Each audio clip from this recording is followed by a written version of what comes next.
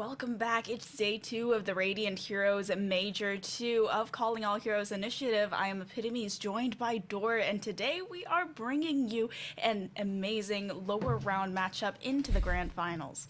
And some spectacular acrobatics. It seems your cat's already on one.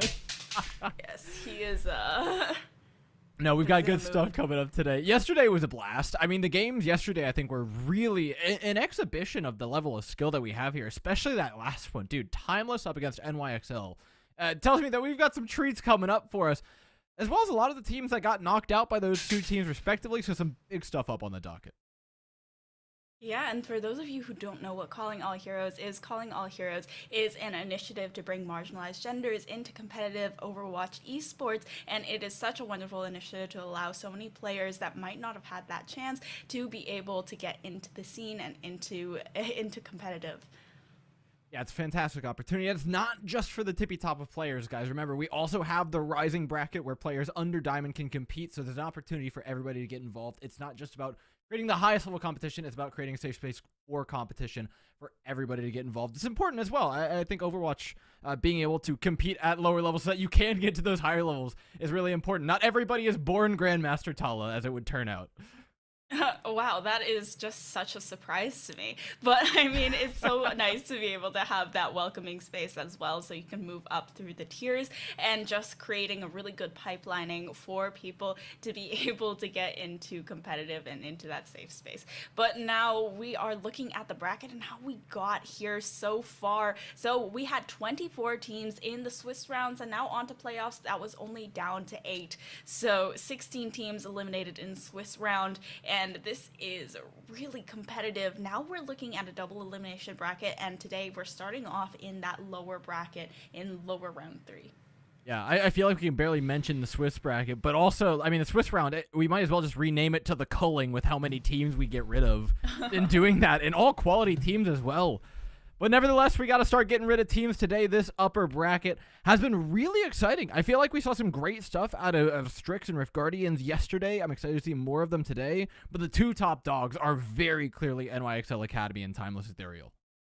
Yeah, and they also got very, very close. The closest series yet with 3-2, and it was just by a hair's breadth that NYXL Academy was able to take it, knocking Timeless Ethereal down into the lower bracket. So whoever wins today's first matchup is going to have to go up against those giants.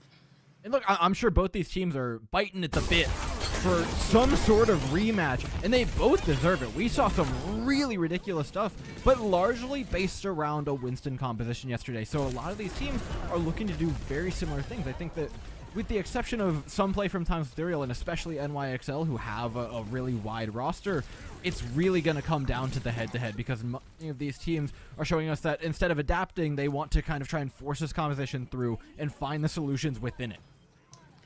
Yeah, and a lot of that map pool is also going to reflect these Winston compositions as well. We saw a lot of Ilios, we saw a lot of Numbani yesterday. There was a little bit of that Dorado that we saw, but otherwise I feel like it was a lot of these Winston maps where the dive compositions reign supreme. Yeah, and I think with those dive compositions came two things. One, we saw some playstyle changes as well as compositional changes, but for me, I want to zoom in on the first of those two things, right? The playstyle changes, because we had a lot of teams really opting to hard peel for their Anas, right? Focusing on keeping them alive, and then other teams trying to change that game plan entirely and just go full aggressive, saying, you know what? Aramori in particular was getting the short end of the stick here, but just leaving the Ana behind and sending 4 members in on the dive train. And whether or not they're successful in that really did dictate a lot of the game plan and how they wanted to adapt, right? The more aggressive teams sometimes might have needed to slow down or find more clever positionings for their Anas, and the slower teams might have had to take multiple stage dives in order to get in. But either way, those changes needed to be made, especially in the head-to-head where such micro decisions can make a big difference. And when it came to the dives as well, it was a lot of the onus of that follow-up was on the Tracer. So if these teams can have really good Tracer players being picked up to be a part of their rosters, then that could make a huge difference in this Winston meta that we're seeing right now in this major. We saw that NYXL Academy had a very, very strong Tracer player in that Snozzler, who I think, based off the interview that we had with Swift yesterday, is basically their dedicated Tracer one trick for this squad. Yeah, I mean, Snozzler can pilot that and many things plenty well. But what I think impressed me the most yesterday, I think almost clearly from an individual perspective, Bun. I mean, come on. We expect the Bun snipers to come out, and the Hanzo did just 1v9 the entire lobby. But even outside of that, the Bun Sombra, something that I haven't been graced with quite yet, was really, really good. And it was one of the few teams that we saw really implement the Sombra on a very high level and find success with it at the same time. So I think that's a terrifying tool that NYXL have that a lot of the other teams are kind of looking to piece together but haven't fully pulled on yet. Now, Rift Guardians versus Strix Bad Blood, going to be the first matchup here in the lower bracket. The winner goes on to play Timeless Ethereal. If it's Rift Guardians, it is going to be a rematch. And the last time we saw that happen, it didn't go so hot for Rift Guardians. So Strix Bad Blood, maybe they also have that chance we didn't see before. And I think it brings up an interesting stylistic matchup of two teams that were a little bit slower. Rift Guardians was certainly amongst the slowest of the teams that we were watching yesterday, right? Very patient. I was commenting at one point how Cat almost piloted the Winston like a Reinhardt, right? Playing very static at these corners, juggling cooldowns solely for the sake of trying to hold a position rather than trying to gain them, and then relying on that backline being able to get so much done in order to win those fights. And I think today it might be a long battle of attrition where that can come to fruition and really pay off. Yeah, Rift Guardians was definitely one of those teams we saw that was just playing a lot of give or take on the objectives as well, especially on the control point that they played yesterday of Ilios, where they were very, very careful about when they wanted to take space and very aware of when cooldowns and ultimates were being expended by the other squad. And you can see them up here. They are really strong on the dive compositions. They like playing dive, and it seems like that's what they're going to stick to. Yeah, and you get why they're so powerful when they've got a DPS lineup like this. I mentioned Cat playing very passive. That's not necessarily a bad thing, right? You're offering up a lot of support, a lot of foundation to the team, but the players taking advantage of that in the back line and the front line, they've really got the teeth that are going to do a lot of the biting. HKey and Mercedes especially. We saw HKey float around the hero pool yesterday, but finding success on basically everything they locked in. And then Mercedes, especially on the Hanzo, was a weapon of mass destruction. Yeah, and I feel like part of the reason that Cat plays passively on some of these control points that we see is because they have a lot of focus on peeling for the Ana Brigitte that we see a lot in the composition. So Orion on the Ana having a lot of peel when Cat is really focused on being very careful about playing on those cooldowns and going for the counter dives as well. That being said, there's another team we have to contend with here. Strix Bad Blood steps up to the batting plate. X10 and Mini got a lot done yesterday and some impressive stuff, but nevertheless have a lot to contend with. Mari, Mary, Miri, whatever that middle vowel is, we still are yet to find out, has been a real highlight for this team as well. Had some shining moments yesterday, and I think if we can find some consistency within those shining moments, then we're in for a really tough matchup for Cap. But if it remains that kind of up and down, it could be a rocky match.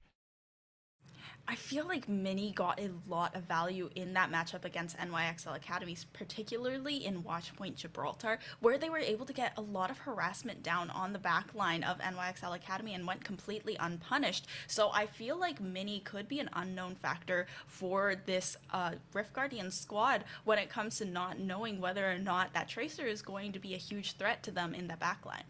I mean, that's the nice part about having a player like that, though, is there's always that X factor like you're talking about, right?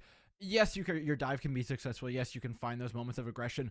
But sometimes when you need it most, a pulse bomb's going to stick onto an Ana, or that Ana's just going to go down without the help of a pulse bomb. And oftentimes, it's been Mini to do that. And I think a lot of that comes down not just to the ability to pull it off, but an understanding of when a play needs to be made. Understanding of when to try to push the boundaries of what is normally acceptable, what would normally be a good decision. Because we don't see Mini going in and making mistakes. right? We don't see Mini going in and dying. They're not getting first pick, so it means that they're not taking that risk often. It's only when it's required, and I love when a player kind of has that cerebral sense of when a clutch play needs to be made, and only is then taking risks and looking confident doing it. Yeah, this is just such a good matchup thus far. We saw both of these teams yesterday. We saw them both playing very, very patiently. And I don't actually know how this first matchup is going to go. Ilios very lends itself very well to the Winston compositions as well. Yeah, I mean, it's been uncreative in terms of first map picks, I'll say. Everyone's like, oh, well, I guess we just handshake the Winston map. So Ilios has been it. Even on Ruins, nobody's really going for any long-range carries. We do see the Sombras come out a little bit here. But whether or not either of these teams has shown us a Sombra yet, I don't believe that's been the case. So little to offer. Additional hit scan in order to get the job done. Do you have a prediction for this 1 in 3 chance that you have of getting it right? Man. Since you are so good at them. You gotta get it in quickly. Do it quickly. Do it fast. All right. It's definitely gonna be another Ruins. Okay. All day. Definitely.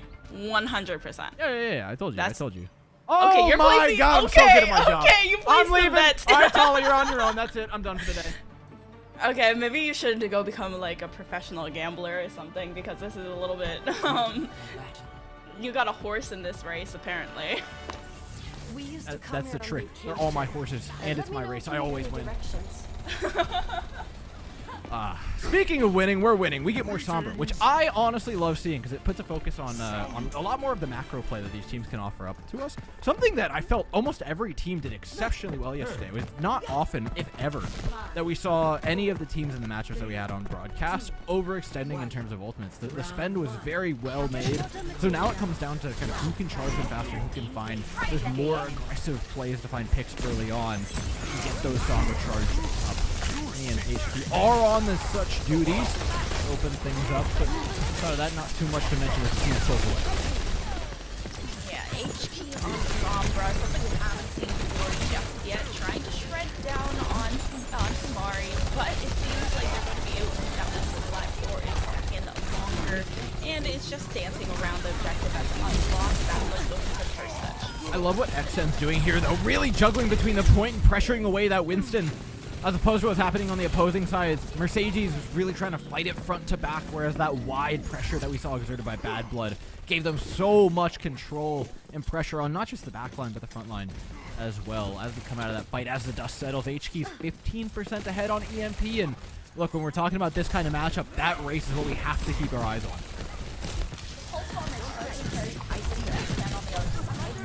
Once again, going to the pick onto HK, so kind of equalizing the ultimate charge on that Sombra. And, you know, the backline seemed to follow as well for Rift Guardians. And just a little bit of extra percentage for Bad Blood as Rift Guardians reset. Yeah, this next fight likely to be a kitchen sink one for Bad Blood as they're coming up on virtually everything. But if Rift Guardians can maybe find an early win here off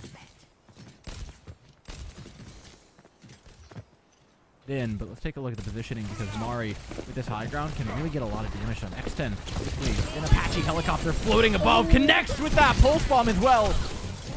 Yeah, apparently X10 and Mini are both excellent Tracer players. Another good stick onto a backline for Rift Guardians, and Strix Bad Blood, they're doing incredibly well. Already the EMP for Mini, but HK has their own EMP. However, the rest of Bad Blood are just on better pace for the ultimates thus far. Mini fishing for this EMP now, with it going through, trying to get that backline. Jono and Orion just fall so incredibly quickly, and Cat is soon to follow. Tank, support line, it's just the DPSs. What are they to do? They are just waiting for the team once again, and it seems like Bad Blood, they are headed into that last fight territory. I mean, at least they have an EMP coming in. Staging an EMP, this is really hard. How do you actually follow up? If HK hits the EMP on the people at the high ground, Mercedes can't get there. Cat can, but at that point, it's still really difficult. That one shot on Jim, though, might have just done it. Orion on the back foot does hit an anti-nade to save their life. The primary looks to be lethal. still have that nano boost as well, and they're going to go ahead and use it on Jono as that rally comes through. HK also finding AJ, and now Bad Blood missing that little bit of extra burst healing. There is that rally available from Jam to try and keep them online, but Bad Blood is instead going to allow them to flip the point. Mari going down in the disengage, and Bad Blood looking to kite back as Rift Guardians take more space forward. Ooh, that's a stagger kill. Yeah, I mean, Mini going down late there. Not the end of the world for this team, but one shot from Orion actually did a lot of damage, putting just enough extra pressure. I mentioned how X10, or Mercedes rather, couldn't get to the high ground to follow up on the EMP. Well, one shot from Orion made the difference between Jam going down and not, and now they've forced out a rally early in the fight, giving Rift Guardians likely an advantage in the long term. The anti onto Cat as the Primal Rage comes through, though. They're contesting that point once again. They're going to knock Mary off, but they're going to get back with the leap. So that Winston has been joined in the fight, but the stick onto Jono is so good from X10. Now are relying on Orion to try and peel for themselves. Mercedes shredding through Mari and just clutching them back from the jaws of defeat with the pick onto AJ as well. The rest of the Bad Blood's backline going to fall. And I'm going to cope and say, wow, they managed to hold on to the EMP and still win the fight here for Rift Guardians, but I'm really starting to wonder why this EMP is rotting in the pocket of HK right now. It's been unspent for some time. They've got a pretty nice forward position to actually use it, though. It should be a pretty straightforward dive, as long as they can avoid getting EMP'd themselves. Now the Mini using the EMP, and it just trades back and forth. Now HK does find AJ, but the rest of the backline from Rift Guardians has been non-existently shredded and melted at the hands of Bad Blood, going into overtime as they once again flip that point over. The contention has to be there. HK is able to hop onto the point and has to translocate out, and Mini going to go back. HK leaving that point alone, though, as Cat comes back in for the touch once again in the contention. It's all about point juggling now. Rift Guardians would love a flip, but Bad Blood are going to do everything in their power to not give it to them. Blood still just dancing in and out of that bubble. The rest of Rift Guardians swarming around Mary, but Mini is able to find Orion. Once again, it's that backline so crucial that Ana goes down for both sides with the stick from Mercedes. Mercedes so on point with every single pulse bomb thus far. The Primal Rage just come through for the health, and even though there is that slight touch from Mercedes, it was just a second too late. And overtime fades away for the first round, going to Strix Bad Blood.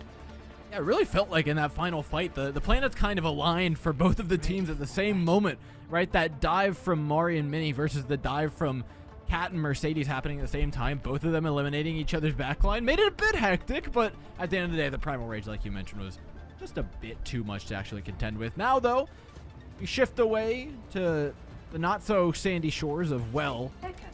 We get more Echo in the mix. X10 versus HK remains the matchup. We saw a lot of good stuff from HK on the Echo earlier on, so I want to see a recuperation of that performance. See if we can pull it off again.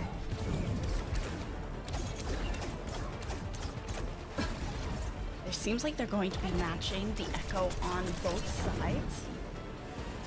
So the Echo, lots of high ground control for both of these squads, and it also puts a lot of pressure onto the Anas on both sides as well. So it's just the Echoes that are going to have to try and deal with one another. HK is going to be the first to be able to get that done deal onto X10. I think that's an Echo Gap 5 for one. Just as straight up as they come. As well, a nice beam on Mari. Yeah, that's lights out. HK putting in work this fight.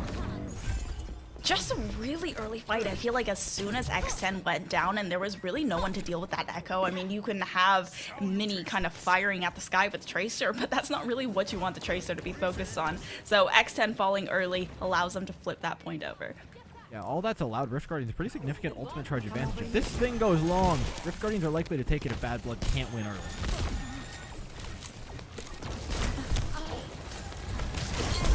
Looks like now the dive is getting started from Mari. Looking for Orion very quickly. Jono is right next to them, but Mini follows up so well, and there's nothing that Orion can do. HK does fall to Mari as well. Mari finding Jono now, and Bad Blood should be able to flip the point just off of that. There just wasn't the peel there for Orion after they just dove right into that little house. I think that's the name of the game, was just diving right in. I mentioned it. They needed to win quickly before the nano boost and the duplicate came to fruition, and they did exactly that. A quick win. Now evens out the ultimate charge for Bad Blood as well. Mini looks to use that to their advantage, sticking the shield the opposing side. Jono fortunately does manage to escape that with their lives. The rest of the staging, though, still likely to be difficult with both duplicates being up. Using the duplicate now, finding that Ana as Orion goes down from Rift Guardian's side. HK also falls, so the duplicate can't actually duplicate the Ana. And now it's just X10 trying to build up to that nano before the duplicate runs out. Doesn't look like it's going to be a never mind. The nano goes through just a second before, and it's going to allow a little bit of extra health and damage reduction onto Cat, but they still have to disengage. I mean, it's just pressure. Both teams are going to be ready for a re-engage here in just a moment. AJ and Mark's got to be careful they don't move too far forward. Oh, AJ Amar, that was such an excellent anti-nade from Orion Rift Guardians. They're able to neutralize AJ now, and with the Primal Rage come through from Mari, Orion falls on Rift Guardian's side, trying to equalize the amount of supports they have on the field. The rally from Jam allows Bad Blood a little bit of extra overhealth, but without a tank now, that Brigitte is going to have to play like a pseudo-tank, and there's the rally from Rift Guardian's side as well, looking for that little bit of extra space, and Shield Bash from Jono finds Mini. It's just Rift Guardians trying to win this battle of attrition. I mean, swaths of ultimates are being chucked out, but Orion is coming back with the Hail Mary, the nano boost that very well could end it all.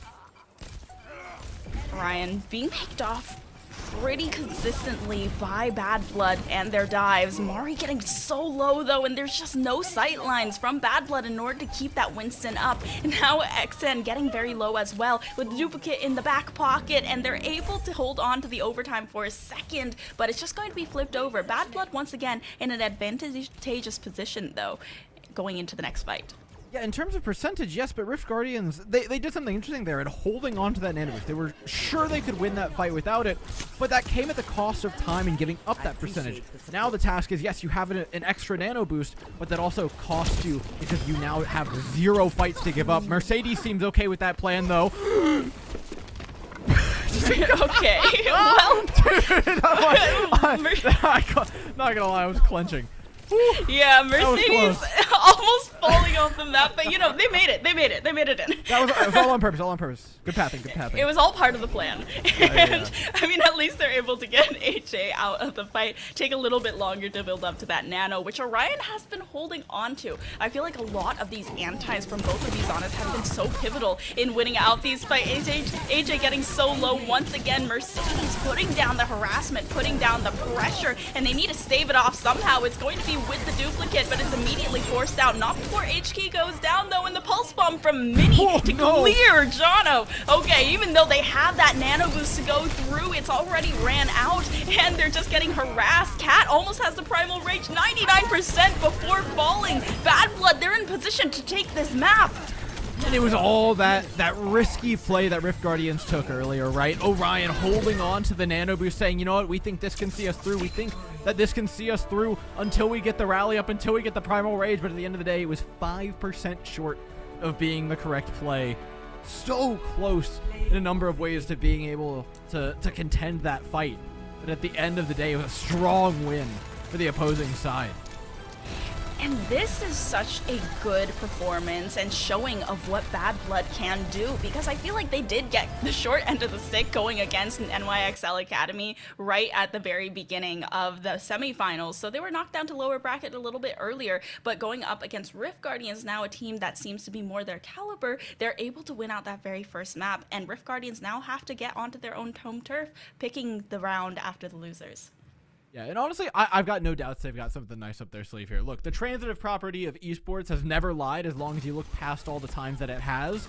And if these two teams, with the results that they have, faced up, it should have been close in theory, right? Rift Guardians taking one map off Timeless, Strix taking none off of NYXL, and then Timeless losing to NYXL by one map. The math works itself out if you squint your eyes a ton, Tala. These two teams should be good to go. That being said, with the fact that these two teams are kind of primarily / only playing the Winston, map counter picks shouldn't really matter as much as they both want to achieve very, very, very similar things. And so I wonder if it's really just going to be a comfort thing here for Rift Guardians, or if they've got something else up their sleeve. I mean, the Echo looked really good for both of these teams as well. I mean, X10 and HK, they were just having the battle of a lifetime, and both of these Tracers as well. X10 playing the Tracer was pretty consistent. Mini is just as consistent on that Tracer, and the Sombra was kind of an unknown factor, but it turns out that Mini's EMPs were just a little bit better, a little bit more on pace because of all the interaction that was happening from the rest of Bad Blood squad to try and take that Sombra out of the fight and not be a factor. Yeah, the Sombras, honestly, I felt were pretty solid, but outside of that, it was a lot of the interesting macro play that we got from Rift Guardians, right? They did a lot in terms of their EMP charge and trying to find the proper times to do that. They did a lot of stuff with their nano boost, holding on to that at the end, but I feel like we might just be overheating. We might be overcooking the strats a little bit, right? A lot of time it's nano to start the fight, primal rage to keep it going, and we're seeing kind of really greedy usages of ultimates by them that are, okay, we're trying to save this nano for next fight. We think we can finish this one off on our own, and it's like, and then it takes us 30 seconds to finish off on our own, and then we give up an extra fight should the point flip, and yada, yada, yada. It's all really close, and the ideas are good, but they're not quite working out. And so for me, I think the fix is to just more directly use our ultimates if we're Rift Guardians and stop overcooking the strats. I think they work in a vacuum. I think they work in scrims. I think they work if you can kind of refine them a little bit.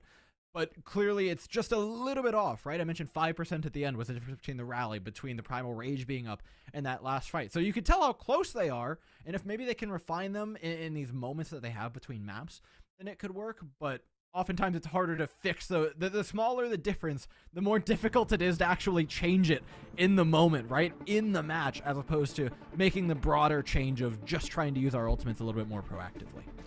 Yeah, it felt like a lot of those ultimates were just kind of like stewing for a little bit long, and then when you took them out, it was like overcooked meat and it all fell apart, and you didn't do much with it. And then, I mean, carrying on the analogy, headed on to sounds like good stewed meat. I'm not gonna lie, that's how I want mine. I bet you also eat your steak well done. No, oh come on! You've never had like a good fall off the bone pot roast. So, like it's a different type of thing. Whether if we're braising and stewing, I digress. We're heading on to Numbani. We can complain about how we want our things cooked later. Numbani should offer a perfectly seasoned matchup between these two, as it gives us exactly what we were looking for in map number 1. A little bit more safety to those backlines, though. Like we talked about. Yeah, getting that high ground on both of the back lines. I see Mercedes hovering the Vara, and I see that XN has actually decided to go out with that Echo. So we are going to see some variability in terms of the Sky, and Jono might actually be picking onto the Lucio, but the only problem with the Lucio pick, even though it allows for a little bit more of that tempo, is Orion just is completely unprotected most of the time. Yeah, and I mean, though Orion's unprotected, a lot of the pressure does go on the Winstons. Another thing that we saw a ton of when it came to Numbani in particular was the Ashe pick. I'm really surprised to not see that show up really at all between these two teams, but seeing as we got the Echo earlier, seeing as it worked out for them, I think it's fine. I don't think either of these tanks are likely to get caught out by it, though. We saw none of it on Ilios, and given their playstyles, Cat, like I said, has shown really no interest in trying to play hyper-aggressive in positions where you're going to get caught out or even bullied by that Echo in the loosest sense. And Mari is in a similar vein of, right, trying to slowly take positions, has no interest in eating sticky bombs or focusing beams anytime soon.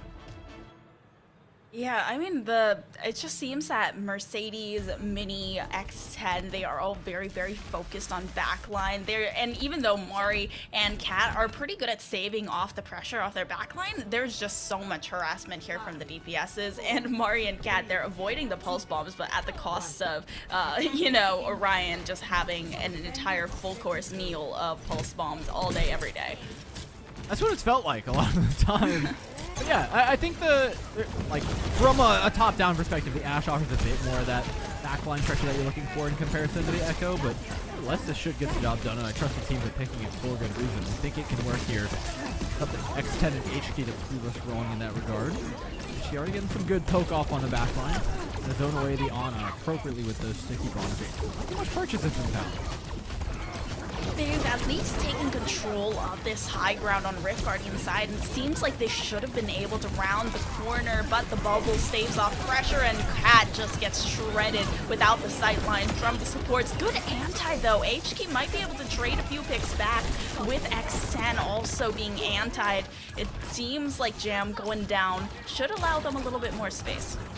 Yeah, the struggle is just that spawn advantage for the defenders. It's a tad closer here. The sightlines are a lot better coming back for them, and so this recontest should not be hard at all once Jam gets there. Yeah, if you guys heard the ambulance in the background, it's actually for Orion, who just got shredded by Extend just now, and Cat going to try and trade that one back, but a DPS for a support is a trade that I will take if I was Bad Blood. Yeah. Though Orion went down, they did trade for a lot of Mario's health bar, so for taking away a lot of the health bar, yes, you can get a kill, but Bad Blood, of course, quite far back. Now they're using Nano Boost to re-engage from AJMR. This is resources being pulled away by Rift Guardian very effectively.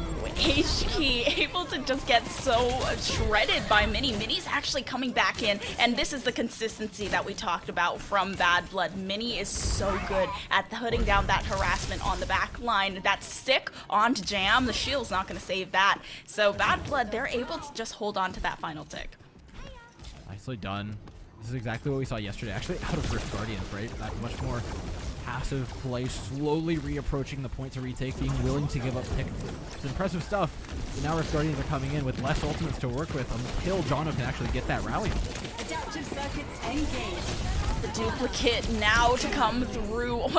An Ana duplicate, even though AJ is still up. They want that nano boost a little bit quicker here, but Mini is just putting down so much harassment. Maybe that nano boost isn't even necessary. Now it's just Mari going in for the ego picks, playing for the pride picks, and trying to stagger them a little bit further since they already have that first tick, or first 2 ticks down on the objective on point A. Yeah, I mean, it's a nice hold for Bad Blood, but let's be real, Rift Guardians are coming in with 4 ultimates now. They spent nothing in that fight and are now going to swing at Bad Blood with the full brunt of force that they have to offer up.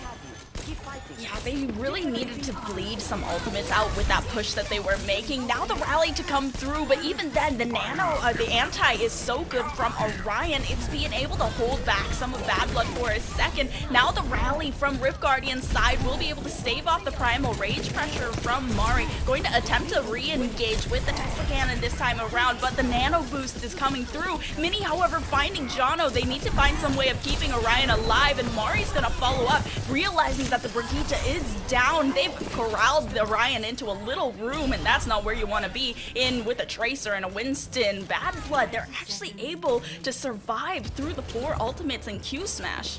Yeah, again, I think we're overcooking with the ultimates. Orion jumps forward onto the car through the Winston to try and land that anti-nade, thinks about using the nano boost, and then thinks, no, I'm going to use it to try and save the Brigitte. The Brigitte ends up being completely fine without it, and then your Winston stuck up there without the nano, and then you're trying to redive, and the nano boost goes on late. It kind of all fell apart from there with not willing to be proactive with the ultimates. This time, Bad Blood show exactly how not to do that. They're proactive. They throw in that nano boost early, take down Mercedes, finish off the rest of the crew, and shut down this entire attacking side from Rift Guardians. Yeah, Rift Guardians, they're staying alive. They're trying to contest. They have that little bit of contention here, but it's going to fade away incredibly quickly. They need to find some way of getting H-Key on. It's going to be Jono that actually touches. Overtime fades away so quickly. Orion switching onto Lucio and can't even get a toe onto point A. Round 1 completion with only 2 ticks from Rift Guardians, and it feels like Bad Blood, they are showing themselves a side that is so dominant and so oppressive. Yeah, they're really taking advantage of not just the proactive ultimates that they're using, but the proactive positions that they're taking. It seems like every time we see Rift Guardians step up the stage for a fight, they're like, okay, guys, we're going to wait here. I'm going to dive from there. I'm going to throw in an anti-nade from here. And then, like, right in the middle of the sentence, they're getting dove on already by Bad Blood. And it happens every single time. Granted, on defense, they've got a bit more time to set up, a bit more high ground to work with. But if the decision-making is still that tad bit too slow in comparison to what Bad Blood are offering up, which is breakneck pace, mind you, it's going to be really tough to pull this off consistently, where you need to be making those on-the-fly decisions, where you need to be having those post-tick holes like we saw Bad Blood manage to pull off if you want any chance of getting this fuller hold. I mean, we've seen Rift Guardians pull off those kind of post-sticks. They've been very patient. We saw it on Midtown when they were playing against Team Yippee. They were good, or they were good at the re-engages. Sorry, they saw it on Numbani. I was just completely brain farted on the maps just now. But Rift Guardians have been patient and they have been good at re-engaging, but it just seems like Bad Blood are outpacing them, especially since they're able to cycle their ultimates really well. And even when Rift Guardians are all pressing their Q buttons, it just feels like it's at the wrong times. I mean, both these teams, like we said, relatively passive in a lot of their play, but passive doesn't mean slow, right? Those two are not equivalent, despite the oxymoron that creates. Bad Blood are very quick with their fight planning. They're decisive in what they want to do, even if that plan is to slow things down a little bit. This time, though, not slowing anything down. Neutral dive from Mari, just to gain a little bit of high ground contest. Cat holding on to the jump cooldown for now to wait to counter until later.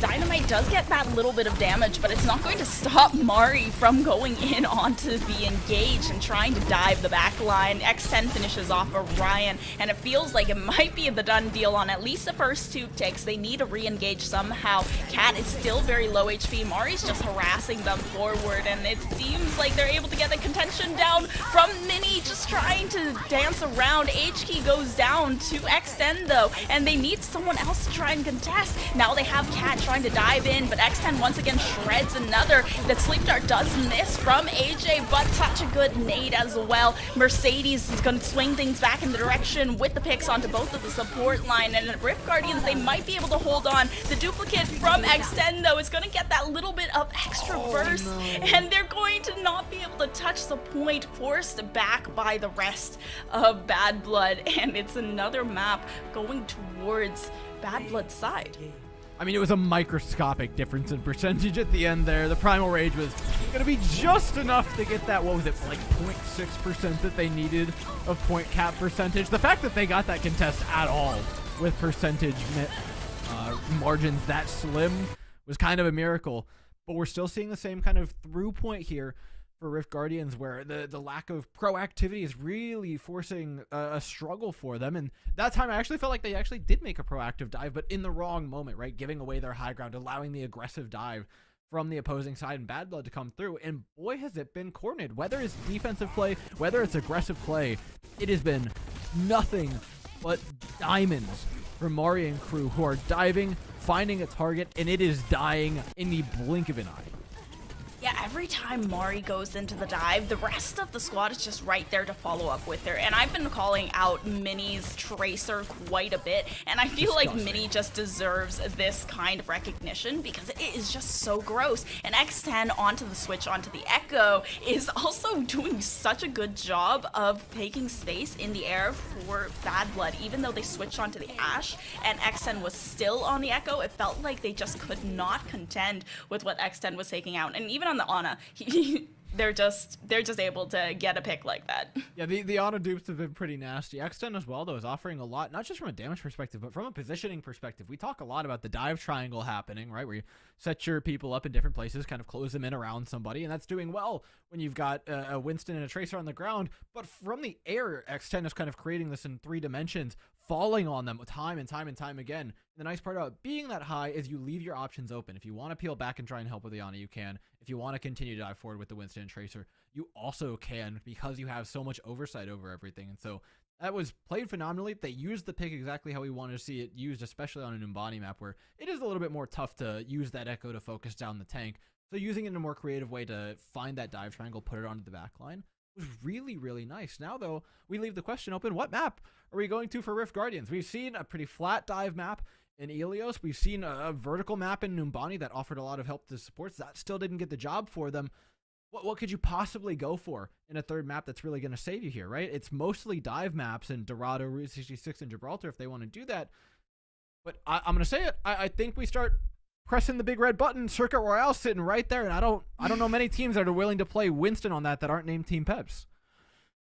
Yeah, if they want to play Winston on Circuit Royale, that it's definitely going to be an interesting experience if you're up against the Widow Hanzo that we so typically see on poke maps like Circuit Royale. But we will have to see, because Rift Guardians seem very, very set in stone with their dive compositions, as do a lot of the other teams in this tournament. So it is going to be hard for them to try and make that switch. Well, set in stone is also the scoreline right now at 2-0. So I think we need to start second guessing what we might consider set in stone. I don't know. I'm always a proprietor for choosing the right moment to just go for it. Because look, it's not like the opposing side, it's not like Bad Blood has shown us that they have a Circuit Royale in their back pocket. They've been playing Winston the whole time too. It's unknown territory.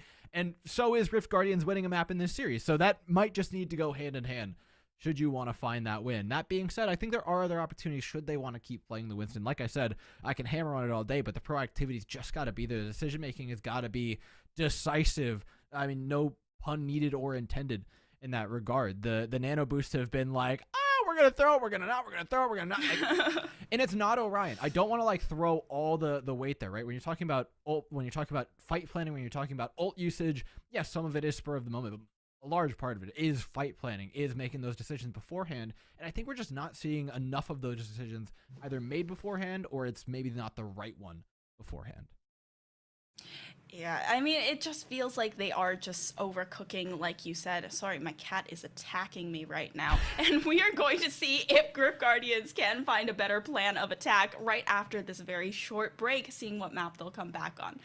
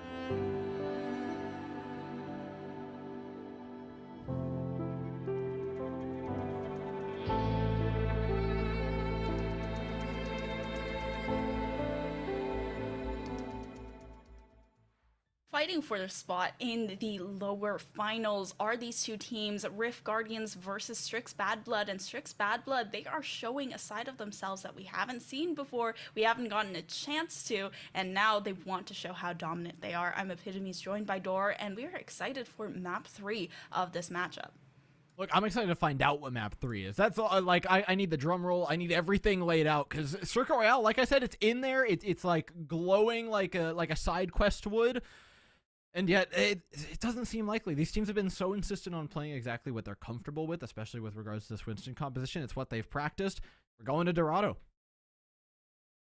Okay, well, Dorado, I mean, you can play some of the poke compositions on Dorado. That Winston does lend itself very well to Dorado as well, but sometimes you see a Sigma, sometimes you see, like, the Ashe and the Hanzo, but it's a little bit more rare, I would say, since you can still play Winston here. Yeah, on defense, we see a few teams pull out more poke compositions, but on the attacking side, it's rare, if ever, that you get that opportunity to. A lot of this comes down to actually tank play. We've been highlighting the DPS a ton in terms of being able to successfully assist the dives and give them teeth, give them the damage that they need to get the job done. But I'm really looking at the tanks. We've seen passive play out of Mari and Cat so far. Here, though, on Dorado, there's a lot of active space making that the tank needs to do, especially on Winston, in juggling those cooldowns, right? You can talk about Winston rotations and how whether you want to drop, bubble, jump, whether you want to jump, bubble, drop, etc. from the defending, attacking side, where you want to stage on this map, but there's a lot of really important decisions to be made in a small chess game going on between those two the entire time, because the DPS don't have that much access to the high ground in order to give the attacking side teeth, so it really does lie on the Winston to just make that space, allow the cart to push through. Sometimes we see points capped on Dorado with 1 to 0 fights being won just off the back of the tanks pushing each other so far in one direction. And this is interesting hovers that we see from Rift Guardians. I always say never to trust the attackers when they're in their spawn. But Kat, in that last minor, played a lot of the Junker Queen, and she was really good at it. So, I mean, the Junker Queen might be able to force their tempo a little bit and force them to play a little bit less passive, but it seems like they're using H-Key to get themselves onto that high ground and try and contest X10 up on the high ground along with the supports in that first push. Where would TP into? What I do like about this a lot is that we're getting Hanzos on either side. And I think that bodes quite well for Rift Guardians, who has Mercedes, a notable Hanzo player that is pulling through many a team.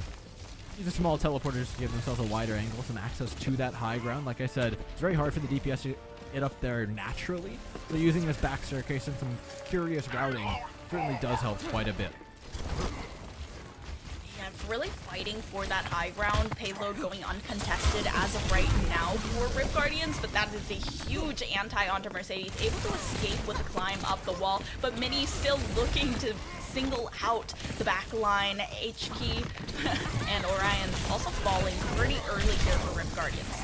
Yeah, and seeing as Rift Guardians lost to Orion, I mean, they can't sustain through this fight, not in a million years. They can't hold on to the high ground because they don't have the sustain, and they can't get the high ground back because Orion can't just walk up those stairs again. It would be a death wish to try and cross this road. So now they're fighting fully from the low ground, which makes Cat's job even harder, Mini proving exactly that.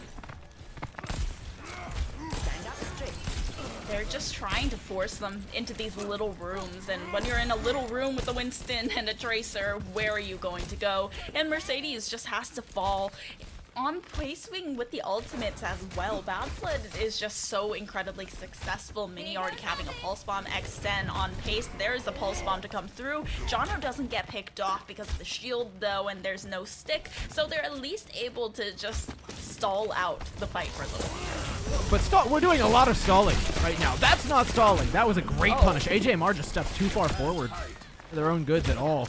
Unfortunately, that control of the high ground's been just completely wrestled back by Bad Blood. I don't think they have any intent of giving it up anytime soon, even if Rift Guardians have the closer spawn for their Ana, which should give them at least a small advantage in this next engagement. Bad Blood still has plenty of space to work with. They can disengage if they want to, not to mention the fact, that they've got another pick and ultimates. This is looking rough for Rift Guardians, Tala. Yeah, and now it's a dive onto the backline. Mari is just maintaining really good control of this building and getting a lot of damage being put down by H-Key, but they're just not able to contest the high ground that Bad Bloods are maintaining. Now the leap onto the high ground and the bubble to try and get rid of them, but they still have X10 just raining fire from above, and now the Dragon Strike to zone them into the Winston that's going for the dive onto the back line. Jono and Orion both down. H-Key does trade it with the Pulse Bomb onto Jam, but they still have AJ, and now with that nano boost, it's just so much easier for them to sustain and force this fight back to Rift Guardian spawn.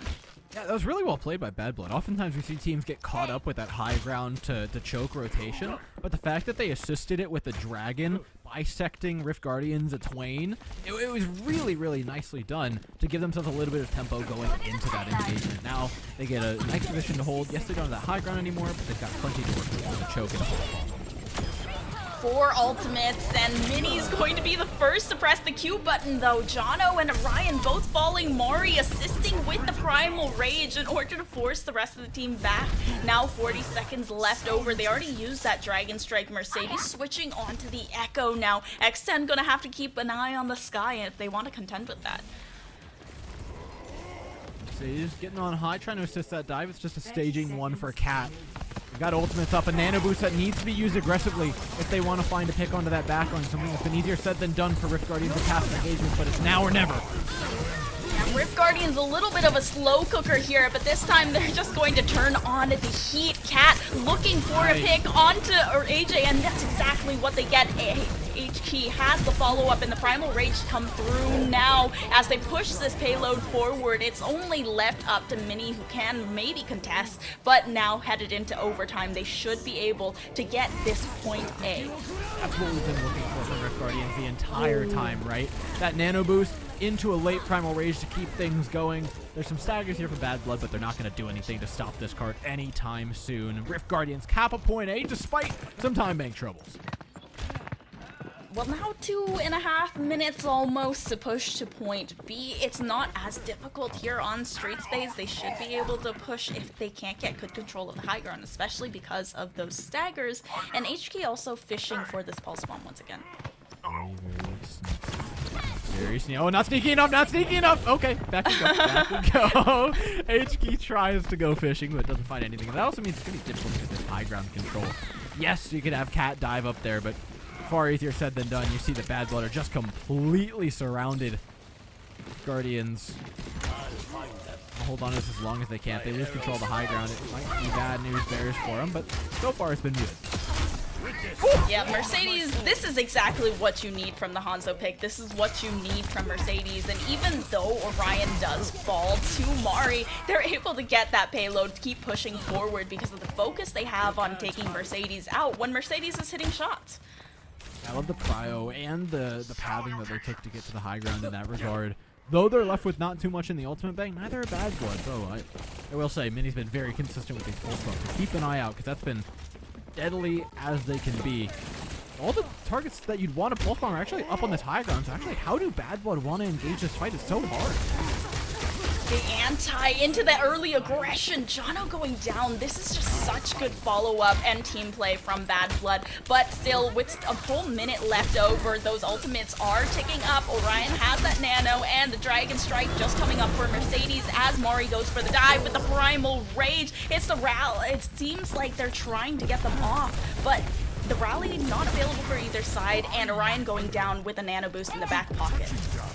I've seen an Ana get juggled by Winston down from that high ground, but I've never seen an Ana be juggled back up to that high ground like Orion just had happen to them.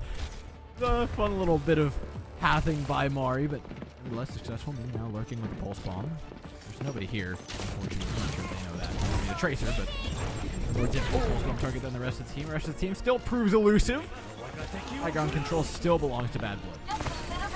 Knowing where Mercedes is, wants to get the Hanzo out first, gets a lot of damage down, and seems like there isn't going to be follow-up from the rest of Rift Guardians, and they lose a DPS early into the fight as the overtime starts. HK getting very low, having to recall while the rest of the team is just fighting it out on the dive on the back line. Jono does fall, Cat trading it out for a DPS, but a support for a DPS. Once again, a good trade for Rift Guardians. Orion falling very low as Mini is attempting to get back in, regroup into the fight. A good pulse bomb to take down Mari, though now without a tank. They need to find some way of maintaining control on this payload. It has to be Mini just dancing around, and now the Dragon Strike to corral them off point. Oh, and good shot from Mercedes, though. AJ falling. It has to be the rally to be forced out by Jam. They're trying to sustain through, and they're actually forced off with the help of Mini and X10. That DPS line making up for lost time and not allowing them to cap that point B. It really felt like they had a chance there. Coming back on the Widowmaker was smart, right? Gives you that one-shot potential. Has a little bit of a surprise factor to it as well. If the second shot hit onto the Ana initially, I actually think it would have been lights out. The fact that it took that moment longer to kill the Ana, despite it being good that they did eventually, was maybe just not quite quick enough. I hate to ask for like more clutch, but a little bit more clutch was needed despite the best efforts of the Widowmaker. Now, though, they've set themselves at least a decent distance compared to what they would have gotten had they been held at A earlier. I think Rift Guardians can pull this at least a very winnable map. It all comes down to whether or not they're able to hold on A, though. Their passive play has been good. They have high ground to set up Jono and Orion. Mercedes can rain down arrows from above and pop off like we've seen them doing. It's been very quiet from X10 in response. As long as they can keep all of those factors consistent, they'll be good, but whether or not they can find the good opportunities to be proactive, whether or not they can find the right opportunities to be proactive, it's gotten better in this map. We've seen some good nano boost usages by Orion in a lot of tricky situations. But they've got to do it on defense, and we see teams sometimes just fumble and begin to be misguided just because the position changes a little bit. 5, 4, 3. Rift Guardians, it seems like they are defrosting a little bit. They were in a slow cooker, and now they are finally warming up. And this is We're like a a pretty pressure far cooker now. push. It's like a little fast. Yeah, just a pressure cooker. Okay. They're trying to get the really nicely cooked meat in this next play. They have trying to maintain control of that high ground. Bad Blood taking that back pathing out the stairs and trying to contest instead of just directly diving. So there can be some follow-up here. They're already forcing them pretty far back though. Cat has had to dive back to the rest of the back line in order to get the extra healing down. X10 trying to spam a few shots through, but otherwise it seems like they should be able to push pretty far forward. Mari gets low, re-engaging a good anti from Orion. That gets so much value for Rift Guardians, and it forces disengage from Bad Blood. I love it from Rift Guardians. Again, playing passively, but playing to their strengths. When you play passively, you end up buying a lot more time. You know what more time does? It means more Hanzo arrows being thrown out. Mercedes has been vastly superior to X10 in that regard. So that's something that they're willing to bet on, and it works out well. Orion's anti-nade as well has been quite nice in that regard. So given time, one of those two players is likely to connect with something. Guardians bet on that. This time, though, the Tracer has pushed that cart relatively far, so positionally, this could become awkward for Rift Guardians if it gets too far. AJ falling very immediately. HK, Key, and Mercedes have lots of follow-up in that regard to the anti that was landed onto AJ, and they're once again stalled out for the next fight, and it also prevents them from building up the ultimates that they need. Ryan already has a nano boost, but Mini still not too close, but it's going to come up very quickly to the pulse bomb. AJ still 30% lagging behind. Cart begins to progress. We talked about that rotation from the high ground to the choke earlier, how difficult it can be for the defense. Yes, they got an Ana here, but they have not successfully made that rotation yet. And Rift Guardians have started to push this cart a not insignificant distance, right? We're talking about one fight territory now, maybe 1.5, especially with a pick going the way of Bad Blood. Yeah, Ryan falling after AJ can already regroup because of how close that spawn is. HK really needs a fish for some kind of pulse bomb landing, but was spotted out by X10 already, and now they've pushed it already past this choke, and there's no high ground for them to be a part of except for this little tiny platform. Mercedes, however, finding Mini, but is immediately traded. The revenge is there with the pulse bomb onto Mercedes. Now it's just a focus on without a DPS from either side. The Dragon Strike comes through from both of these Hanzos to try and do a little bit of zooming, and it's a lot of pressure being put onto the backline. Jono's able to stay alive and sustain. Now the nano boost to come through onto X10, attempting to get that little bit of extra damage, especially with the Primal Rage health sink that we see Cat in the back pocket. However, still spamming from the top as the rally comes through. A bit of a stun on Tamari with the shield bash, but it's not going to allow Jono to stay alive. Orion has to fall, and X10 is going to answer the call in terms of taking down the support line. Yeah, the focus here from Bad Blood was fantastic, but really, that whole fight kind of, the dominoes started toppling with that high ground to choke rotation that I was talking about earlier. It was really shaky from Rift Guardians. It wasn't concise. They didn't get back to the backline that had been picked off earlier, and so it's kind of two groups of players that Bad Blood got to fight through in turn. Yes, eventually it became 5 with the weird spawns and contests that Rift Guardians were doing, but it was maybe a bit too piecemeal at the end of it. Now, though, they have the high ground to work with defensively, and only, 60 or so meters between victory and defeat. That Dragon Strike to try and initiate, force them forward, jam, finding Cat, and Mari does go down. So a tank for a tank from either side. They looking like they might have to disengage and dance around the corner. Still taking control of high ground. AJ actually looking to fight the Hanzo and will take down the Hanzo with the help of X10 right behind them. But that was a really good pick to stall out Rift Guardians a little bit more.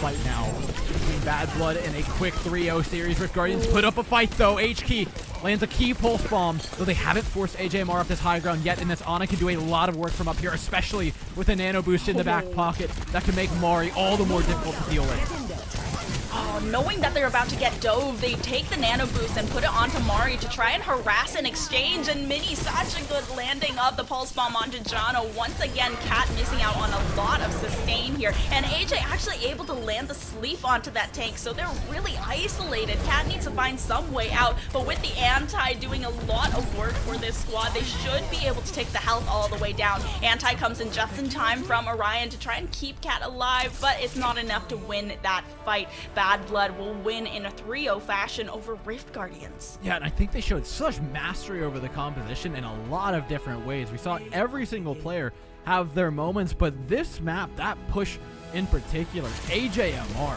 goodness gracious, what a performance on the Ana.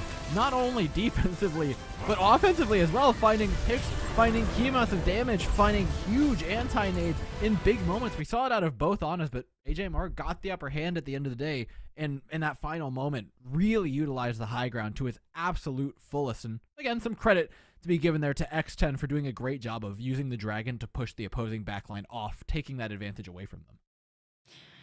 Yeah, X10's performance on the Hanzo was less about finding the picks and more about just zoning, because when you're having arrows being thrown in one direction, you can't really take control of the high ground there. And the Dragon Strikes were always just about pushing the support, pushing the backline into the tank, who's going to all of a sudden have a nano boost, and then you're in a small room, you've got nowhere to go. And it was a really strong performance, really strong showing from Bad Blood against Rift Guardians, who were previously the second place winners of the minor. Yeah, I think a lot of people had good money on Rift doing well here, and to their credit, obviously a pretty solid performance. They're still going to get some nice circuit points to put in their back pockets, but after the first round, at the strong victory they got over Team Yifi, you were looking for that little bit of extra, and we talked about how deadly it would be to get knocked down to the lower bracket here, right? It is the least safe of spots possibly in many tournaments, not just because you're in the lower bracket, but because who's there with you. The competition's just so stiff, and I mean, Strix Bad Blood have proven that we're just a bit too much to handle. Yeah, really making that name for themselves in this type of competition, and moving on to go against Timeless Ethereal, who are monsters of opponents. But seeing how they did against Rift Guardians, they should be able to put up a very good fight. And we are going to see what they were cooking. It wasn't a slow cooker, more of a pressure cooker here, and the water was coming to a boil. They were turning on the heat, and I'm really excited to get an interview with one of Strix Bad Blood's players.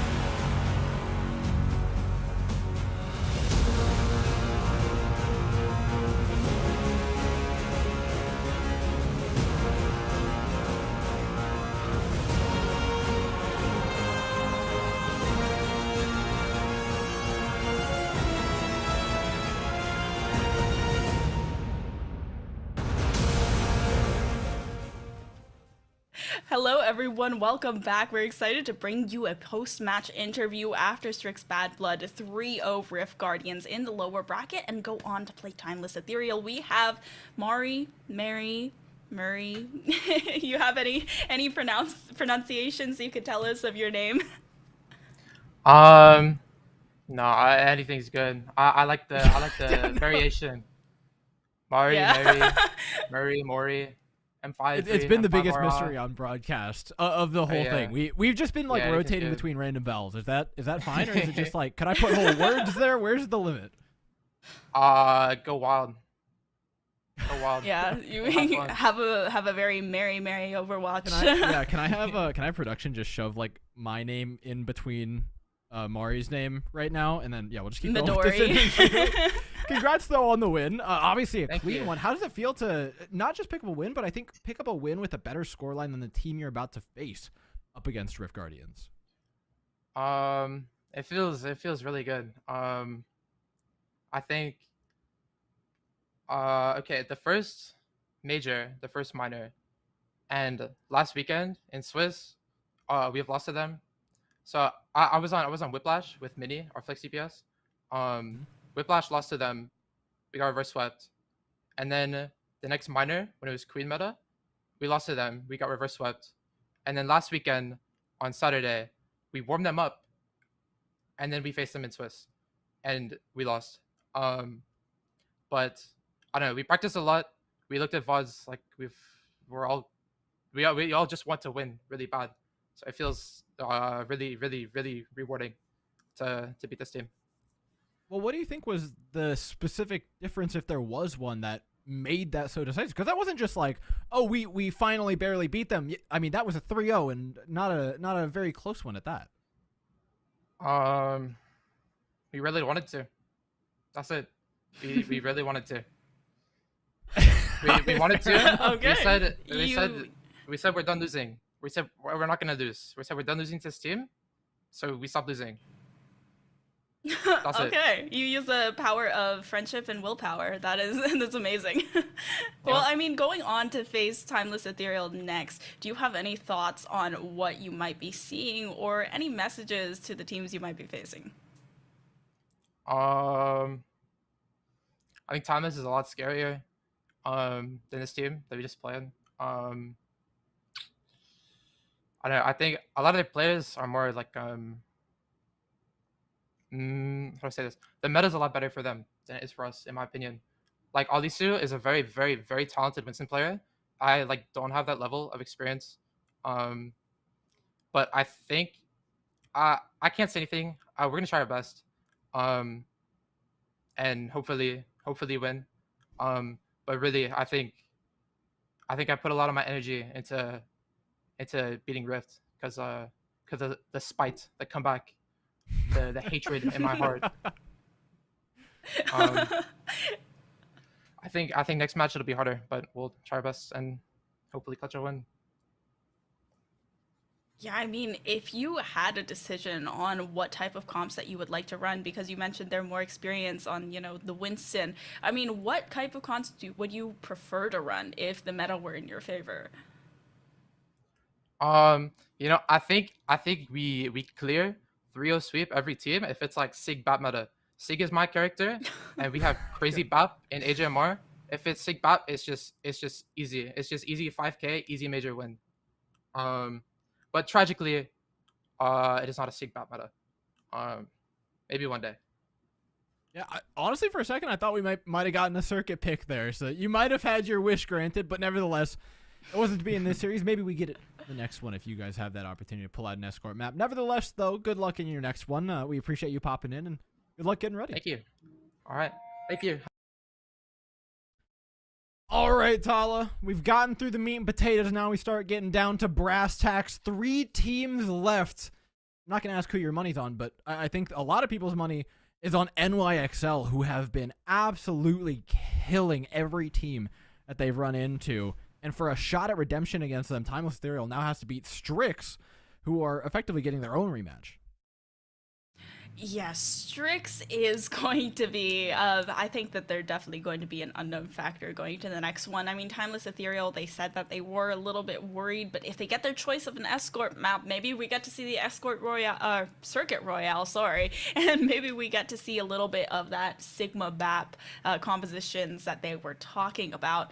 And honestly, I think it's really exciting to see a different kind of rotation, and it just really speaks to how competitive it is in the Calling All Heroes circuit. That Rift Guardians, previously second place winners, all of a sudden Strix Bad Blood, they come up out of nowhere and they take over 3-0 so dominantly over Rift Guardians. Yeah, and look, guys, if you're enjoying all the competition that we are getting, I've got a website for you. Go ahead and while we're on this break, check out Radiant.store for all your merch needs. They've got all sorts of sick stuff. Hoodies, adorable graphics, this, that, and the other. You'd be supporting fantastic cause. Everything goes right back into it. You guys know exactly where to check. So there's your homework. We're sending you guys to a quick break, and we'll be back soon.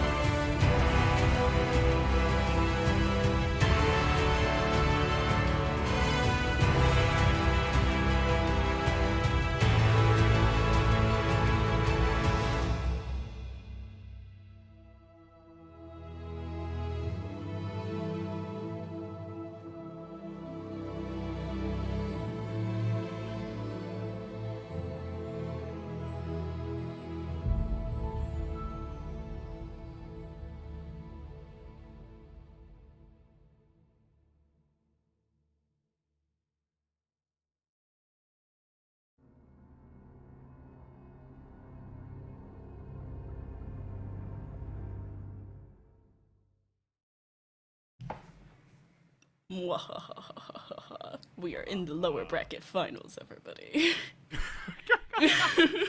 Oh no, my cat's out of frame. Oh god. We got Timeless Ethereal going up against Strix up next. Epitome's cat doesn't love it, but my cat's turned into liquid. That's great for me. Timeless Ethereal Bad Blood, though. This should be a lot of fun. I think a matchup that, on paper, everyone, I was thinking at least, would be Timeless Ethereal favorite, but after watching what Bad Blood just did to Rift, I'm not sure anybody can stand in their path. Yeah, Bad Blood, they looked really strong, but I mean, the interview with Mari, Mary, Midori, Epitome was they said that they were a little bit nervous to go up against Timeless because they're running a lot of the dive compositions, and just like every other team in this tournament, and they said that Timeless was really strong at that, and you can kind of tell from the way that they played against NYXL, they are really good on the Winston maps. Yeah, I mean, they have everything lined up to pick exactly that. One of the few map losses that we saw Timeless take was to Rift Guardians on specifically Circuit Royale. Everything else was to NYXL, which I think is just, you can lose on virtually any map to that team. They're ridiculous.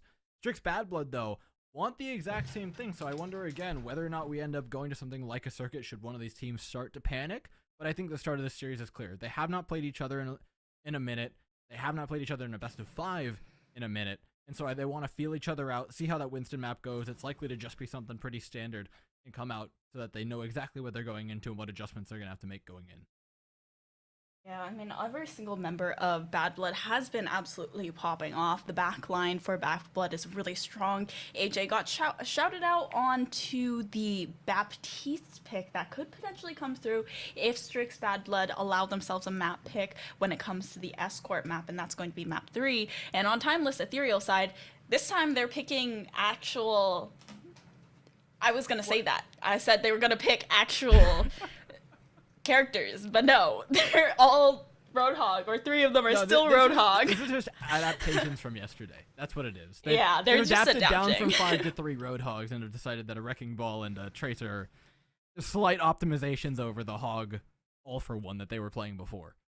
Yeah, we're just going to have the Wrecking Ball knock them up, and then the 3 Hogs will chain hook them, you know? It'll work. Does that even kill? Is that enough damage between the hooks and the slam? I don't even think it... No, probably not.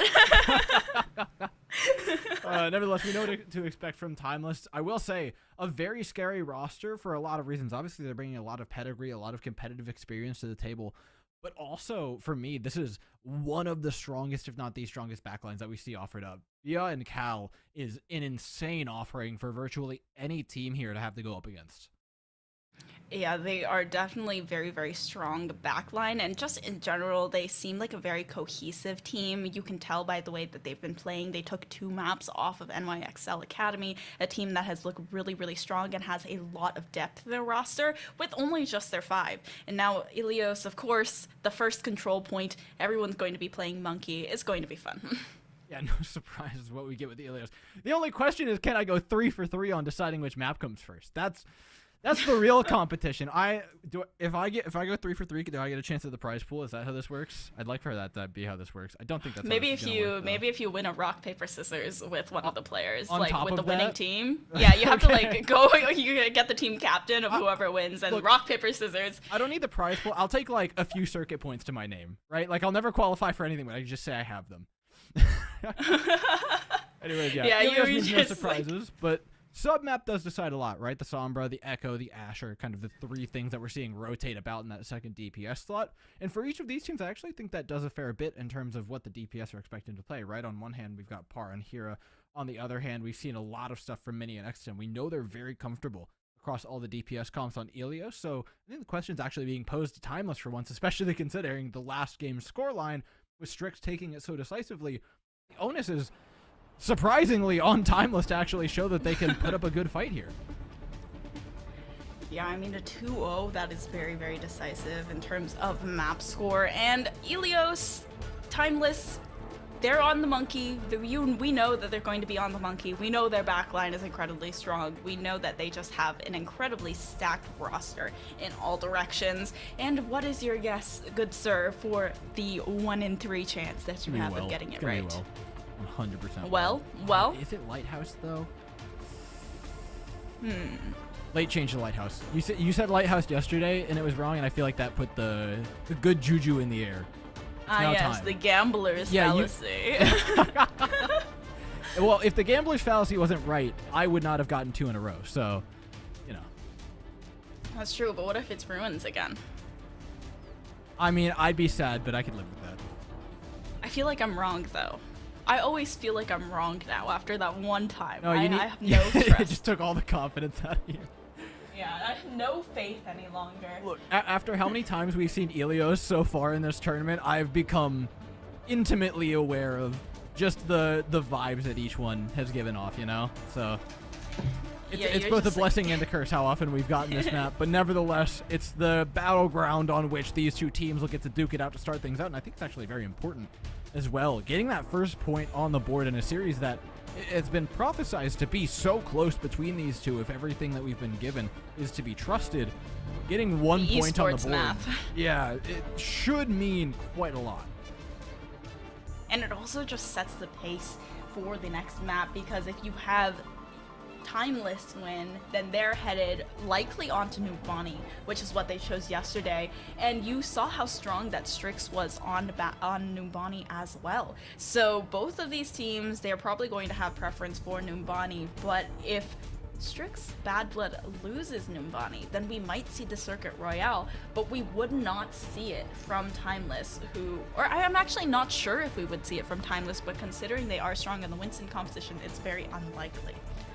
Yeah, I mean, we don't know exactly what it is that Timeless wants to do, but it's certainly not Circuit. Third map, I think, is very favored for Strix, right? They mentioned that they want to play that Sigma map as often as they can, and they will chomp at the opportunity to get that through. We're just waiting on one of these players, though, before we hop into the map. I know you guys are enjoying the fly through without the players, but it will unfortunately be vacated soon by the emptiness that currently fills the space, and 10 players will log on in to pick their compositions, of which I think there will be no surprises, right? We've all really settled in on this Ana Brigitte backline, though I think there's a lot of room to shift around with that, right? We saw a lot of the Overwatch League teams really playing around with Lucio Kiriko, playing around with a lot of Moira picks, with almost everything under the sun, trying to like see where they could fit it in and use that survivability and early ult charge in order to find advantages early on in maps. And I think that's still Baptiste absolutely Moira. there. Yeah, and the fact that we haven't seen any of those picks has been a real surprise to me. I think obviously, you know, the handbook on playing Brig Ana is a bit longer. It's been around for some more time, so the roadmap is much more clear, but I think there are still a lot of points to be had for experimentation and finding things that people might not be used to and being able to use those. I definitely feel like if you have some team that's going to take out, for example, a Pharah, you know that they're probably not scrimming against people who decide, yeah, let's play a pharmacy comp on Ruins or something like that, and it's just going to be really, really confusing for them to try and adapt around it, especially if they play it really well. And I think the poke compositions that Strix Bad Blood was kind of alluding to might be a part of that, because maybe they're just not scrimming certain maps as often and are less practiced on those types of poke composition maps. I mean, it's the EU contenders fallacy, right? You've got a million one tricks roaming around a region, and it's like, how do you get good practice to play against someone who is the best at a hero, right? Like, we always talked about Yazan in the days, but you can't prep for him because who's going to play Pharah as well as Yazan does, you know? It's like, it's just not going to happen. And so good practice. You put him in an aim trainer. Yeah, good practice against the characters that you're less likely to see is often very hard to find, though neither of these teams have shown any interest in really changing the game plan so far. It's just a matter of time, though, before somebody's got to do something, especially with NYXL lurking in the upper bracket. I mean, it is difficult enough to take them on already, but should it be Rift Guardians, or rather Strix, rest in peace Rift Guardians, to step up to that bat now following this match, if they pick up a win, do they start making big changes? Do they start trying to change the game plan against NYXL? Because for everyone else, trying to stick to the Winston game plan has not been it. It feels like they do have the adaptability and the capability of adapting around and trying to figure out what they can do instead of going into head-to-head matchups with these teams. Like, you know, we've all seen the so-called free thinkers when they see a Winston, but if you know that they have a good Winston, maybe you should become a so-called free thinker. I'm with you. Yeah, I can do without the Winston in between every meta that we have. Everybody just, I think, cowers back onto a composition that it's super consistent. It's going to always be good. And for the map pool that the tournament offers up, I get it. Most of these maps are Winston maps to begin with anyways. So it's well suited to the competition here. It's likely to be what these two bring to the table.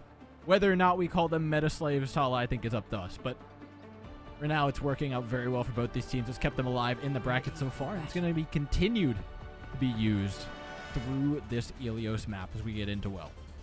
I'm shocked personally, Dor. I am flabbergasted at the compositions that I am seeing. Really revolutionary stuff, am I right? Yeah. I've never seen this before. I can't believe they're taking it out on Ilios of all maps as well. That is crazy. That is insane. This is a comp well suited to Timeless Ethereal, though. We had Bad Blood and Mari really tease at it earlier, but between especially the backline of Ia and Cal, like, dude, Brig Ana for those two is a dream come true. Thank you for the assist. See how it goes as a rollout here. We've seen a lot of Echo picks come out first. X10 versus Par is the key to watch in that regard. Now they're just neutral dives. They're let's see making push aggressive. Sticky bombs doing a lot to get Alisu off of the back line though, and try to re-dive onto the high ground instead. First capture, looks like Bad Blood wants it, but they want to engage around the objective first. X10 in the back line, finding Cal immediately, and Par going down quickly afterwards. It's a good start for Bad Blood. They need to find some way to take down the Winston though, and Jam will be able to find it with the flail. Yeah, I mean, another first pick, or a set of them rather, given up by X10 really early on. Echoes have proven very significant on these early engagements without ultimates, but ultimates are beginning to come up. AJMR is absolutely cruising past Cal in terms of ultimate charge for the Ana, and so an early nano boost. I don't want to call it here so early, Tala, but it very well could just end the fight in the moment of moments. Yeah, onto the Winston already. Mari looking for that early dive, is disengaged very quickly, but wanting to re-engage with Minnie at the side. Hira does come through with a pulse bomb, and it gets very low on Jam, but the re-engage is there. Jam goes down to Par, who is for the follow-up. The anti onto Hira will be dangerous, but Hira still able to shred AJ, and Minnie falling very soon after. The nano boost from AJ unfortunately just didn't do enough with the Primal Rage from Alisu come through as well to flip that point over. Yeah, and all that came down to the first engage just being missed. I mean, the nano boost went down on Tamari, but the jump goes up, the bubble's mistimed to block the donk. The sleep doesn't even need to land because the next jump doesn't land either. The entire nano boost wore away with not but a whisper of damage from the tank player of Bad Blood, unfortunately. Now that gains Timeless Ethereal a big advantage in terms of position and ultimates. They've got a nano boost early. The rally will stave off a bit of the pressure that Alisu is putting down, and the follow-up isn't quite there from the rest of Timeless Ethereal just yet. Cal does find X10 though. Minnie will trade the DPS pick out with the Pulse Bomb, but it's an ultimate expended for the Echo, and Alisu is attempting to fight forward. Will have to back out. The Pulse Bomb does come through from Kira, but doesn't find anything just yet, and Bad Blood is going to force the rally out of Via, and even with the overhealth, there's just so much damage going down from Bad Blood's side. The re-engage so good, even without the ultimates that they needed to get through. Yeah, the nano boost seems to be less of a boon and more of a, you know, note of not about to do well. Either of these teams, Cal and AJMR, have been unsuccessful thus far with finding value out of them. AJMR's coming up on another one, though, alongside a duplicate from X10, which may create a third potential nano opportunity very soon, should either of these players do what has been done many a time before. Par going for a dupe on the Winston, though, wants to dive that backline, and does so very nicely. Oh, yeah, this is a really good dive onto AJ. Good thing they've got X10, though. Extra support on the other side and building up to the nano incredibly quick. Nano goes out, and immediately Mari has a chance to engage. Primal Rage is forced through right at the very end of the duplicate before Par gets out of the ultimate, but Mari has been doing damage with the nano boost on inside, and they're able to get a little bit of that extra damage. Primal Rage now from Alisu to try and force them off the point, but Bad Blood, they're already ticking into the 99 percentile, and they're in overtime. The contention is there from Alisu with the bubble, but the stick from Minnie onto Via. Now Cal completely unprotected in the backline. Alisu falling in quick succession, and X10 just shredding through with the Echo. though, Bad Blood taking first point. Yeah, at the end of the day, it was just better macro by Bad Blood, right? Waiting that out, playing patiently, allowing the Primal Rage to come through, knowing full well that they had 3 ultimates of their own to swing back with. That was really nice stuff. That's him a point win. Now we head into a second, though. Lighthouse will be the scene of our next battle. No real swaps should come in. The Echo's likely to remain as long as we stay with these more vertical maps. It's all about maintaining that high ground, though. Thea and Cal versus Jam and AJ and R just trying to fight for their lives to stay up on it because of the value that it offers up. The proposition is just too much to give away for free. I'm curious to see who actually takes the first dive, though. We're seeing fairly aggressive stuff from Alisu in comparison to Mari. Mari seeming a bit unconfident, which I think was mirrored in the interview that we had with them, right? Seems not quite knowing how this match was going to go. Alisu seems like they know exactly how they want this matchup to go. Choosing the moment, diving in towards the backline, and making Jam and AJ and Mars life very hard. This Hira mini matchup is really interesting as well. Hira is an excellent tracer, and Mini has been matching them just step for step, especially with the pulse bomb charges, being able to get those 6 down in the backline. Hira's been doing the same though, and it's just really down to the tracers that can put a lot of damage and follow up with Alisu. And since Alisu has such good aggression, if Hira can be there every single time, it should be the fight wins. But Alisu goes down because of the shred that X10 has on this Echo. I mean, that's exactly what the Echoes are meant to do in this instance, right? We've seen them get some backline picks, but that's largely just because the Winstons have been playing well. The Winstons, though, are the primary target, right? That focusing beam and sticky bombs are brutal, as is the whip of Jam, taking down Hira early.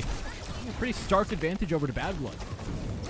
Yeah, they're already building up the percentages very well. Timeless Ethereal, they need to have some way to get onto this point, but they're just playing these compositions that really favor to play the round around the point. They need the dives to be on point, and Cal going down. It's going to be Bad Blood that has this really good dive potential, especially with X10 always being there to spam down the shots from above. Backline obliterated, the rest of the team stands no chance, and it's 50% gone on the board. Timeless Ethereal not only have not much in the way of ultimate charge to speak of, but also have failed to gain any sort of position. Jam and AJMR are on a fully paid vacation over on their high ground, relaxing and maxing at the same time. All that time up there has allowed them to get an angle boost online, which is relatively uncontested. AJMR chucks it out. Mini does have to recall, still has that pulse bomb in the back pocket, and now the duplicate for both of the Echoes as well as the DPS ultimate, but Cal going down with the nano boost in the back pocket could be very detrimental. Timeless Ethereal managed to sneak that point away, but the pulse bomb from Thera onto Mari is going to allow Timeless Ethereal a huge advantage here, but Bad Blood, they swing it back despite everything. Despite not having a tank, the team just groups so well around X10 and the pressure that they put down. Yeah, I mean, the initial dive was what really did it, right? The nano boost taking down Cal, making sure that there was no recourse for the initial nano boosts. Now they've got the same position to work with. Still just as many ultimates to throw out and really dish towards Timeless Ethereal, who are now on the back foot. Cal's dead again. This is a hellscape for them to actually try and get across.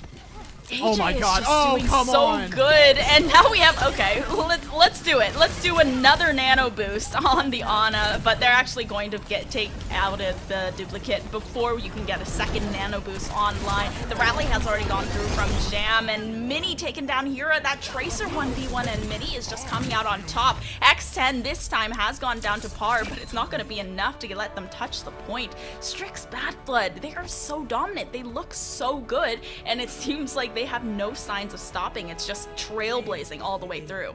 Yeah, their map control's been phenomenal. Their ability to hold any single point has really proven strong here.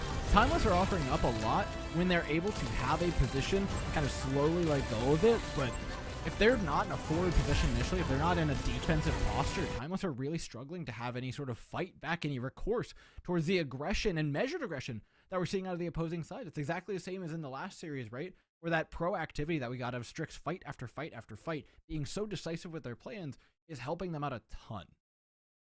I think AJ has been doing so much work with the antis as well, being able to just throw it from one side of the building to the other, and then Mari follows up immediately when he's like, they've hit the Ana, we've hit Cal, take them down, and then they do so just so decisively. Nano Boost has to stew for a little bit longer, wait for the next fight, and at the end of the day, Timeless Ethereal, they ran out of time. The first time, not the last time it'll happen. Yeah, let's see though. It's their best in a lot of circumstances. But I really did like the tank play from Monkey. A lot of time it's just the coordination from the rest of the team was really lacking. They were taking positions for granted, not being ready for the dives that were coming out from Bad Blood time and time and time again. And yes, Bia and Cal are one of the more resilient backlines available to you in terms of just mechanical ability to keep themselves alive in a lot of situations. But I mean, come on, when a nano boosted Winston and X10's Echo are being thrown at you 24/7, they need more help. Yeah, the peel wasn't really there for the backline thus far. Mari was so quick to follow up every single time, and X10 and Mini, their pressure on the backline as well is incredibly oppressive. It just feels like all the pieces are coming together for the Strix Bad Blood squad, and I'm really excited to see where they're going to take us next when it is Timeless Ethereal's map pick. I do think there's a good opportunity here for Timeless Ethereal. Numbani, we talked about it, we've been to it a million times, but it doesn't seem like a bad choice, right? We talked about being able to have that Ashe and what it does, how it counters the Echo, how it controls the high ground and puts pressure onto the opposing backline. Well, I think that seems to be the name of the game when it comes to this team. They don't want to opt into that Echo 1v1. Don't get me wrong. I mean, we saw good stuff out of X10, but Par was kind of just getting gapped in a lot of circumstances when they tried to take that mirror. So playing something that offers up too much for the Echo is really out of the question, at least in terms of what I'm thinking for these two teams. So with Ilios down, my best guess is probably Numbani. Well, they've been to Numbani before. Well, last time Timeless Ethereal lost to NYXL, it was Numbani. They like the Winston maps, and now it's a little bit of extra safety for the backline that is already very survivable on their own, but the coordination and pressure just wasn't staved off by what Timeless Ethereal brought to Ilios, so hopefully we can see improvement on that, especially with the map geometry that we see on Numbani. Yeah, I mean, we talked earlier about, you know, Escort being a particularly good pick for Bad Blood, and the one thing that winning first map does, I talked about it at the beginning of the series, how important the first map is just because it's close, but it's also important because first map pick guarantees that if you lose the second, then you get the third map pick, right? So the kind of order of things that you'd expect if map pick is what starts deciding the series, the back and forth that would come of that means that Circuit Royale would very much be in the cards for a team that wants Circuit Royale to be in the cards. This is going completely according to plan for Strix. See what this map locks in for them, though. I'm kind of theorizing a lot about this Ashe from Timeless. It seems very likely, but whether or not it comes to fruition is yet to be seen. Yeah, when it comes to the map picks and the cycling of the back and forth wins that has the potential to happen and come to fruition in this series, it's like they're playing chess. They're playing chess, and maybe you need to see if the other team is playing checkers here. Timeless Ethereal, they're going to be starting on the attack, while Bad Blood, looking at the team comp that they come out with, X10 still on that Echo, exactly the same as their last stint on Numbani. Perhaps that is programming we share. Surprised in that regard, though. I am still very surprised with what Timeless Ethereal are offering up. I think on the attacking side, it's obviously a lot harder to play the Ashe. The sightlines just aren't very pretty, to say the least. Maybe on the defensive side it'll come out, but for now, like you said, very similar to what we had before. What the routing is, though, I'm yet to see. A lot of teams are choosing to go up through main with this composition. It makes perfect sense with the Echo being able to reach that high ground with the use of one cooldown.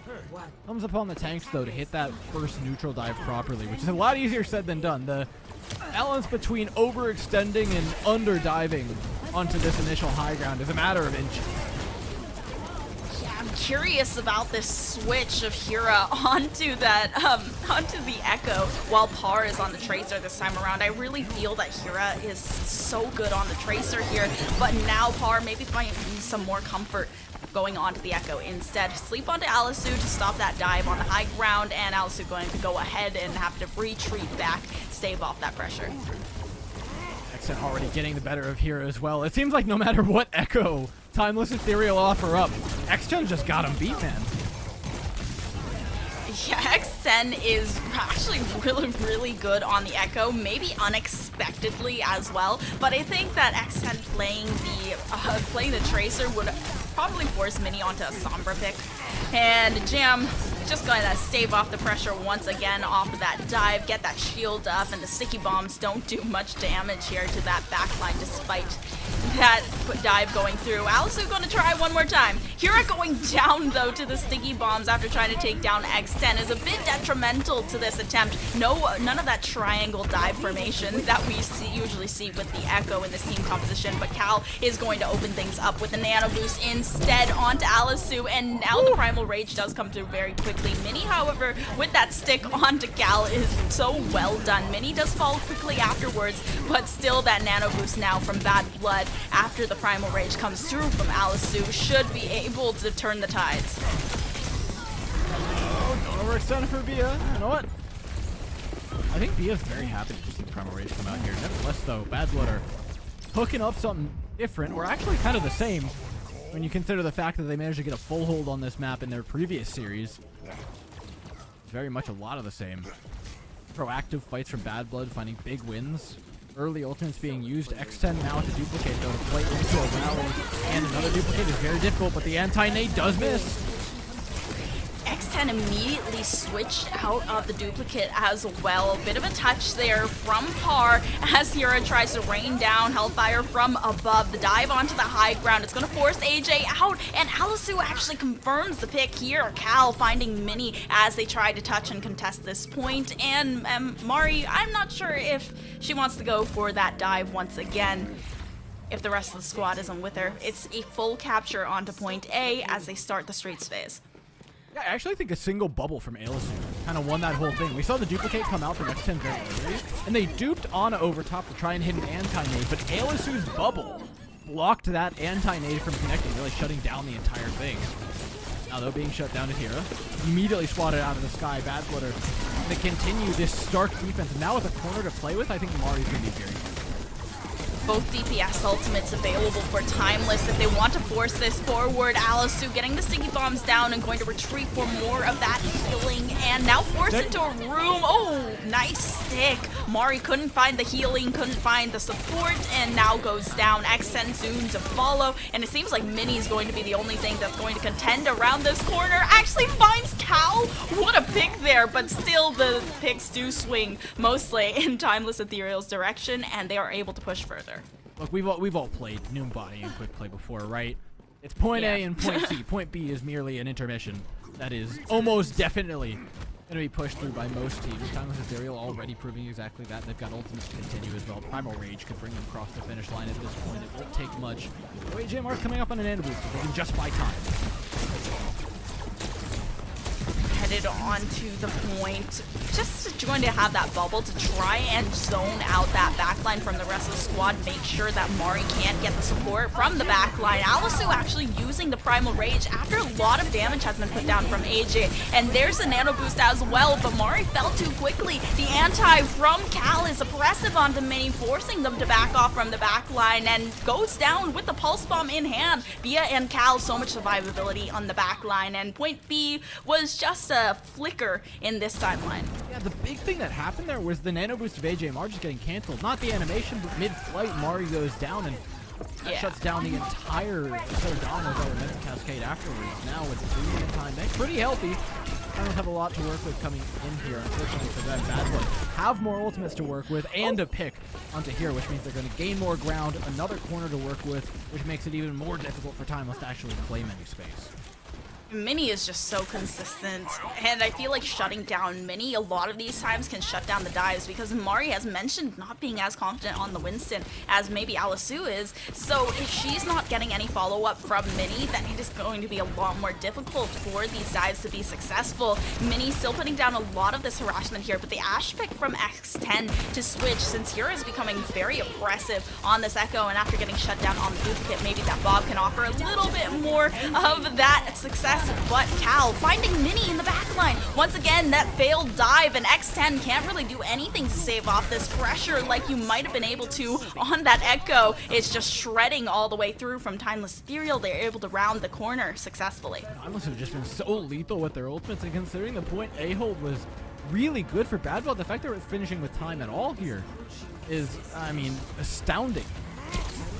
Yeah, they're so close, only 3 meters away from pushing it, and a full capture on Numbani, now forcing out the Primal Rage from Mari, trying to get all of the players of Timeless Ethereal back. X10's going to do a lot here with that Dynamite and pick onto Alisu. Alisu does come back up, but not in time to save the backline. Bia and Cal, despite all their survivability, has to fall.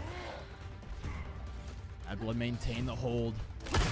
Holding until OT here is extremely profitable as you force potential draw scenario, potential draw or lose scenario for Timeless at the same time. You only have a Primal Rage to work with. In comparison to the Nano Boost on the other side and the Bob, it's really not much. Mari just lurking in the wings as well as waiting to drop onto that backline to make life really difficult for Bia and Cal.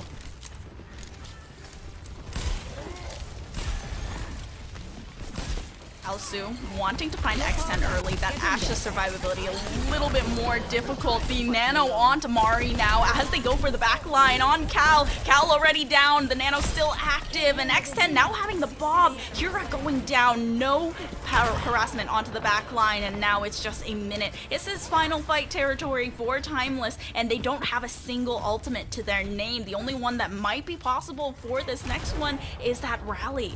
I think the scary part about that rally is that Bob is just really difficult for it to get any purchase on, right? If the rally comes out, the Bob goes through, the Bob lasts practically just as long, cuts away the tanks from ever being able to gain any of that rally armor as well. An early pick on Amari here, though, might give them the advantage they need.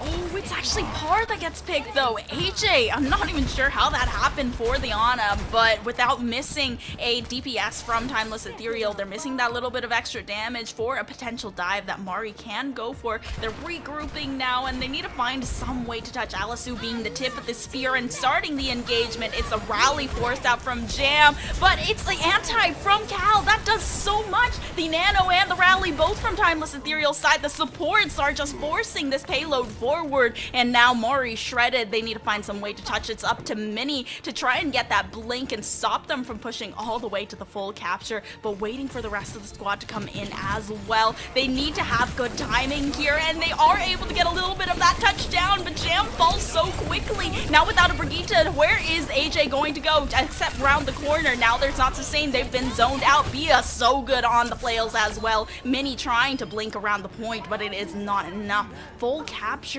from Timeless Ethereal on Numbani round 1. It is the median option though, right?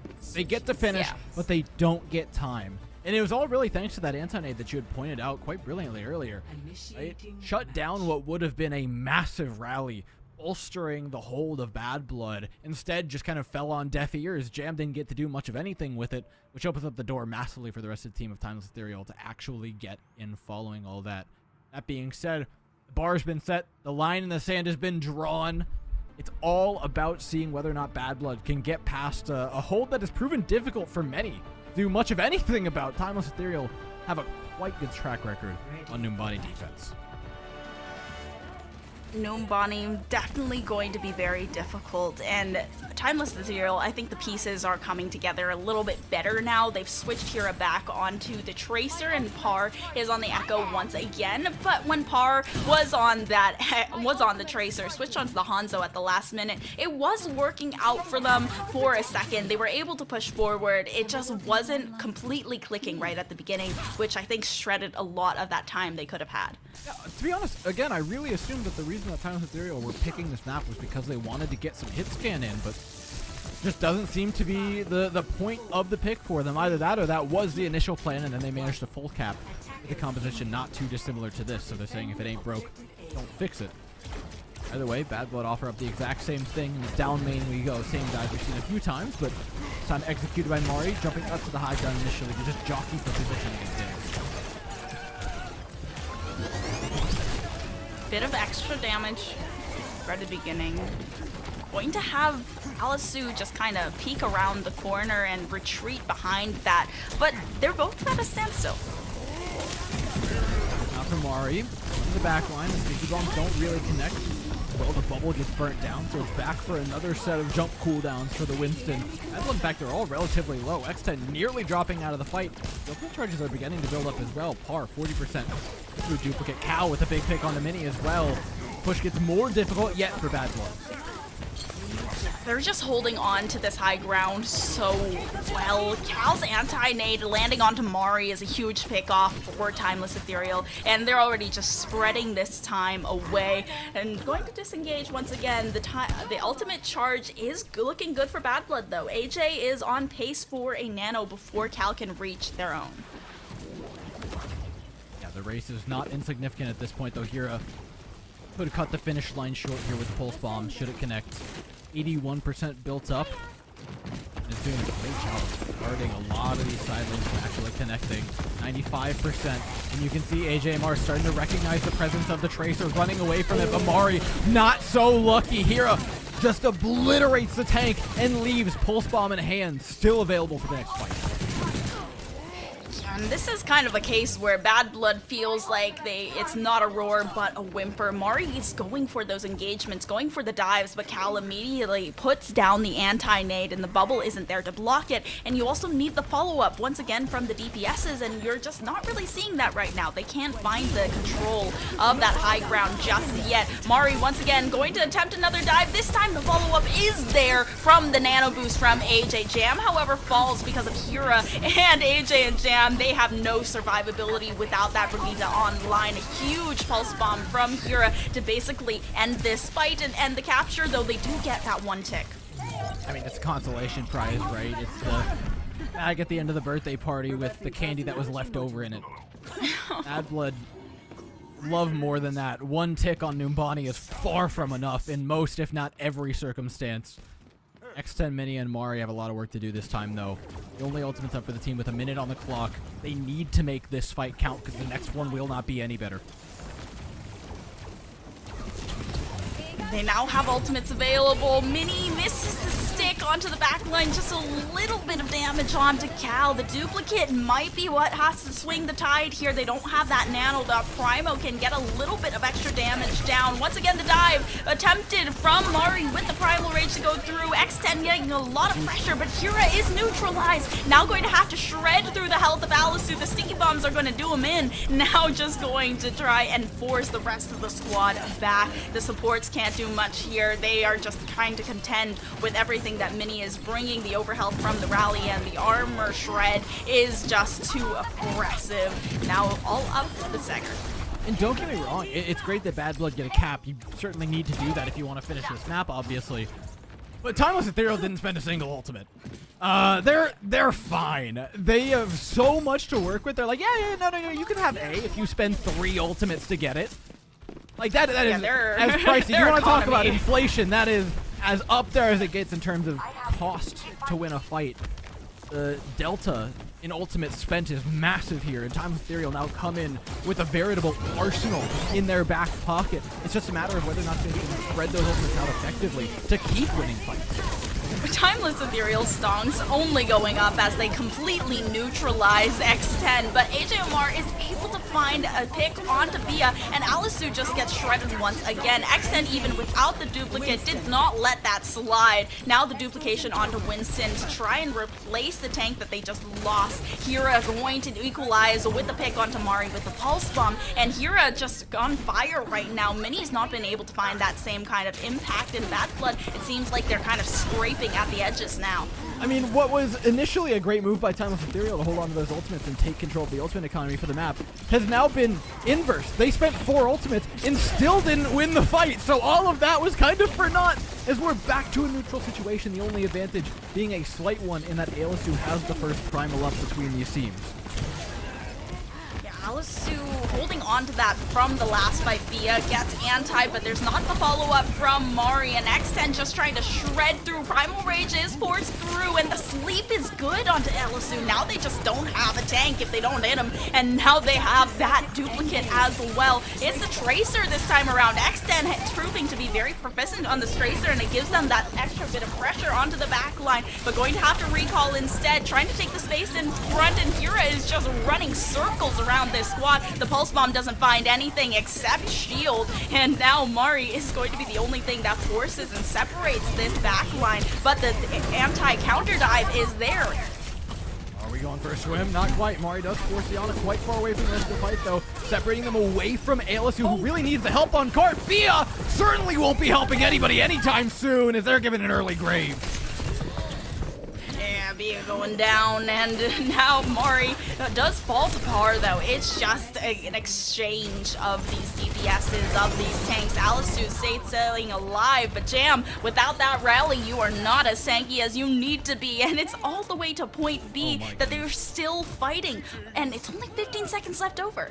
The fact that Cal lived through all of that is a miracle. And speaking of them, Bad Blood's gonna need one. Take a look at the ultimate charge. They've barely got enough put together to buy one from the candy store. And I don't think the candy store is open for business. Timeless Ethereal throw in a pulse bomb, and they're gonna have the early primal rage to take on this fight. Ooh, Minnie gets a little bit of the touch and needs to stay on top of it. Minnie's able to still contest the point just a little while longer. Somebody push that card, and it's Alisu with the primal rage that's just forcing them back. They're still able to contest. The overtime keeps going, but they are all shredded, and it's just a breakdown completely from Timeless Ethereal to take down Bad Blood on their own map pickup, Numbani. Sweet Shop wasn't open for business that time. Instead, all we get is a sweet match, 1-1 now, in an extremely well-played map by Timeless Ethereal. It honestly looked very desperate on their attacking side. They nearly got full held by a Bad Blood that was looking extremely good.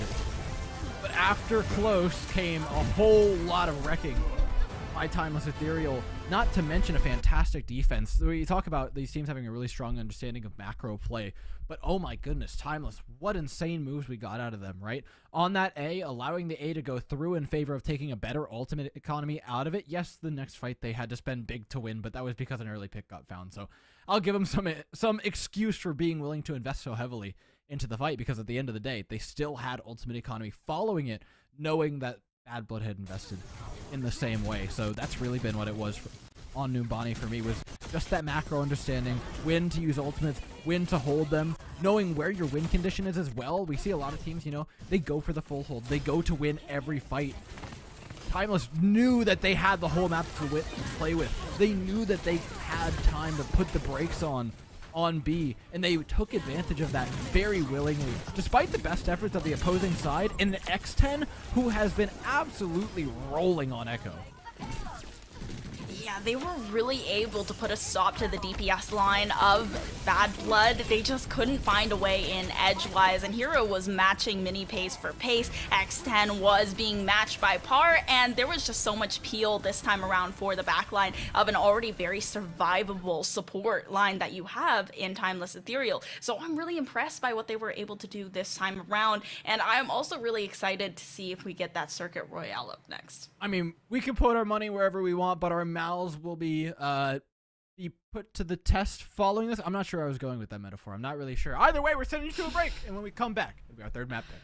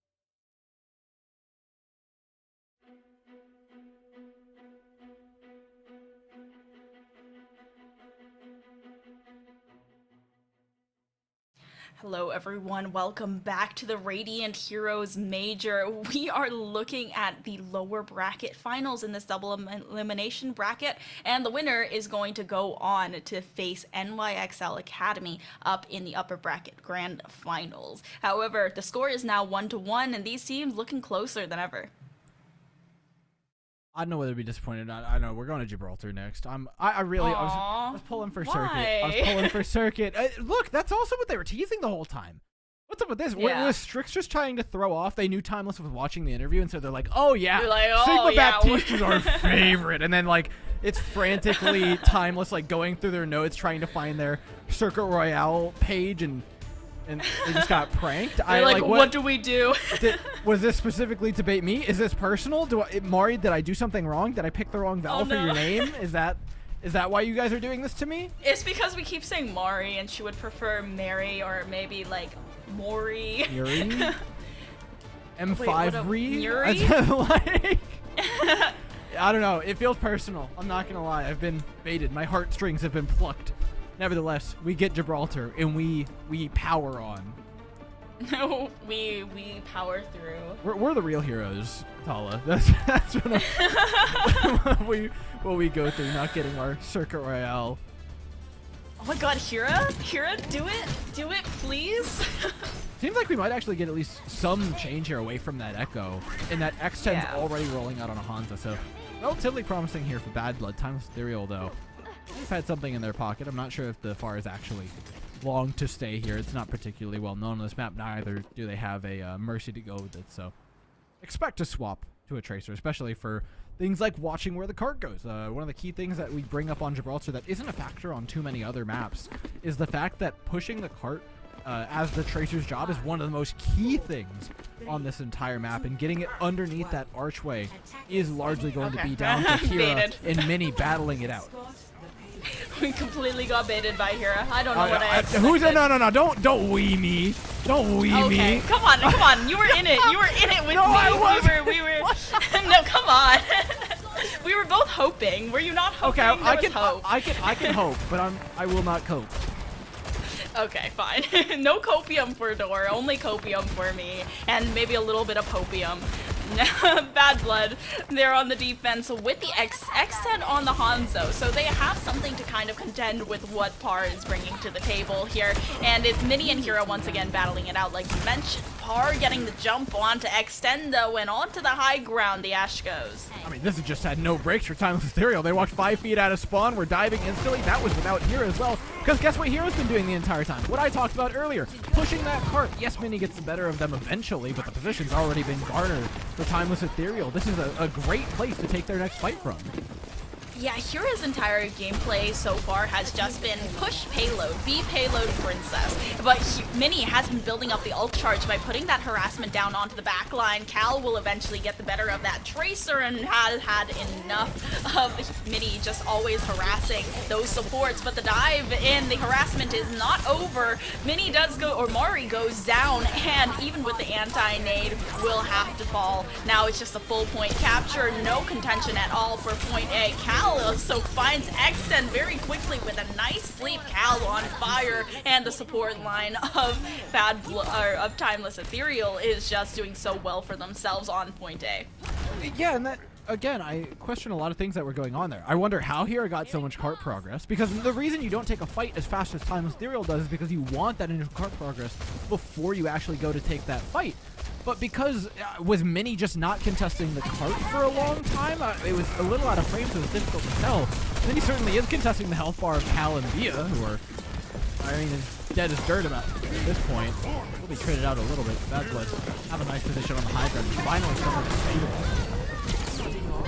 Alisu will be able to contest and take down Mini, but another good sleep from AJ and forces the disengage. Just a Primal Rage traded for that rally that's staving off the pressure. Okay, Hira's just on the cart the entire time. Cal takes down X10. Cal going huge huge with these antis. They are just so much anti-health being put onto Bad Blood's backline, and now the harassment from Alisu is so oppressive. There's nothing AJ can do against that monkey just forcing you into a small corridor. Mari's going to try and avenge with the Primal Rage here. AJ does fall eventually, and Par unfortunately will fall to the Primal Rage, but Mari, that's basically a consolation prize at this point with how much cart progress they've got. They've been really fighting for that high ground, and they've kind of been distracted from contesting cart. Part of the reason that Mini's ult charge is going up so fast is because Hira's just always on payload while Mini's looking for backline. Hira has got a pulse bomb. There's a lot of focus on that. Just for the third trade for now, that Ana can be very vulnerable to just that Winston dive alone. If it's done correctly. Unfortunately, Mari's already been put on the back foot.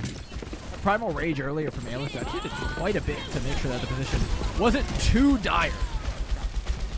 Both Bobs now on the field, looking to shred one another. Bob on the side of Bad Blood does go down while Timeless Ethereal dives in onto the payload for a little bit of progress. X10 comes in very low and still is able to shred through Alisu, though. There was no follow-up on the high ground dive, and now the pressure is all onto the back line. Bia still contesting cart and going back off immediately after realizing that there's a regroup from Bad Blood's squad. Cal still in the back line, spamming down a lot of that healing and should be up to the nano boost very soon. Even though Bia falls, even this nano boost should be able to keep the team online. I mean, this has just been Alisu up against Mini on the other side. Or rather, Mari up against Hira. I'm mistaken on my rolls, but nevertheless, Alisu has been doing so much to just try and keep this cart contested. Hira is getting so much damage out, but in the face of Mari, who's been staying alive for eons at this point, it's so difficult. The Winston is just unkillable. Yeah, Cal has just been sitting here, sitting pretty, being able to spam down the shots and the healing, and there hasn't really been any contention. I mean, Mini has kind of threw a few shots with the pulse pistols in their direction, in their general direction, but it's not enough to do damage, not enough to force Cal out of position and keep the sight lines with Alisu. Now Mari looking for another dive, but the health just goes down so quickly on the Winston, using the Primal Rage and the sleep from Cal. It's just huge. The anti should be coming through quickly enough, but the damage is just there from Timeless Ethereal. Mari maybe not a confirmed pick just yet, but it comes in very quickly afterwards. No tank race things real messy. We start looking at DPS in moments like these to really find the clutch. X10 looking for an aggressive position to defend from, but maybe too aggressive with 50 HP left. Yeah, there was not a lot of support from the back line there, and they're still trying to defend. Mini this time contesting that card, contesting how Hira is dancing around this payload, and really trying to get that damage through. The nano boost onto the Tracer. Interesting choice from AJ to try and get the damage through, but it's just not there. They're at least able to stave off the pressure and maybe shred this Winton, but the pulse bomb misses. Mini hasn't been able to match what Hira has been bringing to the table. AJ now down. Cal's still up though, and nano boost going through. Alisu really managed to give it to them at the end there. I mean, it was really the nano gap more than anything, right? The nano onto the Tracer gets a lot less done than the nano onto the Winston in those broad fights, especially if that initial pick that the Tracer nano was meant to get onto the opposing Tracer doesn't connect onto anything. Now it's point C, 140 on the clock. A decent amount of time. Jib is not an easily finished map, but more importantly than the time, they've got Ultimate's Timeless Ethereal. Timeless Ethereal immediately putting down a bit of pressure with the anti from AJ, but Mari just being shredded. Where is the follow-up from the rest of Bad Blood? Now Hira with the pulse bomb doesn't find anything, but Par just has such good control of this and able to find the back line. Jam going down very quickly. Afterwards, Bob in the back pocket as well. Primal Rage from Alisu to force them all back. It feels like the dominoes are just falling into place. They haven't needed to spend anything, so they have so much coming into the final meters of Gibraltar. It was 1:30 on the clock entering C. It's 1:04 exiting it. There was not a moment of pause in that cart throughout the entirety of the Charlie Point. It just felt like there was so much stall that they could have had, but because of that Primal Rage, there was the momentum from Timeless Ethereal, and there were many staggers that came through because of it. Par went absolutely insane, and they weren't even doing anything special. They were just kind of sitting on top of the payload as it moved forward and shooting upwards, and it worked. Turns out, you shoot them, they do eventually die. Yeah, I honestly thought Timeless was going to have to spend to get that point C. They had plenty of ultimates too, and then Amari just overextends like a moment of nerves, a moment of miscalculation, whatever it was, really made them pay the price. Now they're set with a very difficult task of defending this map. Fortunately, it's not hybrid or 2CP or whatever it may be, in which that minute's really going to kill them. As long as they can get to the end of the map, they'll be in decent spirits. X10 hovering over a Hanzo. Par on an Ashe, though. That was so effective on the attacking side. This is more what I was expecting these teams to come out with when we started talking about Gibraltar. Well, the Ashe and the Hanzo. Going to see if it goes better this time around. XM did have to switch on to the Ashe the last round, but maybe that Hanzo is just going to be a little bit more comfortable for Strix's Bad Blood. But the payload initially just getting pushed, trying to find that progress. Same deal as last time, right? Fury and Mini are tasked with contesting this cart once it goes underneath that bridge. Initially, it will be Mari and ALSU jockeying for position. ALSU forced back by a great anti-nade from AJMR. Now we enter that second phase where the Tracers begin to contest cart, and the high ground becomes the focus of Bad Blood. Now headed into the little choke point in the underpass. Oh, XN just got shredded by Cal. Mini will get the better of Kira immediately after, but AJ is just getting so much pressure being put down. The sleep comes through, but they're woken up. The Winston is back online, and that's all they can do to sustain Mari through what is happening in that little tiny room. The anti-nade comes through, and just in time, they're able to find the Winston a little bit of extra health. Trails, yes, but in the meantime, keep an eye on that cart progress. It's been quiet, but Mini's been pushing the entire time. Has pushed us into one-fight territory despite the no-win contest that we've seen up on the high ground. AJMR looking for one pick, can't connect the direct anti-nade. Uses nano boost, wisely holds it close to their chest, though. Understanding that it's not quite time. Now it is, though. Mari into the back line. Struggling to find players. Losing this game of hide-and-seek and getting humiliated in the meantime. Sick anti-nade, a sick sleep. Cal may have put wraps on this fight already. Kira just harassing for free on the back line. AJ and Jam couldn't follow up at all. There was no anti, that early thing that might have been able to help Mari locate some of these players and get that extra advantage, but immediately Cal just sleeps as they get onto the high ground, and Bad Blood, they're building up to some ultimates now. Timeless Ethereal are matching it though, pace for pace. I mean, bar for bar, Timeless Ethereal are going to be able to keep up with this one. There's not too much that Bad Blood can do proactively. Right? The most proactive ultimate we've got is Pulse Bomb and the Nano Boost, the first of which is gone. To match Cal's Nano Boost is going to be extremely difficult. Mini fishing for a Pulse Bomb onto the back line as the Primal Rage from Mari does come through. There's a Nano Boost onto ALSU, and ALSU's really looking for the fight on the high ground now, but Mini is just pushing the cart, and there is not really any contention. Sees Mini for a second, and all of a sudden, Mini just got deleted. Disappearing trick. What in the world? That is a surgical lobotomization from Par. That's all I'll say. He must be trained in neurosurgery recently, but the Bob does come through, and Bob never misses a shot here. It's a bubble to come down on top, so Timeless Ethereal can kind of contest a little bit more, but this is a lot more time that has been bled off than Bad Blood bled off in that point A hold on their own defensive side. It seems like Timeless Ethereal, they're in really good position to keep this momentum going and try and win this map out. Don't have much to use here. Far after hitting one with the dead man's hand post-mortem.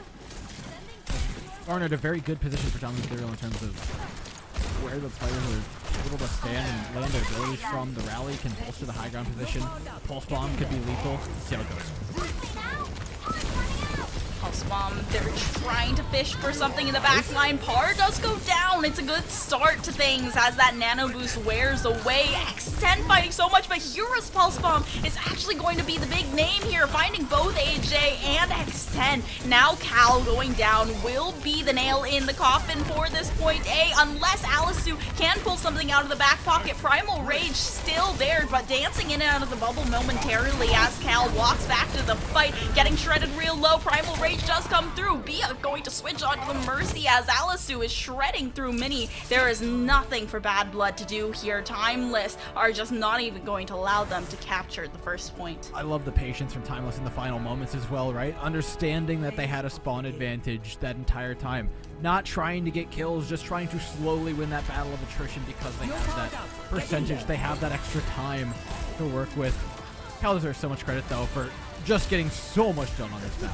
I mean, damage, anti-nades, peeling every single primal off of themselves was massive. I mean, Mari was having a miserable time trying to dodge the bonks and the sleeps and the anti-nades. A lot of time we take the nano boost for granted, assuming that it will find some connection on the backline. But when your players are as skilled as Bia and Cal, it is not so easy. Yeah, Bia and Cal were just a force to be reckoned with on the back line. Like, Cal was able to find so much value.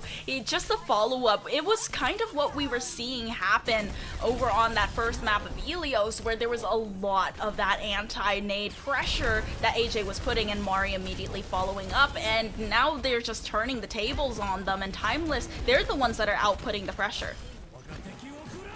Let's have them on the back foot. It's match point now for Strix. They have a lot of big choices to make, right? Next map is super open for both these teams. Coliseum, Nuke Queen Street, Esperanza. Same push map as everybody else has been using. The only three we've got available.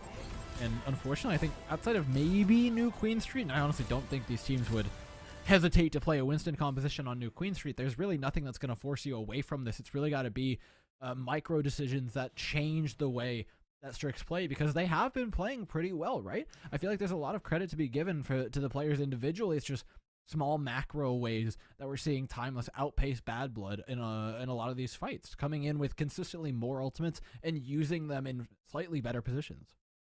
Yeah, when they're looking at the big picture, it seems like Timeless are just piecing together the puzzle pieces a little bit better in this case. Now, Bad Blood taking them to their own map pick. I mean, they could go to Noon Queen Street. They could be looking at those long-range poke compositions, but since they already took us to Gibraltar, it seems that they want to play the Winston still, despite believing that Timeless might have the leg up on them when it comes to those types of Winston maps. And it might come down to the DPS as well. Mini and X10, they are really good. They were really good on the Echo. They were really good on the Tracer. Mini especially seems to mostly only play those types of dive heroes that can be slotted into the Winston compositions like the Tracer and the Sombra.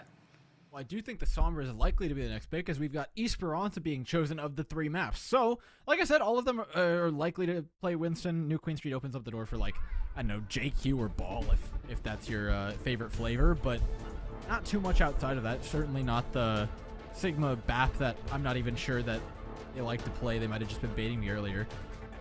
Esperanza is the map of choice. It's Winston all the way through here, likely to be paired alongside the Sombra, though I think this is amongst the strongest maps if you wanted to change things up. We see a lot of teams in Overwatch League, like the Zarya rollout along with the Reaper, the Rush rollout with Lucio Moira with the Reaper paired with the Winston. There's a lot you can do here to kind of either slightly shake things up or shake things up upon a rollout specifically for that first fight, where the architecture is far different from the rest of the map, where the high ground kind of rules. Yeah, I mean, I have seen Hura specifically pull many a hat trick out on Esperanza specifically. So I think that there might actually be some change in compositions if the rest of these teams do decide to play ball. Like you mentioned that Mari mentioned that Mari and AJ both really enjoy the Sigma poke compositions, but maybe the rest of the squad doesn't want to play that same type of compositions. They're just not comfortable on it. And Timeless, I'm not sure what kind of I'm not sure what kind of depth they have on this kind of on the roster of Timeless, but I definitely feel that they do have kind of that flexibility that they might allow them to play some brawl or rush compositions. And since Esperanza, that first initial capture is kind of a struggle. Yeah, it takes a lot of patience for teams running into alternate compositions, because again, the Winston is not as good in the initial engagement with the first architecture that's available to you as something like a rush composition or the Zarya Reaper that we see a lot of teams like to go for. If Yeah, you can do get it to past him. that first one, though, you're going to be in a pretty good spot because everything from there on out is ruled by high ground, where Winston's and Anna's can just rain hell from above. Cal especially, I think is likely being a nightmare if given access to a singular one of those high ground plots.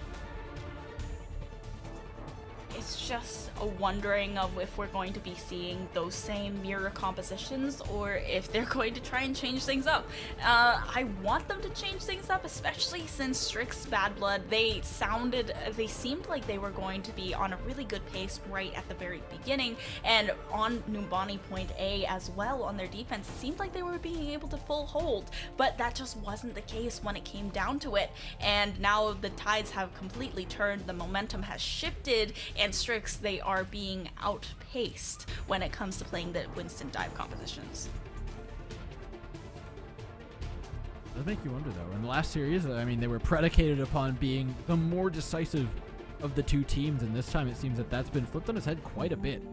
The positioning and macro of Timeless are making it extremely hard for them to actually get anything done and come up with concise and powerful plans.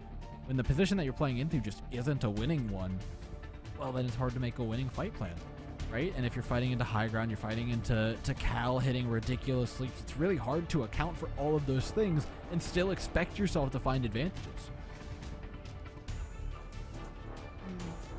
Well, it seems that they're still going to be cooking a little bit longer. Players still waiting to get in. The anticipation is mounting for both of them. They're creating a very, very detailed recipe and 10-step plan to try and win this one out on both sides on match point now.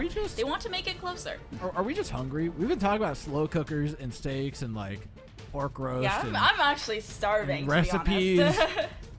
Oh Is it my not God. lunchtime or dinner time or?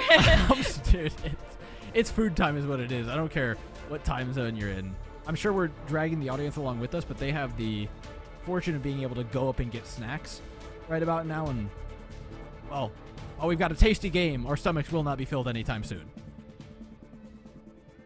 Yep.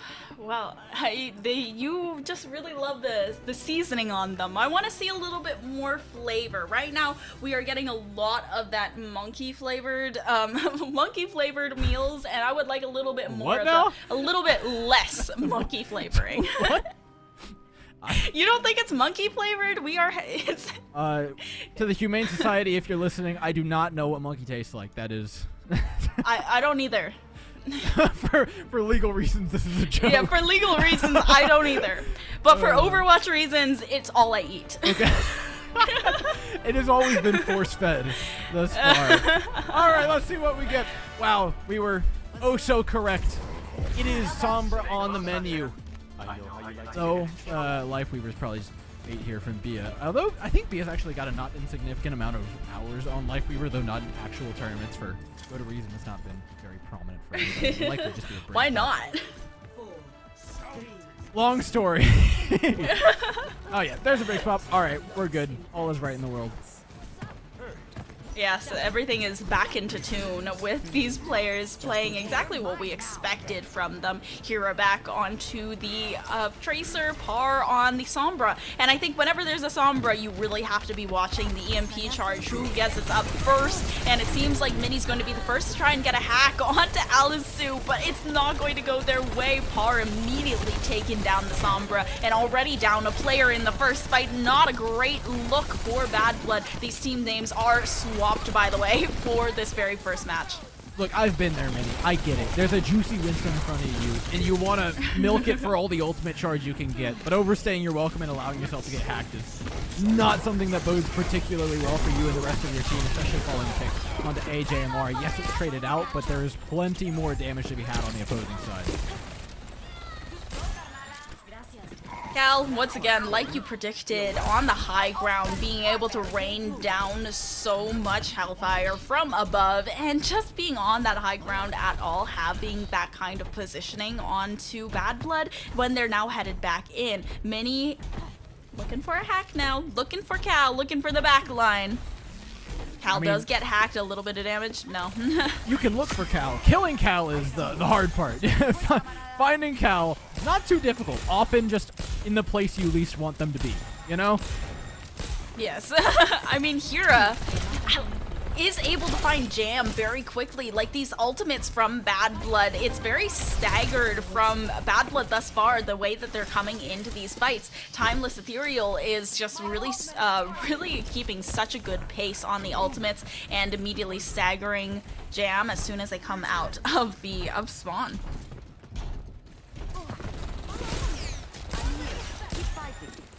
Almost up to an EMP, same goes for Par, but again, this becomes all the more awkward when you consider the fact that Timeless Ethereal have to engage onto the high ground, which is extremely hard to do when there's an EMP in your way. Otherwise, look, Bad Blood, rather Timeless, can just chill here.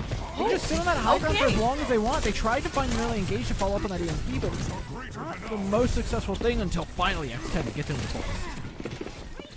It was a good EMP from Bad Blood, though, trying to just stave off all the pressure, especially that Nano basically nullified as soon as they take down, and Mari finding Via now as they rotate towards their own wall. Now it's just all Hira that's going to be the harassment, and X10 trying to deal with them, but Hira's able to get away, build up to that pulse bomb, and Cal neutralizing Mini once again. Mini not being able to find a good pace in these past few rounds. Certainly not. Here going down low could give some purchase into the fight for a Timeless Ethereal, but no, just easily blinks away. Timeless Ethereal are doing so well, just budgeting out their ultimates, playing through the clinical points they need to be taking fights, not engaging unless they absolutely need to. They're playing very slow, waiting for Hira to get the damage in as well. Everyone may have finally found an advantage despite all that, though, winning the battle of attrition over what was quite a long time. Finally, Bad Blood are able to push their side of the robot forward. They used almost everything in order to do it, though. They have no ultimates available at all on Timeless Ethereal side. And Bad Blood, on the other hand, they only have that Primal Rage. The Pulse Bomb should come up very quickly, but both support ultimates are a ways away. And Mari going to go ahead and take down Cal, though. That's a really good start, isolating both of the back line. And now it's just Alisu on their own, trying to sustain through everything that the back line throws at them, even with the anti-nade. Yeah, great usage of ultimates by Bad Blood. Rather, yeah. Timeless Ethereal, we finally got those names swapped. I unfortunately caught him right in the midst of it. But nevertheless, ultimates coming up. Bad Blood and, I mean, virtually nothing holstered here for Timeless Ethereal. The question is going to look into high ground. Ultimates going to rely on some sort of pick. Hira is really the only person who could be a hero in moments like this, but Alisu has given them a chance. Mari still kind of corralled in a little bit of this corner, looking for the back line. There needs to be that follow-up here, still able to sustain a little bit further. The counter dive from Timeless Ethereal comes through, and now immediately the anti as that Primal Rage comes out, and where is the sustain? Where's the back line? They are contending with Hira, who just landed the huge Pulse Bomb onto Jam. There is nothing for Mari to do, even with the Primal Rage, and ultimate expended all for naught.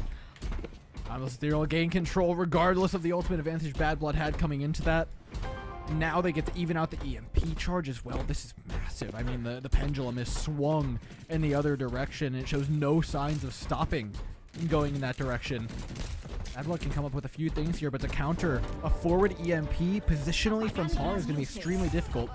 And then immediately, yeah, finds burst on the back line. AJMR, JM down. Mini's been sitting here posturing for an EMP, but the team is far from being in a position to actually capitalize on it. Did Minis just not have a translocator down at all? Didn't want to escape from that fight, just locked into battle with Cal. I mean, Cal does eventually fall with the nano boost in the back pocket, but even so, Mini going down means that Bad Blood has no way of contesting this because they needed that EMP in the fight. Now Bad Blood getting some ultimates up into this next one as that bubble goes down and the dive onto the back line once again. Hira's going to be able to escape from all the pressure, but the rest of the squad is not going to be as successful. Alisu looking to peel with the bubble and the robot back in Bad Blood's control.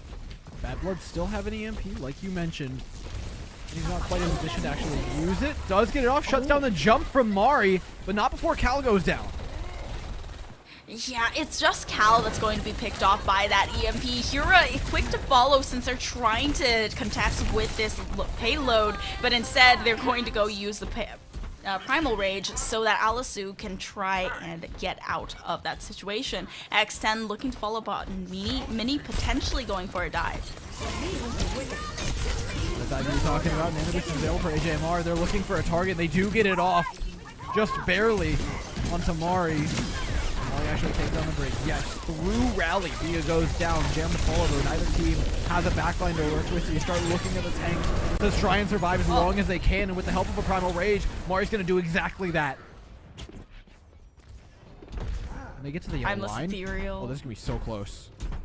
Yeah, this is definitely in the very close fight territory. That early anti from Cal to get a little bit of damage onto Mari and kind of suss out where that Winston is. And in the last second, Alisu comes in from above with a leap and a bubble. Now Par with the EMP looking for the backline. Mari goes down so quickly though, and it's not at all the backline that's been focused from this Sombra. Hira and Par looking to take down the tank, and now they need someone to be able to soak up all that pressure. Someone to peel, and it has to be Jam, it has to be the Brigitte, but there is no rally available. There's nothing that can stave off all of this, except for perhaps Mini, who forces that translocation out of Par.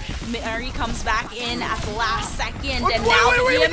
Oh my god! Wait, the EMP from Mini at the last second. Why? They just panic ultied, and then there was nothing to come out of it. Alisu now turning the tide of the fight with the Primal Rage. AJ going down. Jam it's going to follow. And there's just Mari all alone with no healers. That EMP might have just sealed their fate. I mean, it's going to be so hard to recover the ultimate economy following this double support ultimate, pulse bomb up, first EMP up for Timeless Ethereal. I mean, it would take like 2 minutes of cycling ults bare minimum for Bad Blood to get to any advantageous position. They need a clutch pick from somebody. X10, AJMR, send up a prayer. Oh, X10 delivers! Okay, X10, that was a prayer that they were looking for, and just the entirety of the support backline, even after the rally, it's just gone. Cal goes down with a nano boost in the back pocket, AJ finding Alisu, and Hira is going to be the only one who can have some contention here as that robot marches back at a pace towards Bad Blood's own wall, but that was a hero play from X10. Oh, you literally could not ask for anything better. I mean, it's recoverable now. They hold double support ultimates while Timeless spent their rally, so now at least they're up a support ultimate going into what is going to be an EMP for Par. They might even get to fight before that EMP comes online. Jam able to sustain AJ as that nano boost comes through. It's still a lot of dive from Alisu, a lot of focus fire onto this Brigitte, but using that shield and the bash, it might be able to get out. The rally is able to sustain them through with the overhealth. Alisu still trying to round the shield and dropping the bubble, looking for the backline, but Cal going down while they're so focused on trying to get AJ and Jam out of the fight. It's just not good. A good look for Timeless Ethereal thus far. Bia, do you have any place to go? Doesn't look like it. AJ and X10 finding their picks in succession. And Timeless tried to play so proactively that they took a fight before their EMP was up and paid the ultimate price for it. Now they have to run back the entire map if they want to win it. At least they have an EMP to take this fight. They have an advantage for now. They have spawns closer. But this is going to be a far longer journey than just this one fight if Timeless want to win this series right here and now. EMP connects, Rig down, Ana to follow, everything going to plan, but a long road ahead of the team in blue. Yeah, it's going to need to be multiple fight wins in a row. Mari getting antied with the biotic nade, and just the dance from X10 able to take a little bit longer of a stall, and it's going to allow Bad Blood a little bit more time for the teammates to come back up. In terms of ultimate charge, though, Timeless Ethereal have a clear advantage here with the rally in their hands. The nano boost is close by for AJ, but X10 is going to have to be the hero of Bad Blood once again. I mean, it doesn't stop here. There's more to follow. Hack connects. Anti-nade doesn't. A strong engagement by Timeless Ethereal. They try to use the rally to push themselves forward. Alisu carrying the bonus armor into the backline of Bad Blood, but Hira not so successful in doing the exact same thing. And Anti-nade is the last real shot Timeless Ethereal haven't taken that high ground, and it works beautifully. AJMR and X10 hit the dirt. Oh, Cal with a huge sleep on Tamari as well, and not going to be able to find anything with all of the sustain that they have. Minnie is the only one to find a pick, and it's on to Bia. Minnie's still alive for the second, but needs to find some way to sustain through, and now they're moving on to the phase of the streets, this long stretch of land where they can just fight it out on the low and high. Where's the touch? I mean, X10's there. It's going to be a glancing blow from the Tracer, but you have to stay on this cart for a long period of time. And instant nano boost, that's not impossible. Illus is just zoning them away with the Tesla cannon. Cal getting in as well. A beautiful sleep to look to finish things off. Timeless make one last dive as the Primal Rage comes up. Bad Blood now with the rally in their hands. They are looking to push them back. X10 trading for par, but it's Mari that goes down, and Jam now out of the fight. They don't have that sustain. They don't have the health sink. They don't have the tank. They need something to hide behind. There needs to be a touch, and they are just being contested once again by Minnie, but that is all that they're going to be able to have. Timeless, despite some hero plays from Bad Blood, are going to be able to take it over and in a 3-1 fashion head up to the upper bracket finals. I mean, what a tragic map for Bad Blood. The initial push from Timeless, so hard to overcome. Following that, they get another push that brings them so close to the yellow line of victory. Finally, X10 comes in, bails them out with, I mean, what could only be described as a miracle pulse bomb, and they still get run back by Timeless. I mean, that's the experience that roster has, though. Any other roster, any less experience, and you fold under that pressure. You see yourself get run back by that double pulse bomb and all the fights won that Bad Blood offered up, and you're just like, you know what, GG, we'll just run it next map. Not Timeless Ethereal. This team is cool, calm, collected, and has the hours to prove it. They do exactly that with that last push. Keep everything together and make it happen in just 4 maps. Yeah, Timeless Ethereal, they are headed to a rematch against NYXL Academy now, and they are so good. They look incredibly strong, and Bad Blood, they had such moments of brilliance, especially at the beginning of this day. We saw them be so dominant over Rift Guardians, a team that is by all means one of the top 5 in Calling All Heroes circuit overall. They have a lot of experience together, and it seems that Bad Blood is just making a name for themselves as well. Unfortunately, they do fall short today, but I was really impressed by what they brought to the table. Yeah, no, I have to agree. I mean, Bad Blood has put their mark in the sand, and they're starting to collect some circuit points as well, so looking for that big qualification. I think if this team sticks together, they certainly could be a weapon in both coming metas and coming tournaments. There's a lot that they bring to the table, but for right now, we zero in our focus on what has been the rivalry in this tournament, right? NYXL up against Timeless Ethereal is going to be a match you want some popcorn for, ladies and gentlemen, and everything in between. There is so much to be had between these two, and if Timeless plays anything like what we just saw with the grit, the determination, the unwillingness to just lose or roll over against a team that was playing so phenomenally in Bad Blood, who really was having a hot day, this finals is going to be a good one. Timeless, we are going to be able to speak with with one of them to find out what was going through their heads in this best of 3, to see what they expected going into this and see what's on their minds as they're headed into that next best of 5 in the grand finals for all the circuit points, all the prize money, to see who can come out on top this time around. It's a rematch for them, and I'm excited to see if they'll come out on top. That's right, we're talking with them just after this break, so stay tuned, keep your eyes glued to your screens, your butts in your seats, or just take a moment to grab a snack, because we'll be right back with an interview.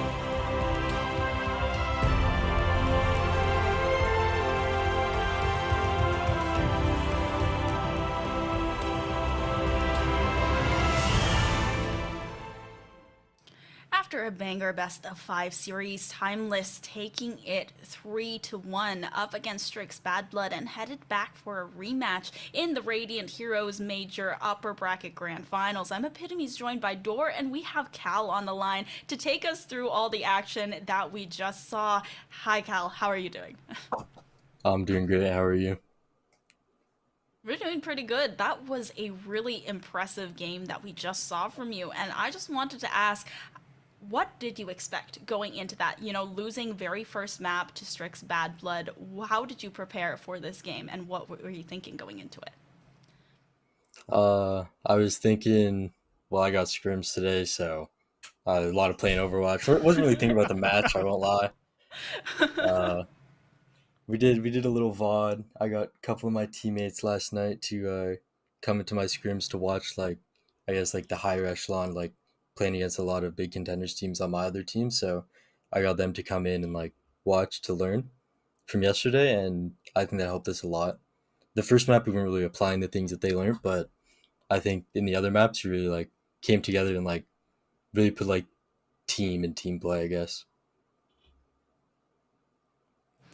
Yeah, of course. That is, I mean, you could really see how the pieces were falling together and into place as the map continued on. And, you know, talking about how these maps were going, were you always going to play that dive composition? I know that a lot of people complimented your team for being able to play the dive very well. And is that really what you're going to be sticking to for the rest of this tournament? I'm not playing no Baptiste. I'm only playing Ana. Is that a direct shot? Were you watching the interview that Strix did after the match prior? They were priding I themselves didn't. on their Baptiste. Oh, Oh, okay. So you guys weren't Glad like that they didn't taking get to this show it. Circuit Royale. It's just a stray. Oh no. Nevertheless, though, I first of all, congratulations, Cal. It's great to have you in here. I'm glad that we got you. 'Cause have had the opportunity to interview you plenty of time, whether it be for contenders or otherwise. I got to know though, having played with contenders teams, having done all that, do you feel like it's advantageous to have not just the tools available to a contenders team, but also a contenders team to watch to kind of help analyze and give an example to your players who are playing on the Calling All Heroes roster? um, we've only done it once, so I don't know if it's like that big of a difference. But I think it is like I would say it's better than getting coached. Is to watch players like you think like, oh, what's this player going to do this fight, and then you see what they do and you think why they did it. I think that's better than like what any coach can do. I think it helps you a Yeah. lot more than just words.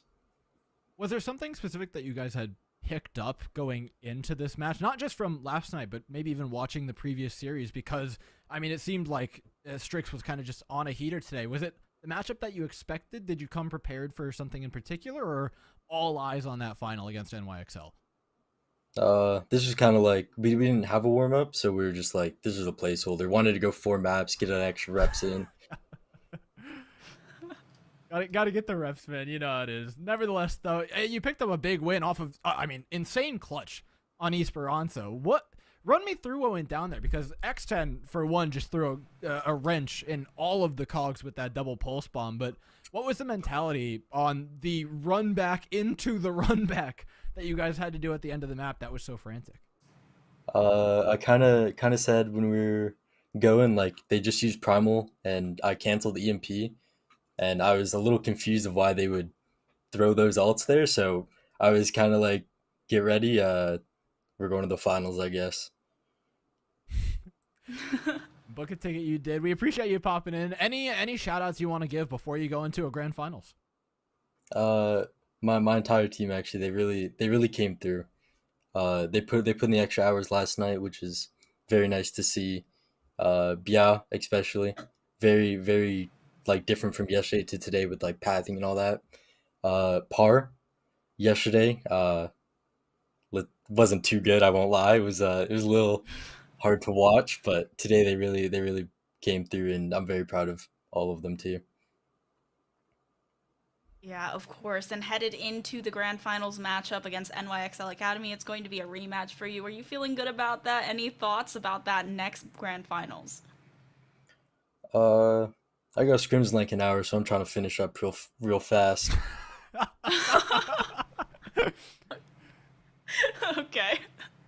Yeah, you know, trying to get a nice swift 3-0 in the grand finals. Just make it quick and easy. Hopefully. Hey, we won't hold you here too much longer. We appreciate you popping in. Congrats on the win, and I guess good luck in finishing under an hour. I don't know what the game plan is if you don't. Of course. Thank you. I appreciate it. All right, bye-bye. All right, Epitomes. This is the best part, when we get to sit back, eat popcorn, and watch the grand finals, because this is going to be a dog fight. Dustin and Mox going to be covering that one, so we are on our way out. It's been a whole lot of fun, though, for me, and I think I speak for Epitomes as well, so we appreciate you guys having us, but we will let you go while we get everything set up for the exciting conclusion.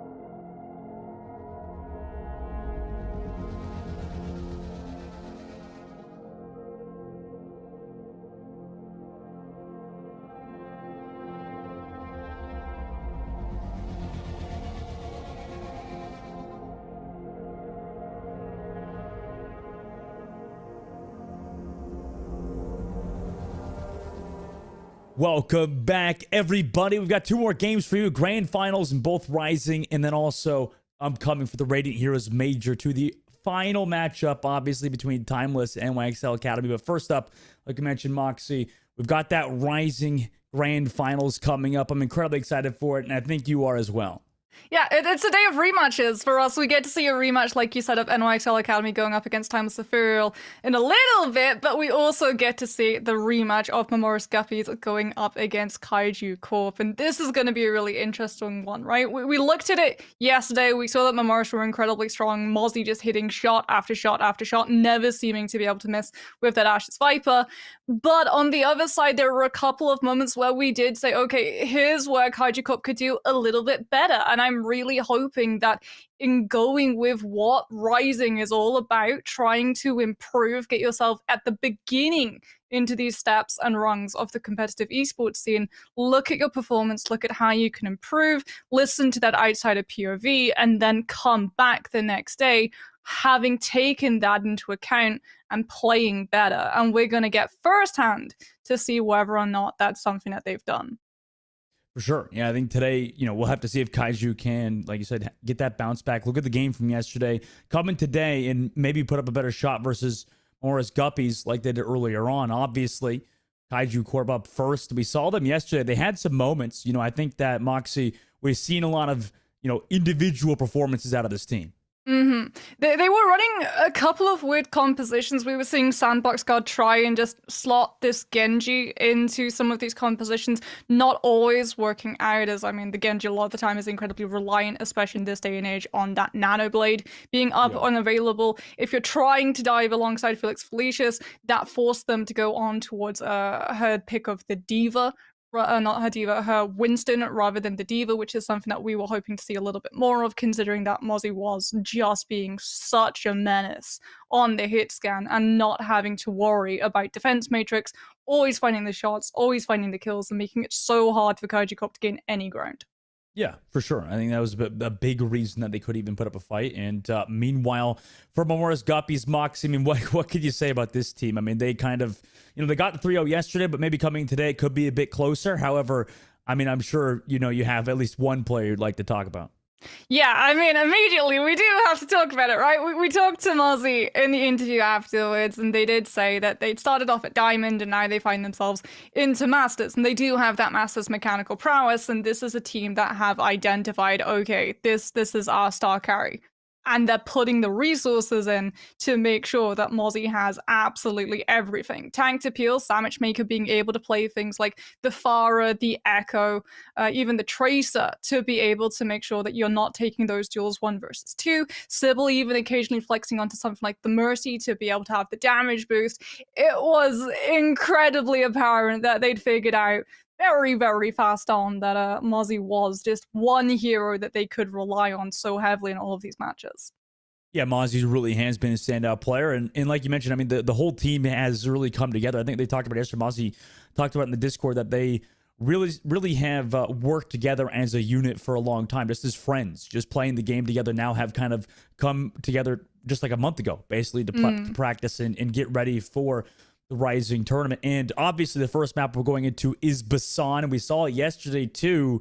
It was, I would say this was like the closer of the maps that we saw yesterday between these two teams, right? Yeah, this was where we saw a little bit of a hiccup come through from Guppies, because they stumbled against the Ramatra that came out from Kaiju Corp, and I have no doubt that is probably what we're going to be seeing Kaiju Corp roll out with, considering that they identified very quickly that the Ram was where they were the strongest against this team. The problem is, again, that Memoris Guppies now, with that experience going up against Kaiju Corp, are going to be expecting the Ramatra, and I would really put a lot on the fact that Vasu is going to be coming out on an Orisa rather than a Reinhardt. Yeah, for sure. I think I would be 100% on your side for this one. I think that Vasu has come into that role, kind of, picking up a lot of that Orisa, picking up a lot of that main tank role, but also, we have seen them also be able to flex over to the Winston. So, I think that although, they favor one hero over the other, it seems like they've got the flexibility down pat. Meanwhile, Moxie, obviously. What do you think about this rain on Busan? Do you like the whole setup that's been going on recently with all the precipitation here? I mean, it's very atmospheric. It's not exactly realistic considering it doesn't like obscure scope vision, but it's definitely something. As that's something that we actually do have to talk about. Memoris Guppies aren't actually rolling out with Vasu at the moment. It's going to be BB Doll coming in instead. So again, you can see a lot of just counter-stratting coming up from some of these teams. It's control. If you misread the composition that they start off with, well, we saw it yesterday. You essentially have to throw the first fight and reset. All right, let's see if these two teams have figured things out from yesterday. Kaiju obviously going to have Sandbox back on the Genji, which was a signature, and Cinnabar blocking the Ashe. Meanwhile, Sandwich on the Tracer already flanking far around this left side, already looking to get on that Ashe and Ana, disrupting both of them. Both cooldowns actually being utilized and out of the cooldown pocket of Kaiju Corp. In fact, they're forced on the inside angle. Meanwhile, Sandwich has free reign to just roam around as Hollow takes that grenade from Mozzie. They're able to just walk in, but Cinnabar hits the shot on the Sandwich. What a shot from Cinnabar as Kaiju rotated towards that point to get the objective first. They take it, and Morris Guppies have to back up meanwhile, and they lose BB Doll's mech. Tayuka on the Diva as well is getting so much done with that defense matrix, allowing Kaiju Corp to finally get aggressive with their DPS, finding that space, pressuring the Morris Guppies so that they don't get to have that stranglehold of the same angle that they were able to use time after time, fight after fight yesterday. As Sandbox got, yes, not close to the blade, but Mihai with the nano can put it either onto the Bob when it comes up the Cinnabar or the Hyuka just to make the mech durable. Ooh, and a perfect anti-grenade from Mihai to connect with Hyuka on the front line, and Sandbox ready to go there for that dive. Perfect coordination out of Kaiju Corp. Meanwhile, Morris Guppies, maybe they're looking a bit lost at the moment. Sandwich Maker had to recall as they wait yet again for Mozzie to come back from spawn. Mihai's going to have the nano boost, so even if Sandwich Maker is able to find the connection, it has to be onto the Ana, otherwise that nano boost is going to save the squishy, and even then you have to get it past the small print of the defense matrix that's going to be there for Hyuka, and everyone from Kaiju Corp are playing close together so the Diva can peel. They send it. Oh my god, Sandwich pull spawn missed, but actually Cinnabar did get hit by it at the end. Mihai, meanwhile, gets the sleep dart kill onto Mozzie, and a final blow onto Sandwich Maker as well, who took out their Lucio player. So it's so far even until Hyuka just been able to do whatever they want at the moment with that nano boost. Continues to also dive onto BB Doll. They rock this objective up to now 75% too. Yeah, and again, it does come down to that nano boost, right? Even if you lose one player from Kaiju Corp, because the nano boosted Diva is there, they can still not only anchor in the fight, but also anchor in that point control. As Mozzie is now going to go onto the Hanzo, we're going to see BB Doll flex onto the Winston as they go back to what worked for them yesterday. Hollow took body shot from Mozzie on that right side, looking for the hedge. Meanwhile, Sandwich goes to touch that point. Anti-grenade connects towards that backline. Suzu used, but unfortunately does not connect onto BB Doll in that front line as people take so much damage before the beat can even come out. No! BB Doll falls early on. The Kaiju Corps before that beat could even be popped. Now a Dragon Blade and Bob on the field. This can be so hard for Morris Guppies. They almost claimed the point, but unfortunately in overtime, Kaiju Corps are the one to come out on top 100-0 and will win round number 1. Oh man, Bob has gotten so much easier to be able to coordinate with something like a blade because now, like the Tourbillon turrets, it focuses down the target, it prioritizes who the Ashe shoots at just like the Tourbillon. So as a result, Sandbox God only loses one kill to the ultimate, cleans house with everybody else and gets so many dash resets that essentially that Genji just gets to use everyone from Guppies as hopscotch panels. As we head over towards Mecha Base, and this is going to signal, there it is, mirror Ramatra from both sides. Interesting. We'll see if it is the right choice. It seems like it is for a lot of these teams on this map, in particular, like you said. And instead of a Ashe, we're seeing a Mei on Morris Guppies' side. Yeah, Cinnabar's going to be looking for those off angles. Sandwich Maker, on the other hand, is going to look to punish these walls alongside Mozzie, looking for the isolation, the separation that the Ramatra can provide. We have Vortex over on the right side, forces the ice block by Mozzie there. And Immortality Field is actually looks to push 2 down already for Kaiju Corp as Morris really just pressuring back anything Kaiju Corp could do here. In this composition in particular, Morris Guppies seem to have their number. It's so sustainable too, and immediately we're going to see Cinnabar off of the Ashe, understanding that even if you're able to connect the Dynamite onto all of these players that are just brawling in a bundle that Guppies have formed into. So many of them can just cleanse the Dynamite Mozzie with the block, Sandwich Maker with the Ray form, and even then they're going to have the Immortality Field as well. You have to go made for made to be able to counter those walls. Yeah, this choke point's going to be so tough to get through. Kaiju just looking to rotate towards the other side. Mamorous Guppies read that, but do they get the wall off in time? Yes, they do. Perfect wall there for Mozzie. Hayuka goes so low, but does have that Immortality Field. Both Immortality Fields used, and it's actually Cinnabar who finds Baby Doll stepped out of the Immortality Field, so they lose 2. Blizzard in desperation hours. Mozzie's able to find 1 and another on the low ground, but the rest of their team is already gone. They're in a 1 versus 3 in this fight, and Sandbox God comes out on top. Perfect re-engage by Kaiju Core. Mamorous Guppies, however, do have both the Annihilation and the Amp Matrix, 2 things that they can use to immediately break free of that stranglehold of a choke. And Kaiju Corp, without Hayuka on the tank, can't get as aggressive in their positioning to be able to shut this down. They may wall to get out, avoid some of that span. Amp Matrix, also Mozzie finds Hollow. Perfect shot. Nit Kitten also connects on the Weeby High. So 2 now out of Kaiju on their defense. Already cooldown used by Sandbox God. We'll see if they want to commit that ultimate in a very, very, hard team fight to win. Doesn't look like they do, but Cinnabar commits to Blizzard with the only 2 members here. Really hard to win this team fight. They also have the Lucio back in this fight, but Hayuka does eventually fall, and so does Hollow. Mamorous Guppies get that Ricky test off that amplification matrix, do find that Baptiste towards the very end, and also claim the objective. I mean, the Blizzard does buy you a little bit more stall, but honestly, I would much rather Kaiju Corp have held on to it, because even though they do have 4 ultimates to breach through this choke, they don't want to have to expend 1 too many before they can actually touch that point, something that Guppies are going to punish, as Kaiju Corp decides to take a rotation all the way around the back, so they can't get caught out by the mail wall. What a perfect rotation, but the Amp Matrix was in a weird spot. They can only get that Baptiste. Meanwhile, Death Blossom B, the low ground, forces the beat drop and a counter. Death Blossom connects flush for Sandwich Maker onto Hollow. Unfortunately, dying after that, as well as the follow-up damage from the Annihilation of BB Doll and the rest of Mamorous Guppies. They're able to find those kills and hold on to that objective too. Nitten Kitten, absolute MVP. Kaiju Corp, we're going to use that Amp Matrix to punish Guppies trying to get aggressive and punish that rotation, but the Lucio comes in and separates the team, knocking 2 players to the low ground, stopping that Amplification Matrix being able to punish Guppies with aggression, and forcing Sandbox God into using the Death Blossom so their ultimate can't be shot. Kaiju Corp try to walk out, but the Blizzard of Mozzie zones away. We may high, so they're able to find that. BB Doll also connects on the Hollow. Sandwich Maker on a Sandbox shot. It's just everybody is working together at the moment for Mamorous Guppies. Annihilation and desperation for Hayuka, but the rest of their team is already removed. And we're going to that round number 3.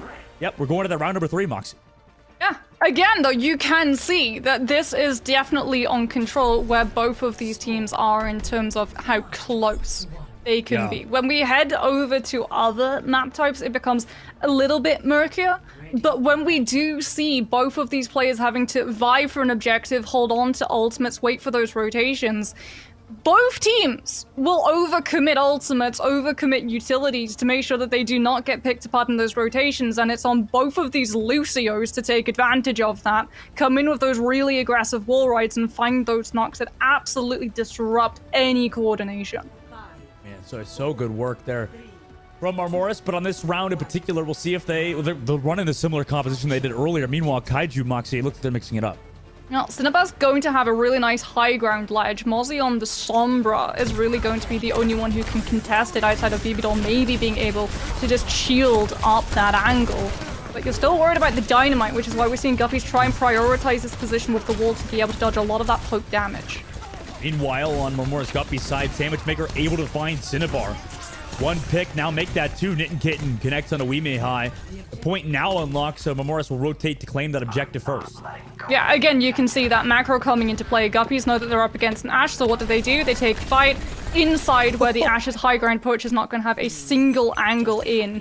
And it also allows Mozzie to be able to take full control of the health pack on this side approach so that Guppies get so much more room to be able to play with, and Kaiju Corp's rotations around this point are pretty limited. You're not going to be able to go to the left because the health pack's already hacked. You have to go cliffside.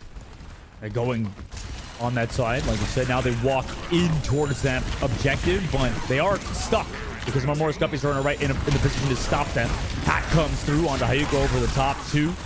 as Sandwich Maker tries to find that kill, but they have to deal with Hayuka off the backside, able to pummel Sandwich Maker back towards that respawn room. Meanwhile, Sandbox also finds Sybil.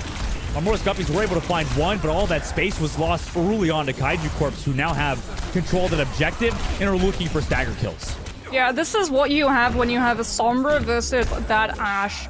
Sombra, very scavenger, like a vulture style player, right? You wait for targets to be low, you look for them when they're going to be isolated, you find the one clips, and then you get out. Ashe in a brawl fight, so much more value. The dynamite, that constant pressure with the Viper as well as the coach gun to be able to knock these players back so the Ramatra doesn't find as much value, always trumps the Sombra in a numbers advantage.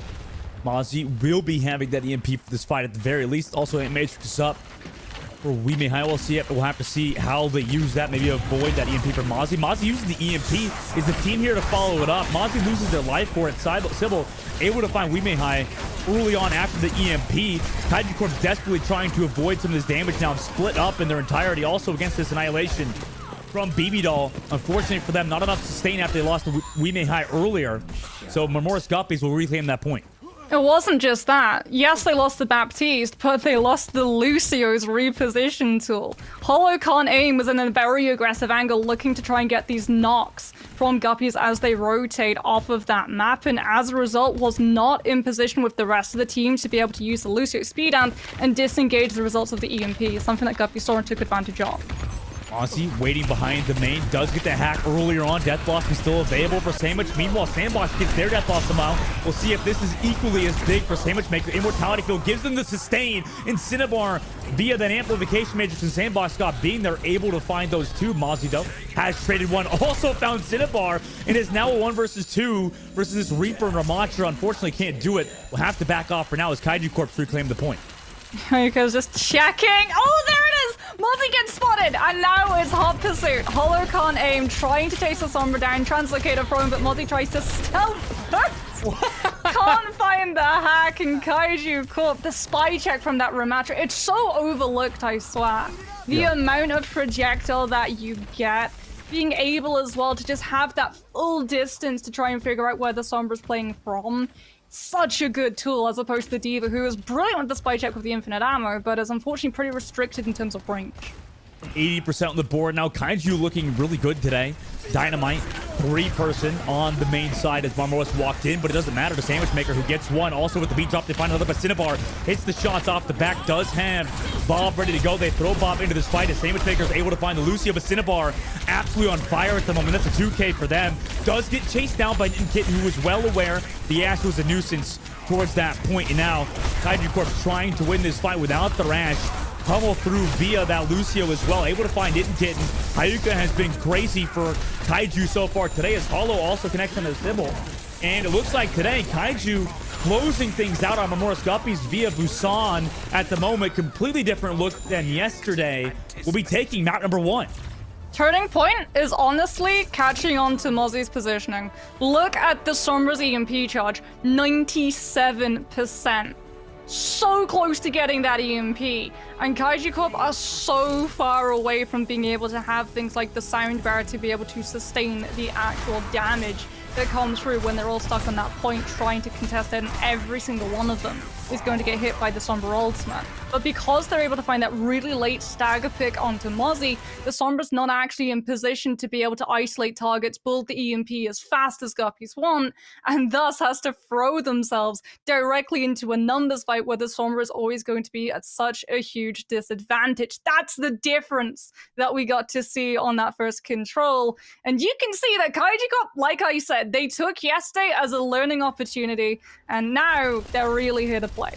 Oh yeah, they look so good at the moment. And it may be something that I want to talk to you about, Moxie, is that, you know, I feel like a lot of these players are very mechanically skilled, right? Obviously, for this tournament in particular, it's the Rising Heroes series. And, you know, obviously a lot of these players are limited, right? Because they are Diamond 1 and below, obviously, right? That's the only people who are eligible for this tournament. And, you know, a lot of them we could, like we mentioned earlier, they're mechanically skilled players, but I feel like a lot of the reason why, you know, you rank up from Diamond to Masters to Grand Masters, a lot of that, it comes down to consistency, right? Yeah. Definitely consistency. I think as well, they realized very quickly after yesterday's performance that Mozzie was the carry for this team, and it's a lot harder to carry as Sombra than it is as something like the Ashe, where you just need to find the 2-tap. The Sombra, we saw, you can spy check, you can make sure that no one's isolated, you can make sure that you play the buddy system, so even if the Sombra hack comes through, it at least doesn't translate into a kill. And hack at the moment, in the current climate compared to what it was in Overwatch 1, where you lost your abilities for such a long amount of time, it's essentially just a mosquito bite, right? Losing your abilities for like 1.5 seconds and immediately being able to reclaim them. It's the damage follow-up that you have to worry about. The Sombra's passive enabling so much more to be dealt with that nail gun and just ripping through those low health targets. But if you play the buddy system, if you play your positions, the Sombra doesn't get to be able to find those easy kills, and you don't get a numbers disadvantage into every single one of these fights. Moving forward though, I'm anticipating Mozzie to be back on the Ashe, and that's where we're going to have to see whether or not Kaiju Corp have done their homework and are really going for that A+. Yeah, Nubani will be the next one. I was going to say Busan again, but yeah, Nubani the next one. And obviously we have another escort map after that, another payload map. You're correct. It's hybrid. Well, yeah, for Nubani, but I'm saying after that one particularly because I was always interested because you know how like at the moment you go from control into hybrid into escort, right? But isn't that a little bit of an advantage for some of these teams that are maybe better at some of these payload maps? Because hybrid doesn't really play much differently from escort, but both of those maps obviously play drastically different than like a control map, right? Yeah, so control map, again, it really is all about like trying to get that first fight. The reason why you want to go for that first fight control is, again, positioning. The next fight afterwards, the team that loses that point, they're going to have to rotate, either to aggressively push onto you or just to rotate onto the point. Sometimes they have to split themselves, like you send voluntarily a Tracer or Sombra to be able to dance on that point, and as a result, you voluntarily diminish your numbers, something that a lot of these teams very quickly realize and take advantage of. And even dive compositions just become brawls when they see that a Tracer and Sombra are away from the pack and trying to play the objective instead. And that is potentially one thing we're going to see on Numbani, but it's more likely that we're going to see these Tracers just try and get onto this higher ground to be able to push onto either an Ana, or honestly, I want to see pressure onto Mozzie. If Mozzie is going to be on the Ashe, this needs to be dealt with. We saw yesterday that Kaiju Corp tried to deal with it over Winston. Didn't work out amazingly. I'm hoping that Felix Felicius, coming in for Kaiju Corp, is going to play the Diva. That's an interesting swap too, Moxie, because, obviously BBDOL's still in on that Diva, but, obviously with Felix coming in, now you don't have that previous player, obviously, which was Hayuka, right? Hayuka in that last map was playing so well. You think it's worth making that sub just to get the Diva player in? Yeah, absolutely. Ramatra on Numbani is not brilliant to work with, purely because of just how immobile you can be. Nemesis, while it does grant you a lot of height in terms of your hitbox, it unfortunately doesn't come with stilts. So the Diva boosters are going to be invaluable to be able to deal not just with Mozzie on the Ashe, but if Guppies actually commit on to this pharmacy, the Pharah as well. Defense Matrix is necessary for 2 DPS shutdowns that you're going to be going up against. Damage Maker already going for that spam. Defense Matrix there. Rocket already connects on the Cinnabar, who has looked very, very good today so far. Sandbox still playing that Genji. Mozzie as well, like you mentioned earlier, on that Ashe. Early on, Sandwich Maker already looking for that spam. Goes for the concussion. Actually boops Kaiju off the high ground. So now it's just that Diva left. Great concussion mine value out of Sandwich Maker there. Meanwhile, Dynamite connects onto Felix, who now needs to back up for those heals. However, an anti-connect on the Knit Kitten. Maybe it'll almost lose mech. Now we'll actually lose mech, but it's too late for Kaiju Corp, who have lost everybody to Sandwich Maker and Mozzie. That DPS duo doing absolute work here on this first point. Now you just have Felix left. That mech deleted once again, and Kaiju Corpse falls to Marmoris Guppies on this first point. Yeah, and all of that is just momentum that falls from that concussive. It is absolutely glorious. It denies Weemi High the ability to be able to turn to the left and be able to back herself into safety of that hallway room, because Guppies, they're not running the Tracer, right? They're prioritizing the crossfire, this constant pressure from the Pharah and the Ashe, that when you have to turn and deal with one, you allow so much more room for the other to be able to flourish. And as a result, it's become so much harder for these supports to be able to find safe pockets, safe angles where the Ana's going to be able to keep pace with that sustain the D.Va needs. Great heals from Weenie High and Hollow to keep Felix alive, who was taking a ton of damage earlier on from Morris. Meanwhile, Cinnabar with a Helix. Looked like from across the map, connects on to Mozzie. Resurrect still available for Sybil, but Sybil's focusing on Sandwich Maker at the moment. So Mozzie just gets that normal respawn. Hydra Corp just keeps backing up. A lot of that cart space still being controlled by Marmoris at the moment, as well as they have that barrage ready to go. Nano boost early by Felix, or by Weenie High, so that Felix can go aggressive, looking at that D.Va, knowing the barrage should be available. BB Doll loses the mech, the Sandbox God as well, and Felix can just go as aggressive as they want at the moment. It's pretty much the entire team of Marmoris Goppies, but they do have the D.Va Bomb to be able to fall back with, and Felix gets Knit and Kitten as well. Sandbox God connects on the Sybil. Tough to disengage that D.Va Bomb. Nice re-engage by Kaiju. Yeah, I mean, when you're not running the Winston and you prioritize the D.Va, you don't have the bubble. So like you said, it can be incredibly tough to be able to disengage that D.Va self-destruct safely. And it honestly saves Kaiju Corp. The fact that Felix Felicius lost her mech would have been the go sign for Sandwich Maker to come in with the barrage. As it is now, however, Nano and barrage align as Guppies push in. With the Valkyrie as well. We'll see if that Soldier falls early on. Cinnabar dashes away just in the nick of time. Still has that visor ready to go. Meanwhile, D.Va Bomb onto Felix after Felix desperately trying to run away after losing mech. Weenie High able to find BB Doll, and the Resurrect comes through from Hollow, so they're actually back up in this fight, as well as having the rest of their team. Cinnabar gets poked down by Sandwich and eventually tracked too. Bob was out for Mozzie to zone out too to not help.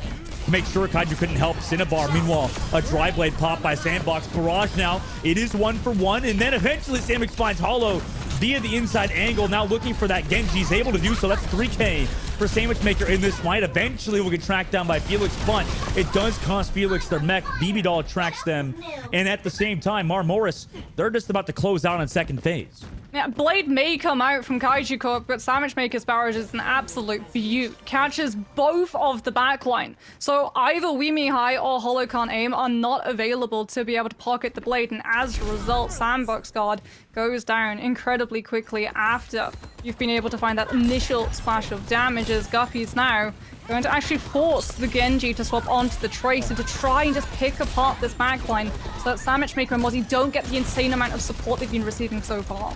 Was a bit aggressive from BB Doll in that fight. Didn't have the support of the team. Mozzie got tracked down after that too, so they're gonna have to wait to come back from spawn. Now 4 minutes in this third phase, Moxie. A lot of ultimates for Kaiju.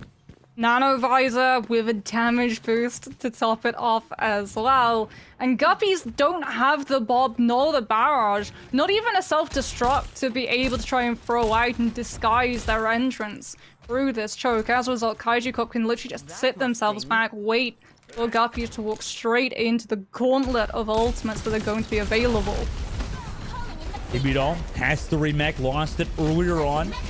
Now they got that nano engage play onto BB Doll. They've done it before. BB Doll now go aggressive into the other D.Va, forcing Felix to get that nano from Weenie High. No nano boost for Cinnabar, who had that visor ready to go. Felix has found one, but Samix has traded it back. Resurrect also still available for Mozzie if they need it. And that comes out from Sybil too. And Kaiju, knowing that, wants to go for that kill. The D.Va Bomb at a very open space where the cart is too, so that's not a bad D.Va Bomb play there. Sandbox not able to find Knit and Kitten, but Mozzie, who's been on fire yesterday, comes finally through today. On a Felix and Sandbox God, Cinnabar does trade back Sybil, and the Resurrect is there for Hollow. So Kaiju not out of it just yet, but Marmoris now have a lot of that space. They want a visor re-engage onto just that D.Va in this fight. Surely BB Doll will lose mech. Even though knowing that will commit the D.Va Bomb too. Cinnabar has to fall back. He's hit by the dynamite, so kind of has to play safe, but a nice Helix rocket connects onto Marmoris, forcing a lot of that healing to go into that backline. But the barrage from Sandwich Maker does not connect. Weenie High finds them in the sky. Now Sandbox over the back, has the pulse bomb sneaking, but doesn't actually commit it because they're up one. Mozzie's bomb able to find one, will now drop the pulse bomb after coming back. Unfortunately won't hit it, and Mozzie's bomb and the body shot connects on a Sandbox God as Mozzie on Nubani is slowly coming online. Will drop the dynamite too. Knit and Kitten to get the final blow on a Cinnabar. Kaiju Corpse in a bit of a dismay at the moment. Oh, that hallway is not a great place to be in. Against Nash with dynamite on cooldown as Mamoru's Guppies have broken through the choke and can now break the respawns coming through from Kaiju Corp without an ultimate to be able to rally around, especially losing Weemy High on the Ana. They don't have the nano boost to keep a body sustaining on the cart, to try and draw out all of this target focus from the side of Guppies, who can literally just zero down on each individual player that shows up. And as a result, they're able to full push through Numbani with 1 minute and 34 seconds left on the clock. Yeah, that's the Mozzie we knew from yesterday. I mean, it was a bit scrappy, but it worked out at the end of the day. I mean, you talked about it earlier, Moxie, with Bob and Torbjorn Turret and stuff. And, you know, at this rank, it's really deadly, right? Yeah, not just that, but also the dynamite, right? You were seeing Mozzie actually being really smart about how they were using those dynamites. She talked about the fact that BB Doll actually lost her mech in that mini health pack room. Mozzie throws in things like dynamites to be able to cover for that diva, to make sure that when you're in that vulnerable baby diva form, you're not getting staggered out of it, which was something that Kaiju Corp continued to try to do. They would demech BB Doll as often as they possibly could, and Mamoru's Guppies, knowing that they were going into either a nano or just attack visor on its own, would be forced to wait for that mech to actually build back into its charge naturally, because they did not want to risk getting split apart from the diva through respawn. Now, BB Doll actually going to lock the Orisa, which we saw a bit of yesterday. A little bit more flexibility as well in the Rising series too. Orisa first point in Bonnie, Moxie. What do you think about this? So I think they're anticipating the dive. I think they're anticipating the Winston. And honestly, they've actually covered the Orisa's weakness, right? Orisa can't move naturally from the high ground to the low ground, but that's what Hanzo and the Ash are for. So you're still going to be able to connect things like these javelins onto Felix Felicius if she's mid-jump. It's actually going to be able to stop the dive from coming through entirely, while with the javelin spin, you can also deny a lot of that poke pressure if Cinnabar sticks on the Ash. Sandbox God flexing over the Tracer. The first time in a while. Meanwhile, Kaiju, you know, they need a bit more of that performance to Cinnabar that we saw in the previous maps. Meanwhile, Mox, this is gonna be terrifying to deal with Mozzie on that Ash again. Well, it is going to be Cinnabar damage boosted, however. Yeah. And they're actually going to be taking lower angle. I think they've identified that, okay, there's an Orisa on point, and they're just going to go for the Orisa. Okay, trying to go under the cart. Unfortunately, on this map, the cart too low to the ground.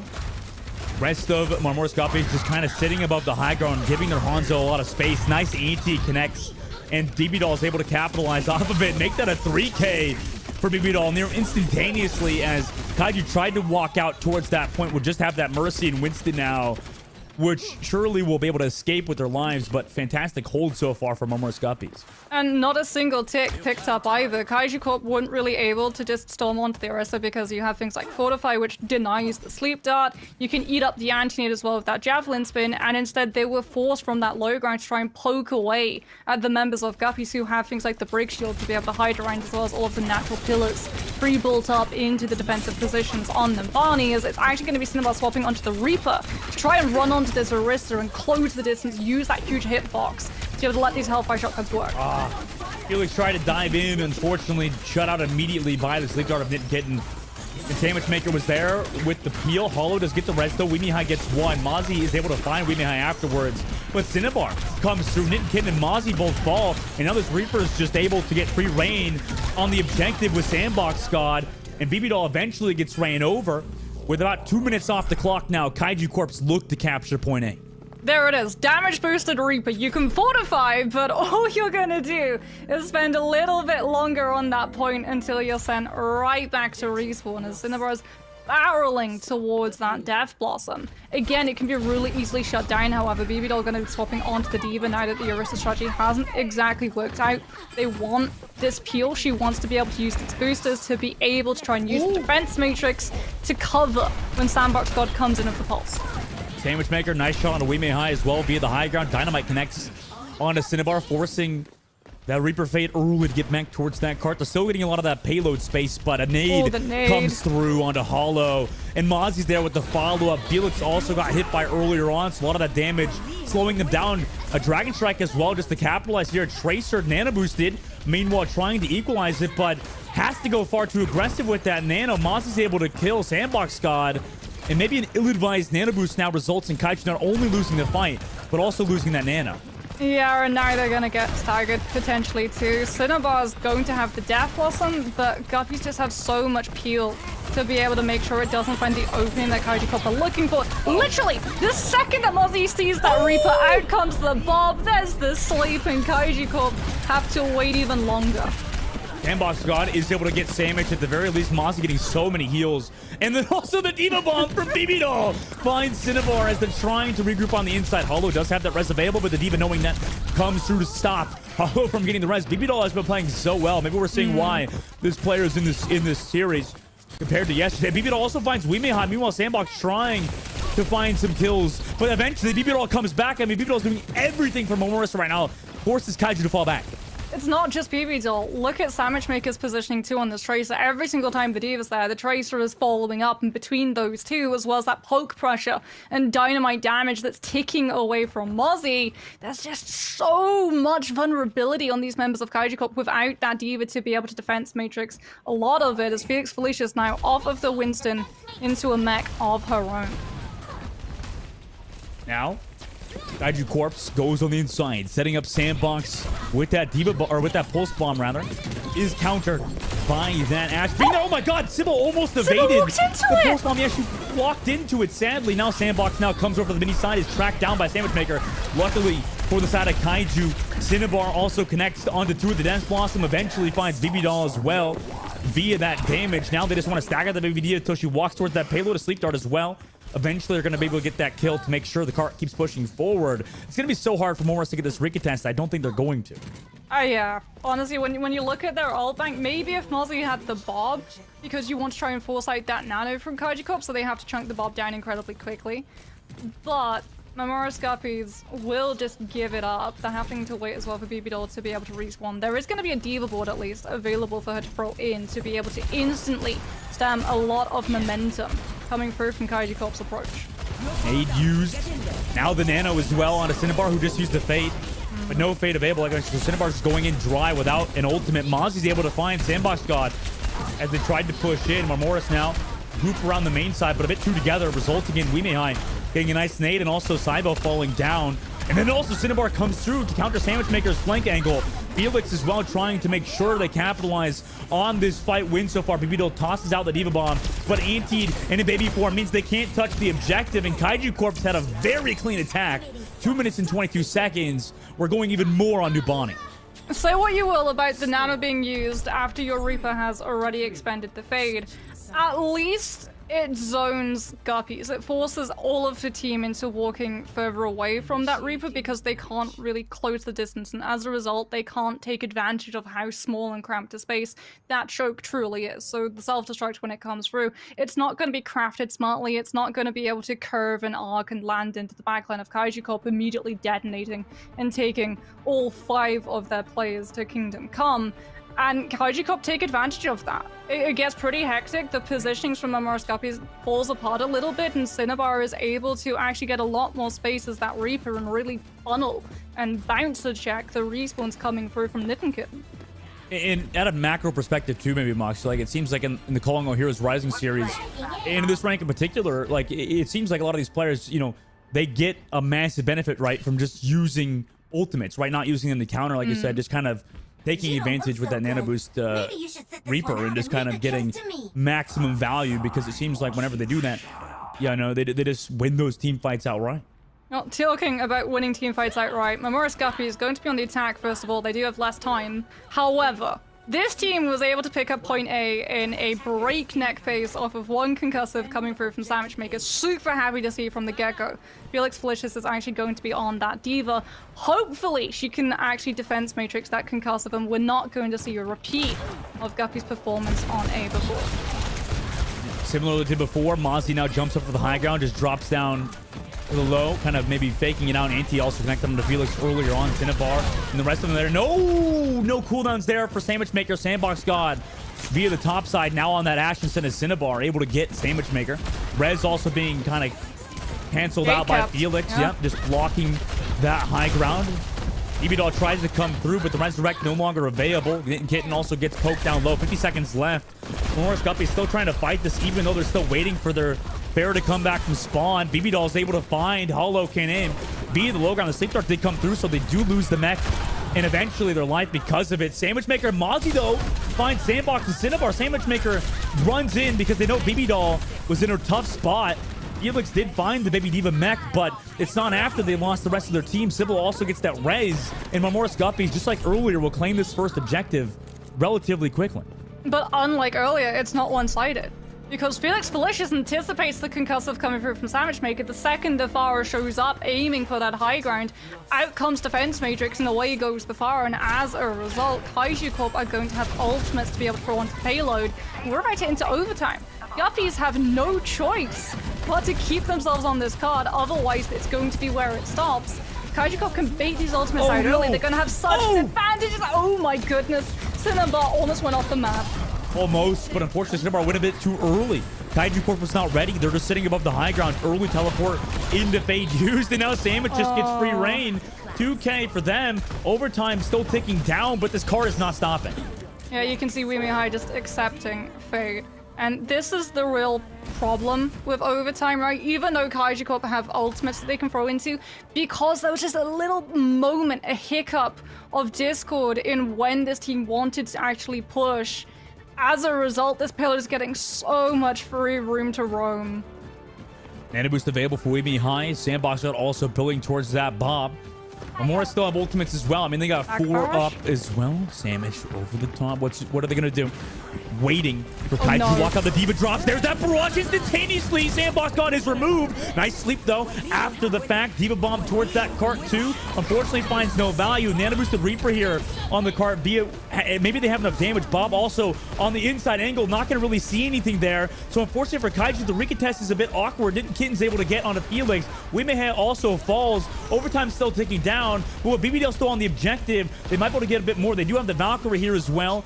But it's not enough to keep them alive. BBDL on Moxie connect for 2. And also onto the Mercy. They need to stick towards that objective, though. And luckily they do. This cart is not stopping Moxie. It's still moving. Savage Maker is going to come back in on the Reaper. Sybil's back on the Lucio. There's going to be a full regroup. And we're going to have another fight.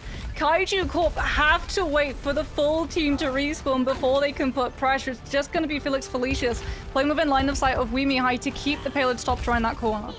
Maybe Dalt with the Diva bomb is going to be the one to watch out for. Felix takes that high ground, though, intelligently to go there, but a sleep dart comes out from the Kitten. Death Blossom still available for Cinnabar. See what they want to do here. I mean, this card's almost at the objective. Goes into the back line, fades in, drops the Death Blossom with the defensive matrix is almost there. Sandbox God, though, via that pressure, able to get one. And unfortunately for Mamoris Guppies, nobody was there to touch the objective after losing Sandwich Maker. Finally, Kaiju Corp stops Mamoris Guppies. 1 minute, 34 seconds, Dustin. The team started with 1 minute and 34 seconds, and they picked up 58.90 meters on the body? That's crazy. Oh my goodness, I love that barrage play so much as well. If you're asking why Kaiju Corp weren't expecting it, they do such a smart thing. They make sure that the fire is already in position, doesn't have to use the boosters, doesn't have to use any fuel, so doesn't make a single sound. They don't even have the Mercy damage boost, because when you actually have that beam attached to a target, it does give off a very slight vibrant hum that you can then pick up on. So everyone from Kaiju Corp, most notably Felix Felicious on the Diva, drops away from the squishies, and as a result, Defense Matrix isn't there, nor is the Diva to be able to boost into the fire and splash the barrage rocket damage back into her face. Such smart play from Guppies. Very smart. A really tough fight for Kaiju now. 2 minutes and 23 seconds, Moxie. I mean, with that much time left, yeah, that's so much distance to cover for them now on their attacking side. You need to take A. This first dive needs to be taken immediately, and Guppies, they're out for blood. This composition is about picking you off before the dive can formulate, and already Felix Felicious sees, okay, Ash, Farah, Winston's not going to work here, but what has this done, Dustin? It's already eaten not just into that time bank, but ultimate charge-up time as well. Yeah, and, Holo also swapping, too. I noticed that this rank, it's even longer to come back from the spawn door, so 30 seconds, like you said. I mean, great call. 30 seconds off the clock already. Sandbox God going over to that left side flank. Has to go all the way around. I'm sure they noticed that the Tracer flank over the left side. But they actually go into the Diva immediately. BB God, BB Doll, the focus of that dive early on. But it results in Sandwich Maker trading Weemy high, although Cinnabar is able to get Sandwich Maker too. That has been a big focal point of Marmoris' offense. The Sleep Dart eventually came through onto the Reaper, but a fade cleanse themselves. Cinnabar still alive, really. Kaiju Corp is desperately trying to keep Cinnabar alive. Marmoris Guppies, they potentially could get that Rika test. Already 2 ticks. Maybe that third coming through. Yep, Kaiju Corp will claim the first objective. Yeah, Guppy is just going to be deciding to take this fight around corner where, again, the splash damage and poke pressure from both this far and the Ash becomes absolute extreme as Sandbox God is picked apart by Mozzie. The Dynamite is going to force Kaiju Corp to wait even further. This is more time, more zoning away from Kaiju Corp to not be able to control that space and build ultimates up to be able to brute force through these fights. Sandbox God makes the comfort swap over to that Genji. Meanwhile, Kaiju just going really aggressive on a BB Doll, results in them getting that kill. So great re-engage to them. Hollow also connects onto the Baby D before. Weemy High finds Sybil.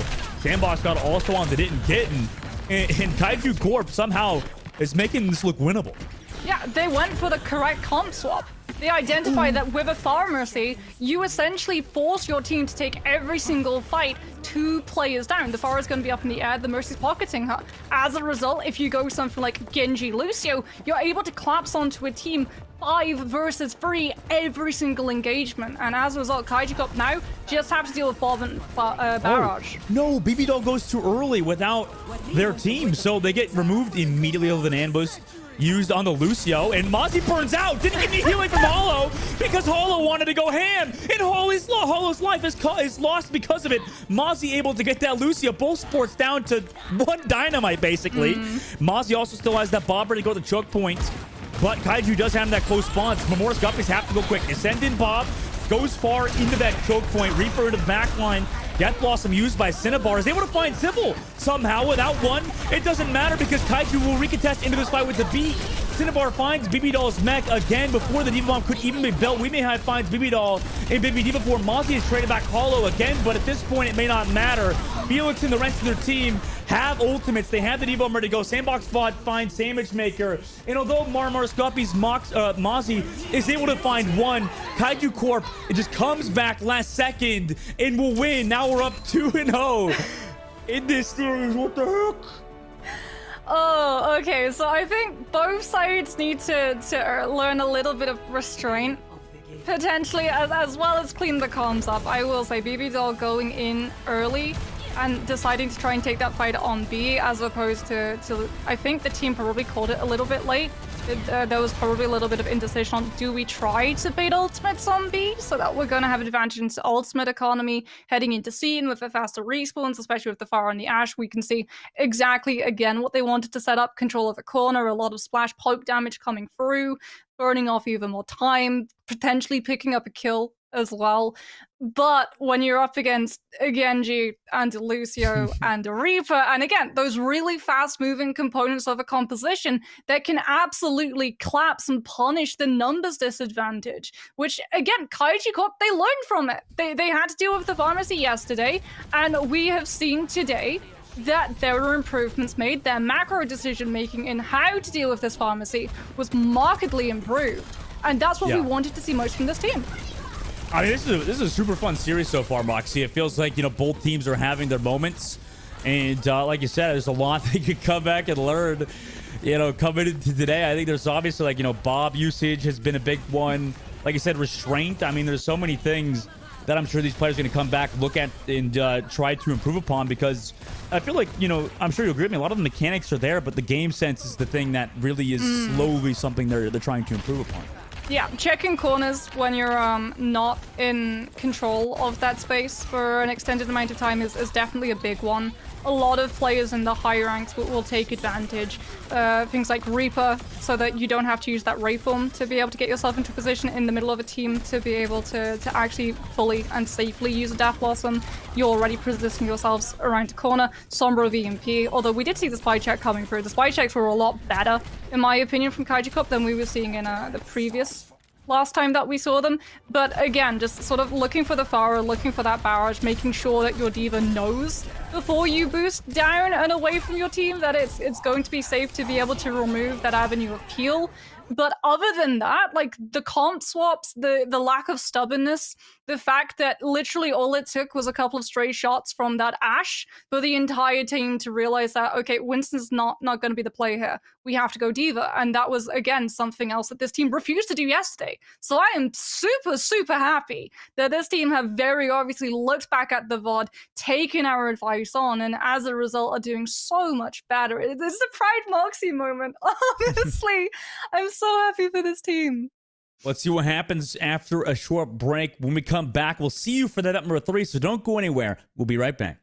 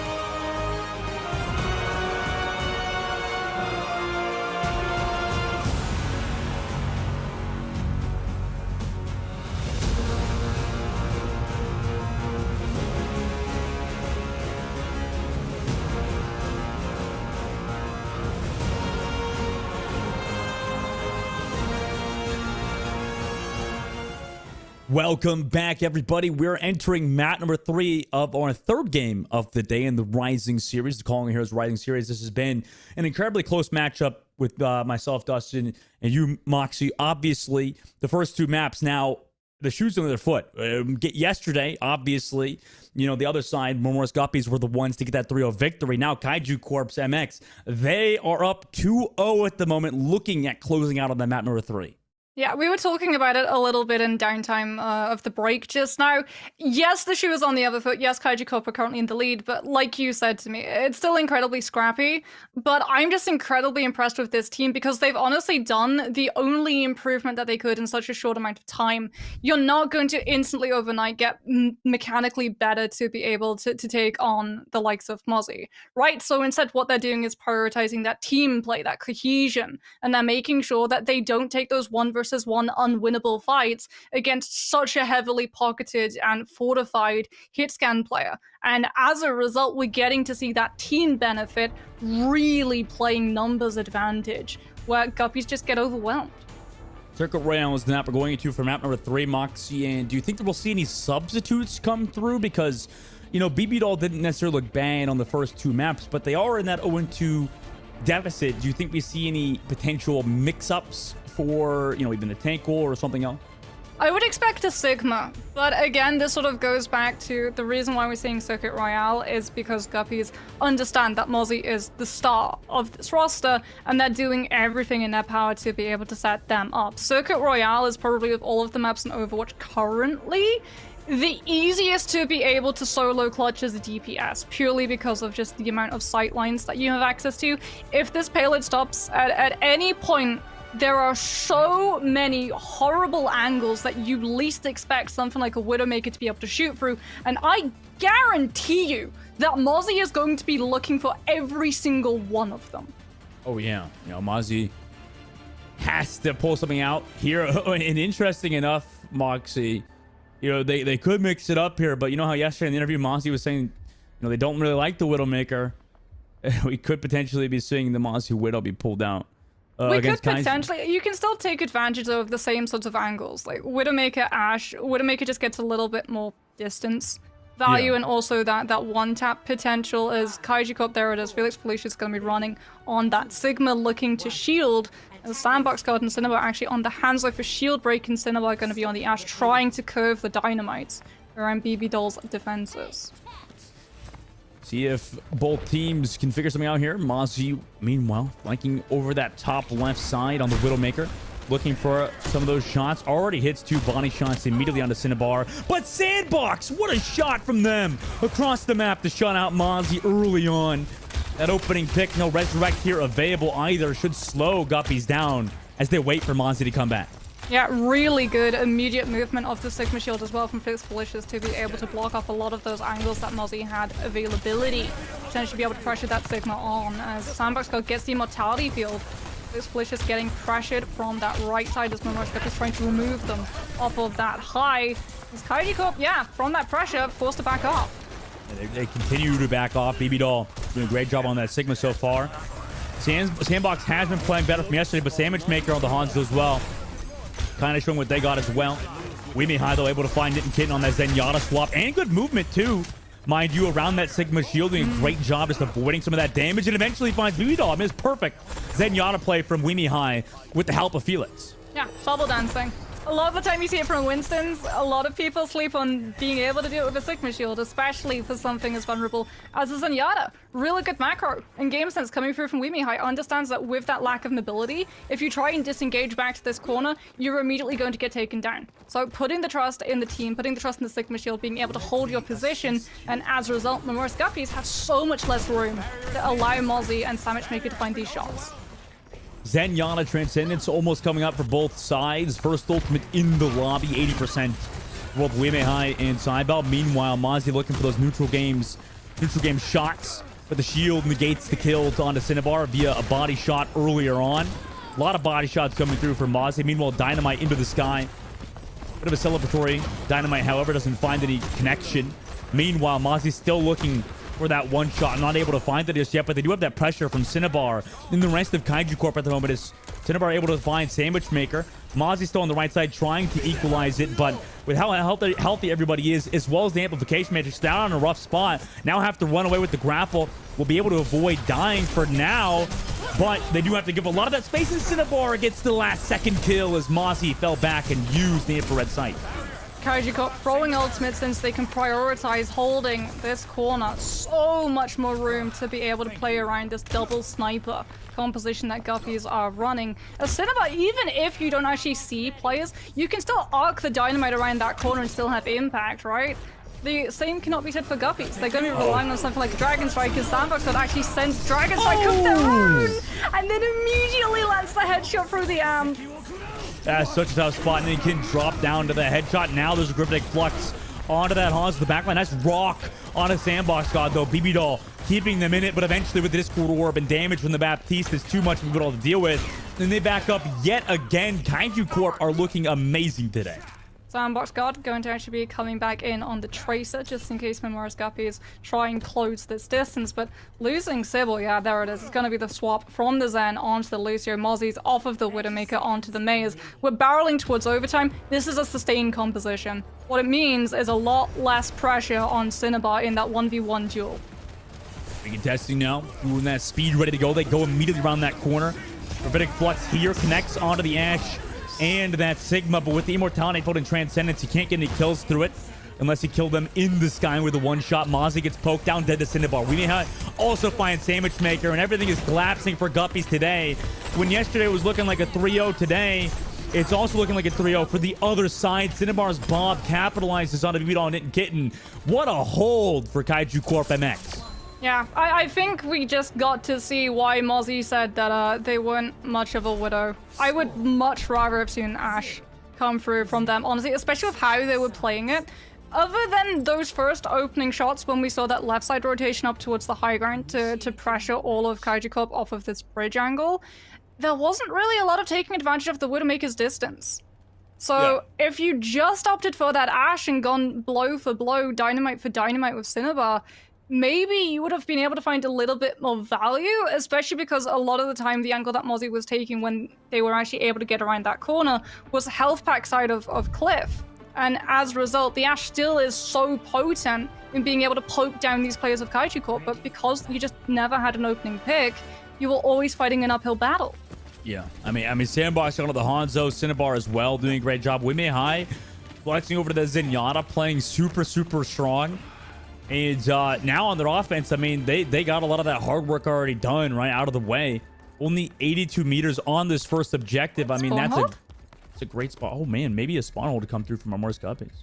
I mean, everyone is hiding. They don't want to give away the composition that they're playing with. Mozzie's on the Maze, Sandwich Maker's on the Reaper, and BB Doll on the Ramatra. You want to play close, but Felix Felicius, if you do go for that Sigma, you can be run down pretty quickly given that there's no Lucio on this composition. It's a traditional Circuit Royale comp, but they've got to have alarm bells ringing right now, right?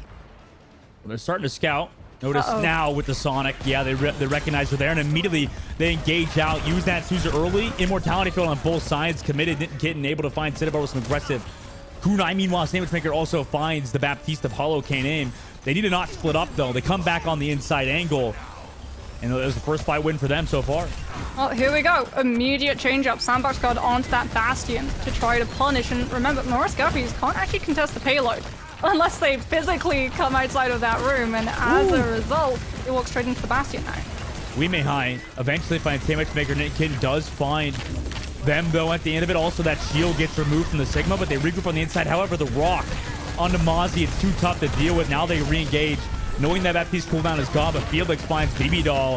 And Memoris Guppies definitely in desperation hours at the moment. Kaiju Corp's last fight territory now. It feels like Guppies prioritizes Kiriko for Knit and Kitten because they wanted to cleanse the effects of the dynamite coming through from Cinnabar, but as a result, there's just not enough sustainability to keep BB Doll up on this Ramatra. At least you're going to have Kitsune Rush for this next fight, but Kaiju Corp with full control of the spacing. Now they go back to the Bastion form.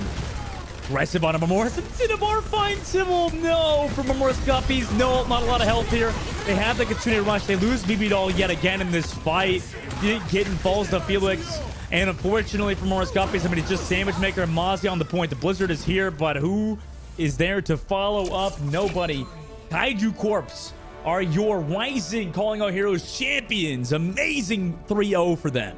Again, just none of the stubbornness that we saw from this team yesterday, right? Immediately understanding, especially with that Hanzo Sonic, the composition that they're going to be coming up against. The Kiriko not really having the ability to be able to use the Suzu as well, but by then, when you actually see the Ashe swap onto that Mei, you're so close to Kitsune Rush that you don't want to reset that ultimate charge back to 30%, but as a result, there's no Immortality Field, there's no mega sustainability for that Ramatra. It really does feel like sometimes people don't understand how problematic the Afuda rest time now is for a Kiriko player when your second support is a Lucio. Because Ramatra, he's a big boy, right? He takes a lot of damage, especially when you want to be able to take that space, and it's actually down to Civil and the Lucio to try to bait out the wheels from the Bastion, because that Ramatra is just going to be an absolute sitting duck. And we see what happens. You're not able to actually get around the corner in time. The Lucio goes down, and from there, everyone just has to throw themselves onto the point and hope that an ultimate's going to come up in time. But honestly, on the other hand, for Kaiju Corp, what a glow up for this team. What an absolute amazing performance and improvement that they've been able to make from compared to yesterday to today. This is what Rising is all about. Oh, for sure. Yeah, I mean, this is about all Diamond 1 players and below, and I think that, you know, $1,000 for the grand prize pool is going to go a long way for these guys. I mean, it was such a really, really interesting matchup yesterday, like you said, and now and today, like the glow up is to get that 3-0 win. You know, obviously, I think that they looked way stronger today, having Hayuka map number 1, Sandbox God showing some flexibility, Cinnabar as well, and you called it. I think this was a team effort that led them to the victory today. Yeah, and I think they realized very quickly too that even if one person maybe got taken down by Mozzie, as long as they just kept applying full team pressure, eventually Mozzie is going to get downed and they're going to get a lot more distance, a lot more room. And we're going to have to see the backup plan come through from Guppies. And that is the problem, right? When you're so reliant on one player being able to find those kills, find those openings for your team, sometimes there isn't a backup plan. Sometimes the only game plan is Mozzie go Burr. And if Mozzie can't go Burr, then what? And we saw that question being posed to this team, and they weren't able to find an answer in time. I think that goes to the overarching point that, you know, a lot of these players in, you know, Diamond below, it's hard to find that consistency, right? I think that a lot of them have very high skill ceilings, but, you know, in order to rank up, in order to keep improving in that area, you got to keep playing at that high level. Like you said, I mean, Mozzie wasn't a slouch, not you, wasn't a slouch today, but compared to yesterday, I mean, it was night and day between, you know, the type of player that Mozzie was, right? Yeah, they were prepared for the pharmacy, they were prepared for the Ash, they were prepared for that hit scan to come through from Mozzie, and there was game plan. There was really good senses. I'm really happy as well because we did see this team try and push the Genji yesterday, and it didn't work because there wasn't really any cohesion coming out, right? We talk about this so much with the changes that have occurred to Genji. You can't 1v1 like you used to in the past. You are so reliant on these targets being incredibly low when you actually look for that engagement, and it becomes incredibly apparent if one player is ever so slightly out of communication with you when you want to play aggressive. And there are a couple of times, yes, where we did see that miscommunication come through. But for the most part, Kaiju Corp were on the same page. They weren't. Yeah, they were on the same page today, and, you know, obviously we'll have to speak to them in a bit leading forward, but oh my god, that new Bonnie was definitely a highlight reel, Moxie, just back and forth, you know, going to those 5 points on the board is super rare, and then obviously to close it out at the very end, you know, you thought, you know, we thought maybe that something could have changed for the side of Morris Guppies, but on that third map on circuit, well, I mean, they just put their stamp on it, right, Kaiju Corp? Yeah, Weemei High as well was a standout too. On that Zenyatta on Circuit Rail doing such a good job of being able to disco targets when they showed up, but also keep those angles spammed out. Zen is very similar to Hansa's playstyle in that if you're in possession of that space, volley orbs at anything because eventually someone's gonna walk right into them, and a full charge Zen volley hurts. Yeah, that's gonna be tough to deal with, and we're setting up the interview right now with Kaiju Corp MX, who obviously got the 3-0 win. You know, we thought it might be, yeah, at least a close series for the other side. It was on New Bonnie, like I said, but they just kept showing resilience, Moxie, on that on the second map, and then also leading into the third. But obviously, I mean, you know, overall team performance for Kaiju Corp. Gotta feel happy with that win, I'm sure. I mean, we'll have to see. We'll have to ask him, obviously. Yeah, you know, yesterday we asked Mozzie what's going on with contenders and stuff, and see if, like, maybe they can go into open division. I would not be surprised if some of these players are really hyper competitive and want to take that their game to the next level. Yeah, I mean, I'm just super excited to get to talk to them and see how much they'd actually practiced coming out of yesterday's match and heading into today, understanding that they're probably going to be rematching up against Guppies, looking at those VODs and taking all that they'd seen into account. All right, well, let's talk to whoever our interview guest is. It looks like it's Felix. We'll have Felix on the line, maybe have them come in here. What's going on? Congrats on your win, Felix. You guys played awesome. 3-0 win, obviously. What does that mean for you guys? How are you feeling right now? Hi, thank you so much. It genuinely means the world to me. Our org, funnily enough, we kind of have this like joke among us that we're always second place. So like to win first place finally for our org just means so much to me. Oh, good to hear. So obviously this is a rematch, and Dustin and I actually had the pleasure of being able to cast your match earlier against Guppies. How much planning has your team done since yesterday heading into today? So I wasn't around in town for last week for the first round robin. So I was there to spec, but I saw that they were pretty proficient in that Pharah. So we'd come into this weekend preparing for that pharmacy, doing a lot of theory crafting of what's the best for what would suit our players and what we can do to combat that.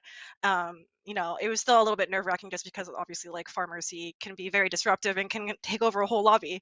So I think just the nerves I think really got to us yesterday. So it was pretty rough, but we came back from it today fully refreshed, very calm, ready to do our best, and yeah, got some results out of it.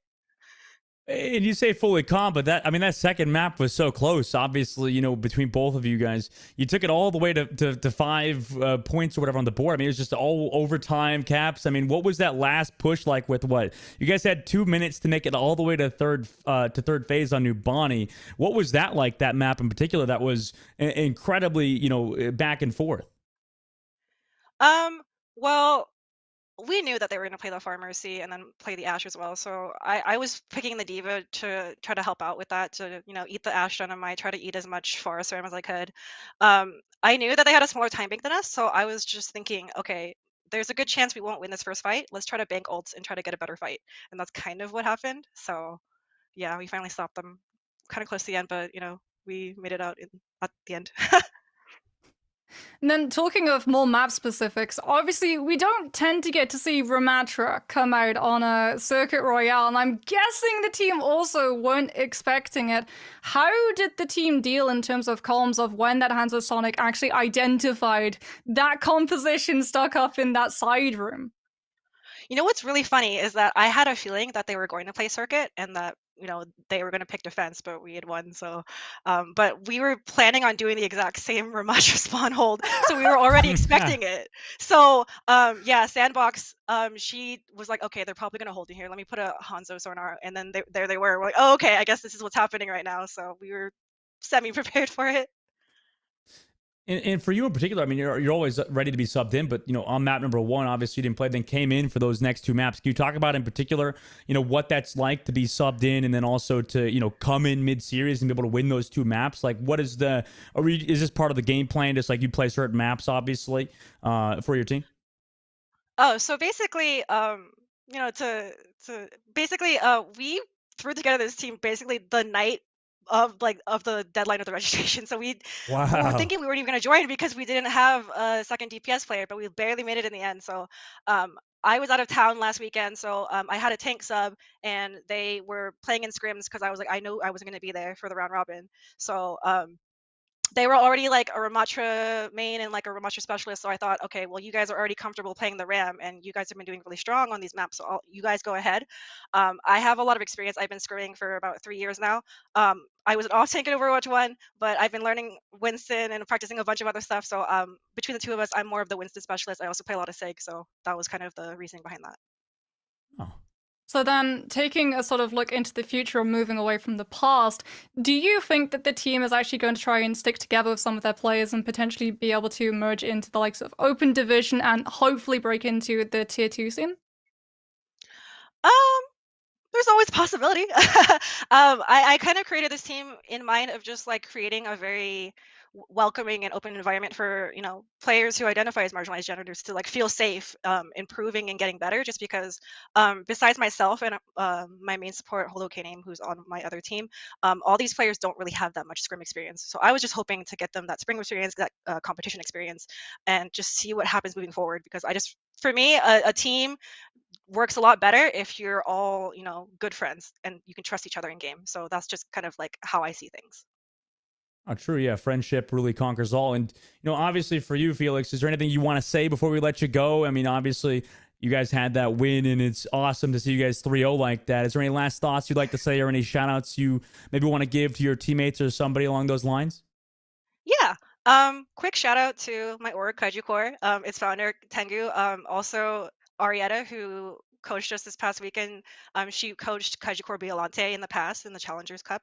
I would also like to say a big thank you to my other team, Kaiju Core Clover, as well as my partner, Jexus. And, I would also like to shout out one of the players on Guppies, Cybel, who's a very close friend of mine. And, I appreciate them very much for all that they've done for me in terms of mentorship. Oh, well, thank you so much for coming through for the interview, and congrats on your win. It was awesome to see. We'll let you get on with your day. Thank you. Oh, that was a fun series, Moxie. I think that a 3-0 for Kaiju Core was definitely I'm not gonna say unexpected, but the fact that it was just so yesterday a 3-0 and then today it was a 3-0. That was a fun series to watch. Yeah, definitely, I think unexpected, like you said, given the performances of both teams yesterday. But again, we get to see the rising of these teams, the improvement onwards and upwards. And talking about onwards and upwards, Dustin, oh boy! Oh yeah, Are coming up you next. ready to get incredibly comfy and just like lean back, because we are in for a long one. If we don't get another 5-map series, I'm not gonna lie, I'm gonna be incredibly disappointed. Yep, Kono, next we got the grand finals, so don't go anywhere. We'll be right back after a break as the players set up. So don't go, like I said, grab some popcorn, maybe something, grab some soft drinks. We'll be right back in a bit.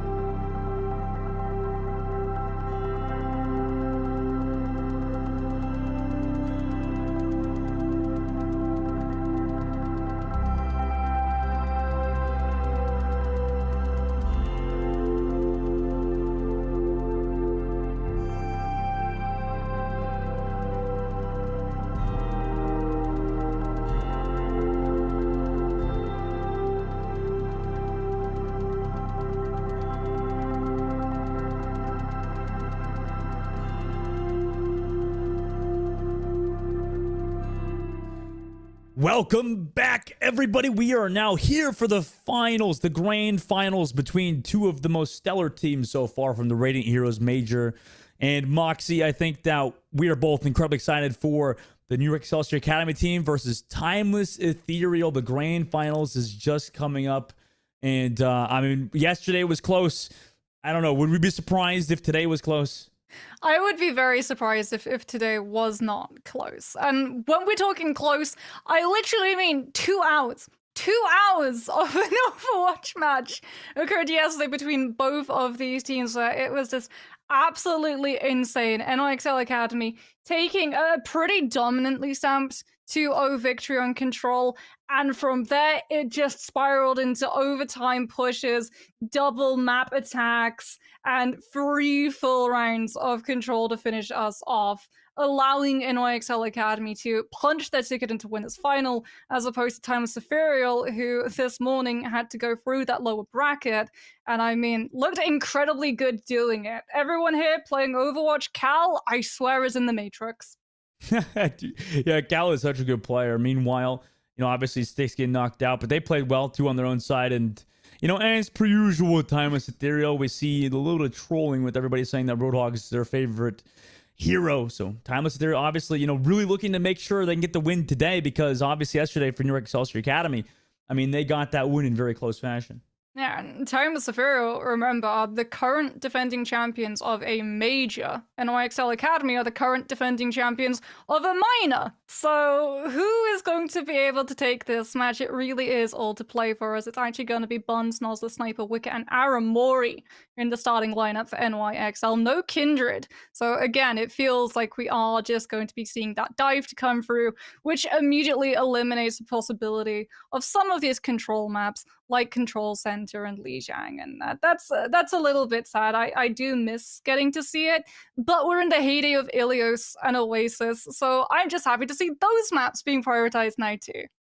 Yeah, I think that obviously they've been excelled on some of these Control maps, and you know, for Timeless, you know, maybe on the opposite side it's a bit tougher on those maps in particular, because yesterday obviously they took. Actually, no, wait a second, they won. No, wait. Who won map 1 yesterday, Moxie? Was it New York that won map 1? And NYXL Academy did win. Yeah, and they won map 1. Timeless Ethereal, it should be noted, continue to drop Control maps. Whether or not it just takes them a little bit longer to be able to warm up, whether or not Control maps are the more problematic map type, we're probably going to find out. But earlier in their series today, when they went up against Bad Bloods from Strix, they lost that Control round as well, and from that never looked back. Push was a little close. Push was a little close. Relied on Cal having some absolute stellar standout plays of really being able to land some gorgeous anti-nade to keep themselves alive, boost into those nanos, and make sure that they're able to land all of the sleeps back to back on Sombras and Traces, yet again cancelling things like pulse bombs and EMPs every single step of the way. And no surprises, with both Winston players on the field for both of these teams, it's going to be Ilios. Okay, Ilios, yeah, and that's, by the way, let me remind you guys that this is the first of 3, so the first team to win 3 maps will get the win in the grand finals, and also, obviously, since New York Excelsior Academy were the ones to win yesterday in the upper bracket finals, that means they get to pick the first map, which was Ilios, like you said, and they obviously feel like they've got the edge there, considering, you know, what happened yesterday. Well, again, it really does depend on which map we're going to get to see, because I would honestly say that it's going to be up to whether or not we get to see Fun come out on something like the Echo, or whether or not NYXL Academy are going to be playing that Tracer Sombra. Because both of these teams are incredibly well versed in being able to counter Sombras from the other side. Yeah, that's the most important thing for sure, is just making sure those Sombras don't get a lot of value. And it's also tougher too, you know, a lot of these star players, Moxie, that, you know, are really good at other heroes like that Echo. You know, what do you think about that? Like that, having to make that swap over from Echo, then over to the Sombra, who is a bit more of a utility character, not necessarily as much of a, you know, direct mechanical character. Yeah, it's always a really weird one, right? When you're looking at how all of these different DPS heroes play, because their pathing is very different. If it's something like a Sombra or a Tracer that you're flexing between, at least you're still taking the same kinds of rotations and looking for the same sort of initiation moments as well in terms of that tempo. With an Echo, it is entirely different. A lot of the time, however, it does revolve around seeing targets, knowing that your cooldowns are up, being able to close up the distance that you can drop a target with those stickies, and a couple of hits of primary to be below 50% so you can finish them off with the beam. And that is where the Ana comes into play. Because Timeless Ethereal, the follow-up that they have, the coordination, when they see someone purple off of a Cal anti-nade, is impeccable. It's probably their strongest point of engagement, barring ultimates being up. Yeah, a lot of Anas have made it a talking point that they would like their anti-grenades to be seen a bit more in general. And obviously, if you're getting as many as Cal and, even Aramori too have been getting, then obviously we're going to talk about them. So, a lot of fantastic Ana players in calling out heroes in this grand finals as well. Both of these Winstons have been stellar too. Yeah, both of these Winstons, absolute standout. Sniper and Alisu being able to play super aggressive, knowing when primal timing is up as well is really good, as well as the bubble usage. A lot of the time it can be pretty easy to be able to bait some of these Winstons into using that bubble a little bit earlier, but both Sniper and Alisu have such a good grasp of the cooldown. Par and Bun both taking that mirror of the Echo. Sniper jumps up just for a bit of scouting. Gonna sit on that ledge for a bit. Bun able to find Alisu early on as well with some pressure via that low ground. Almost just got a solo. Also connects with all of the grenades onto Par. Bun comes out swinging on the Timeless Ethereal, who immediately have to reset. Yeah, so one thing that Sniper actually did, other than just scouting, is forced Par to step backwards. Look at the amount of ultimate charge and damage Bun has done in comparison to her mirror. 55% to the first duplicate, all because Par is forced to back down at the sight of a Winston jumping. Sniper still sitting above the top. Timeless Ethereal have to clear out some of these angles as they walk in. Nade used earlier on by Cal. Now Sniper goes for that dive just to keep zoning off the high ground. Make sure this Brigitte can't set up. As Bun, meanwhile, is taking down Par yet again. Can now come back for Alisu. Has to jump away. Snozzler gets poked, but can recall temporarily. Timeless Ethereal have to wait for Par again, but do they want to take this fight early? They have to avoid Bun going the low ground as being an absolute nuisance. Still has that copy ready to go, but Hero gets the kill. Nice work by Hero on the cage side to open things for Timeless Ethereal. They got Par back in this fight. Snozzler still has the pulse ready to go, but just needs to deal with Hera on the inside. Snozzler with the pulse sees the Brigitte. Now will go for that dive. Alisu's found Aramori, so that is removed as well. Pulse bomb committed, but blocked immediately by Baya. Now Timeless walk in towards that point. Back up in this fight. NYXL Academy have to back away, and Timeless claim the objective. Yeah, they do manage to stall, however. NYXL Academy pick up 51% of that point, but Timeless Bill doing a very good job of just going straight for the rotation onto the point and collapsing onto these vulnerable members of NYXL Academy when they're forced out of the positions they prior taken up. This Cal is immediately removed. Nano boosted Sniper jumps onto the Ana and then commits onto that point, taking the squishies down, trying to find a very fast flip. Nice kills by them, but Alisu's found two, so they can keep things going. Aramori got picked by them earlier on, and now the grenades come through onto the rallying Brigitte. Baya perfectly timed rally. They got the copy out of Bun as well. Over the top, Bun looks to counter Par via that low ground. And the Brigitte is off the map. The Sniper, who with the Primal Rage mechanics, has already found two. Amazing Primal from Sniper so far here. Alisu has traded back Snozzler again, which has been kind of keeping Timeless in it. Still has that Primal Rage available as well, but the point not in their favor. Does commit to Primal. Sniper now has to deal with the Tracer as well. Now Alisu comes for the high ground. Onto that Ana. Looks for the boop off the map and does almost find it, but do they get towards the other high ground? They do. So actually Aramori with some perfect movement will stay alive while being juggled. Jinx also finds Alisu with that rally. New York in a great spot. Oh, that's so unfortunate. Alisu commits that Primal, not because they were trying to stall on that point, but looking for that kill onto Aramori, and as a result, the ultimate and the Ana, well, one's available, the other is not. As Par with the duplicate onto the Tracer does manage to find the post-man kill onto Jinx, removing one avenue of sustainability, and allowing Timeless Ethereal to actually anchor on point. Yeah, great Rika test. I mean, perfect timing from Par. And they built the Nano as well. They've got some ultimates to work with defensively. So is that a 2-for-1 kill on Flail? I think so. Baya just got both DPS. Snozzer and Bun must have been running in the exact same direction, probably to try and grab that health back. As Hero is on the prowl and has that pulse bomb ready. Still waiting behind, 50% now on the board. This is a lot of time bank to deal with. Oh my god, what a pulse bomb onto Aramori. Jinx is still there as well. NYXL Academy. See if they want to go for that dive. Snozlar does get integrated in that back as well as Hero's trying to find some value. NYXL looking to actually just keep fighting this. Bun still has that copy ready to go. As that Tracer regroups with the team, Nanoboo's still available for Cal's side. 70% on the board. Last fight territory for both teams. Not committing the ultimates just yet. Just kind of playing back as NYXL is given a bit of that space. And Par is able to find Jinx with some nades as the anti was there to kind of close things onto them. And it's sleep onto Snozlar. Oh my god, Cal has the peel here as well. Eventually, Trace is woken back up. But the bubble body shot from Cal. Oh my god, the copied Bun is only on a Brigitte. Now has to come back for some peel as Sniper with the Nano Boost has not really found a lot of aggression. Just trying to peel off with the Nano.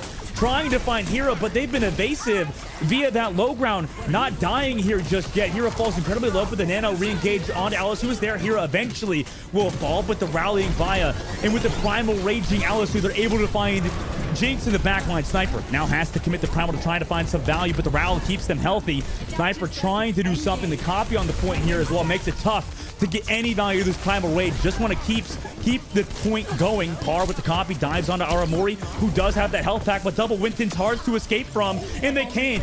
But meanwhile, Cal has also lost her life to Bun onto the Echo just with the beam. Hero with the pulse bomb trying to find something here.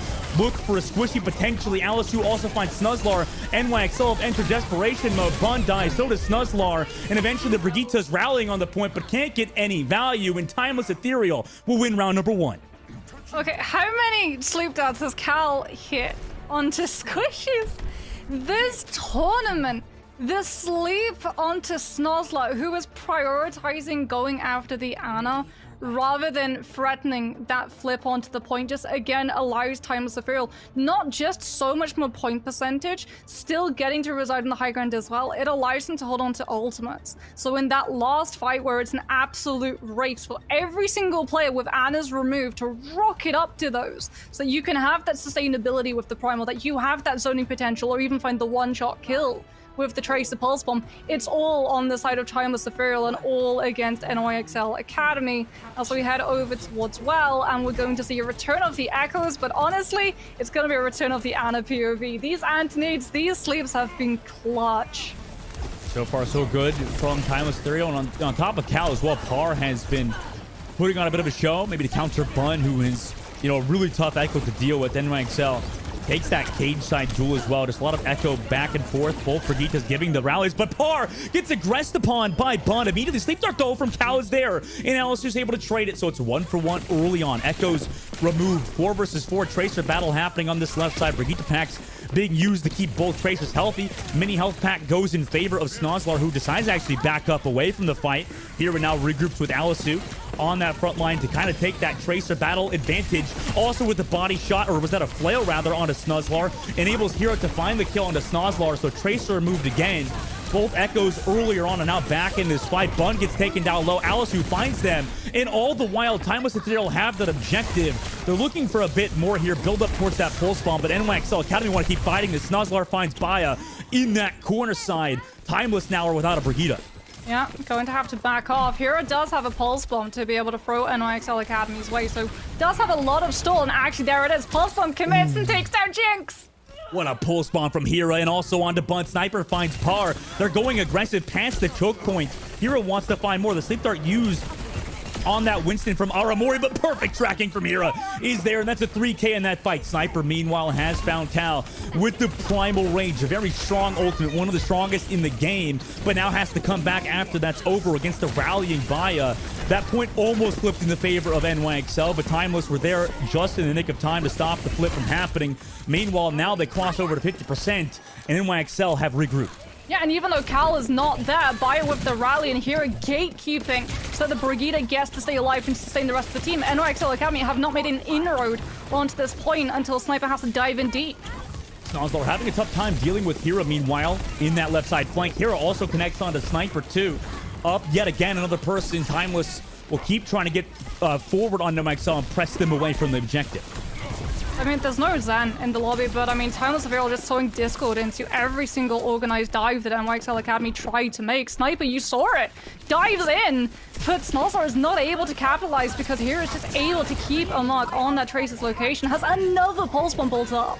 God, that's so fast. Rally, aggressive play from Jinx to go in, but against this pulse bomb from Par, oh my god, it almost takes Samara Mori out, but in fact, it's Primal Raging Alisu who takes down Jinx. The Nano Boost still also available, though, and NYXL Academy have claimed that point. Alisu has found 2 with that Primal Rage. Bun also in the copy, trying to equalize it, make things back in their favor, as Bun has found Par earlier on. Alisu again finds Sniper, grenades connect, but it's onto a Tracer who recalls. Timeless now reclaim that objective, and Alisu on the Winston has been crazy. Nano Boost still available as well. That's the only ultimate in the game besides Snozlar, who's building that pulse bomb, but had to recall. Gets those kills from Jinx last second, but with the anti-grenade, they can't go aggressive. It's a Tracer on them, can't build the pulse bomb. With the Nano Boost, Alisu also finds Jinx. That's 2 removed for NYXL Academy. Without any more members on this team, Bun has to go crazy or Sniper, but it's so tough. Cooldowns are used. Our Mori gone, so is Sniper and Bun and Timeless Ethereal. They counter the narrative and take map number 1.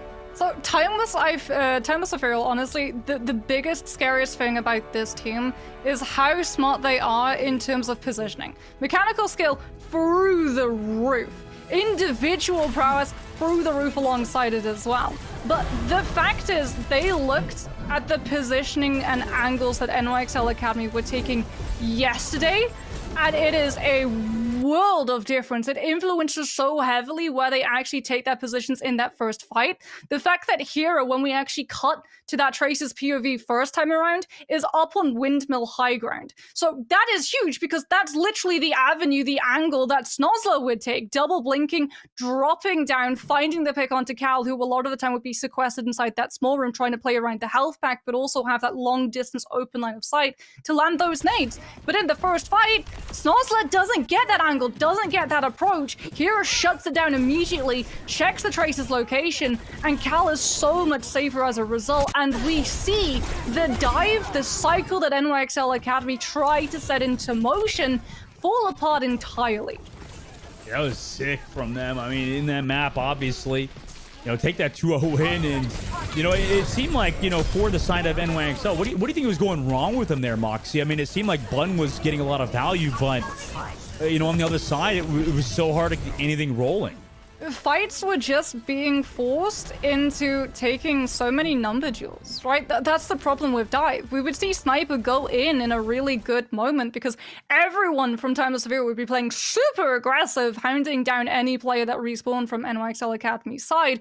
But again, that's their game plan. Keep everybody from NYXL Academy occupied. So yeah, if a Winston makes it past or an Echo makes it past, maybe you lose one player, but you never lose the point. You never lose the objective. And since NYXL Academy are never fighting as a unified front, where all of them are building ultimates at the same time, we don't really get to see the synergy come through from this team. So even if a Winston makes it past, well, what's that coil going to do? Tesla coil on its own does very, very little damage. There's a reason that Winston relies so heavily on follow-up from 2 or even just 1 DPS to come through. And Cal every single time just gets to shut the Winston down with a little bit of help from a brick peel. Well, and now, Moxie, obviously map number 2, they get to choose it. They got to pick map number 1. Do you think that sends a bit of a shock into NYXL at the moment? Because obviously yesterday, Timeless were able to win both of the payload maps after Control. So, obviously Timeless really trying to throw a spanner in the middle of things at the moment with taking map number 1.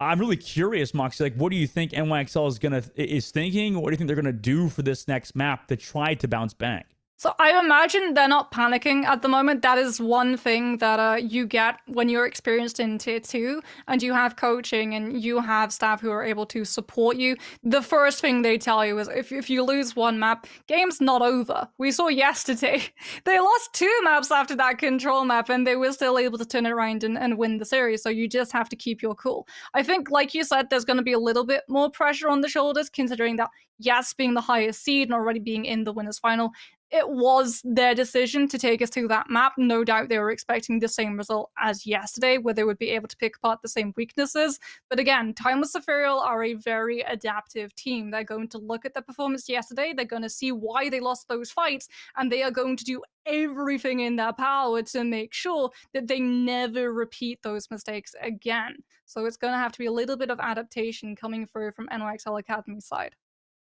Now we're going to see what map NYXL Academy choose. Is going to be Midtown, Moxie, of all maps. You know, we talked about Bun earlier. This was the map where Bun had a really pop-off game, you know, previously in the tournament. So obviously this seems like the right choice, right? Yeah, Echo still pretty viable on point A. You can use a lot of that shift mobility to be able to break through the choke and just send yourself directly over Train Carriage, as opposed to getting stuck eternally in that choke with spam pressure coming through from the defense. But like you said, primarily we're probably going to be seeing the Hanzo. This is, in my opinion, Bun's strongest hero, and that one-shot potential is going to play havoc to Timeless Ethereal, because if they're being cognizant of their positions and their line of sights to make sure that Cal is not getting picked early, that Bayer's not getting picked early, they're going to have to play so carefully around the Hanzo line of sight. If Bun's able to make it through, potentially we are going to see the gates open, and there's going to be a lot of momentum on NYXL Academy's side.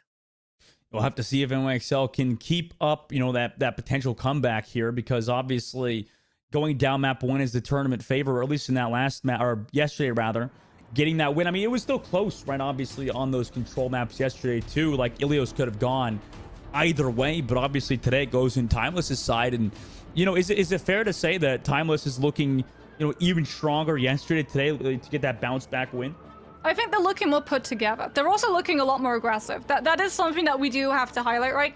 The Timeless Ethereal of yesterday, even when they were able to win those fights, they would position for safer spots for the entirety of the team, as opposed to just prioritizing safer positions of only their backline. And as a result, when we saw NYXL down one fight moving into the next, would be unified, would be able to launch counter dives and be able to synergize and coordinate, they didn't get any luxury of the sort in that last map, because again, Timeless Ethereal literally just took a ball of string and continued to unravel and unravel until that string was entirely gone. All right, Midtown will be coming up in a second as the players load into the lobby. You know, obviously, like I said, you could see some Echo, maybe even some Hanzo on this map, and it's always kind of like a, you know, a discussion, you know, whether or not you should run, you know, even like the meta, right? And I feel like a lot of conversation nowadays in Overwatch is, you know, what's the meta, right? Obviously, what are the pros playing? But I mean, you talked about earlier, Moxie, it's so hard, and even pros have talked about it, it's so hard to make the current meta of Overwatch, which is a lot of the Sombra Tracer dives, work out. Why do you think that is? Why do you think that Sombra Tracer comp, I think we talked about it a little bit yesterday, but I don't know, maybe we could talk about it a bit more today, why teams rock either the Echo or like the Hanzo instead. It's probably, in my opinion, the Tracer Sombra is the most punishing. The biggest counter to it is actually the time bank. It's not what the other team plays. It's more, if you get spotted out, whether you have EMP, whether you have Pulse Bomb, if you get spotted out before you're in a position to actually be able to use it, or your team is able to capitalize on it, we see these Tracers, these Sombras have to back off and reset, and that burns so much time away from your team, and smart enemies will very quickly identify that weakness, and they will just hound you down and hound you down and hound you down. And it also reveals, without even needing that ult tracking, that EMP is ready, Pulse Bomb is ready, and the enemy team, because they've already forced those teleport options, have the time to be able to position around it. That's a good point. Yeah, you gotta make it fast and snappy, right? Otherwise, it's going to be difficult to actually make work. And you know, I guess that's definitely why, you know, some of these teams like to rock the Echo or the Sombra, or sorry, Hanzo. By the way, before the game starts, we do have one player kind of swapping things out, making things are smooth. You know, that's how it goes with online games, right, Moxie? A lot of these players, obviously, you know, don't have the best internet, such as, you know, living in Canada or something like that, instead of the great USA, you know, having that fiber internet, obviously, you know. I'm pretty sure free players of Timeless Ethereal are actually playing on latency at the moment, Dustin. Oh, shoot. Yeah, that's gotta suck. I gotta be honest with you. But listen, that's why they're there and I'm here, right? You know, they're the ones playing on high ping. It's tough. Even 80 ping in this game can be hard to play on, right? Yeah, although for some reason, I don't know if it's the same for other people, but when I play with my American friends as Anna, I find it easy to land sleeps. So you're saying that you need to add your own latency to play better. Yeah, what you're 160 latency. That's when I play on 30 latency. It's my Dragon Ball training weight. It's you know, we get the training weights off and then we go on a American 160 latency and we sleeped out all of the traces with pulse bombs and Genji blades. It's the funniest thing though. I'd like to see you post it on like the forums. You'd be like, it's that GIF with the guy with all the swords pointing at him. You know, it's like high ping's actually better than low ping, and everybody's like, "What is this person talking about?" I mean, listen, Mox, you do you, right? You know, whatever works. Meanwhile, New York Excelsior, you know, listening to us earlier, rocking that Hanzo instead of maybe something a little bit more fast-paced just to enable Bun, right? Yeah, Snowstar is actually going to be starting off on the Tracer this time on the defense, so it is going to be pretty hard to actually be able to, especially before Thomas Fury actually able to move underneath train carriage, get this Tracer safely through flanks without being spotted out. A lot of room does open up for you at the beginning to just be able to pressure into the spawn, but you also put yourself at such an aggressive angle and such a huge risk if you get spotted out early. Timeless Ethereal is going to be able to take that numbers advantage and run with it. Hira coming out of spawn on the Widowmaker, just look for the one shot temporarily. Meanwhile, swapping back over to that Tracer. Par on the offense. Almost got Bun, because Bun was on the angle for Sonic.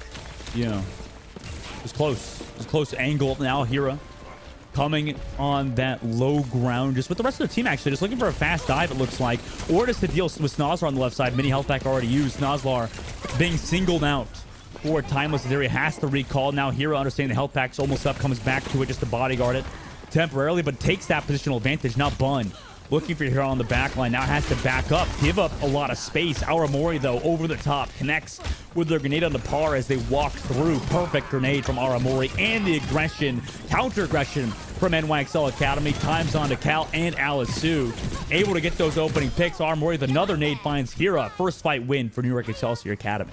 Okay, Para's not going to stay on the Ashe for long, goes for that Hanzo swap. Ashe Dynamite is really good to be able to force the angle for the defense off of Staircase, but NYXL Academy, they're not really playing around Staircase. The only one you're maybe going to be able to catch is that back line. But now we're going to actually see no Hanzo, it's the Echo. And since NYXL Academy, they're not running an Echo of their own, nor are they running hit scan. There's nothing to really counter it outside of free tap from Aramori.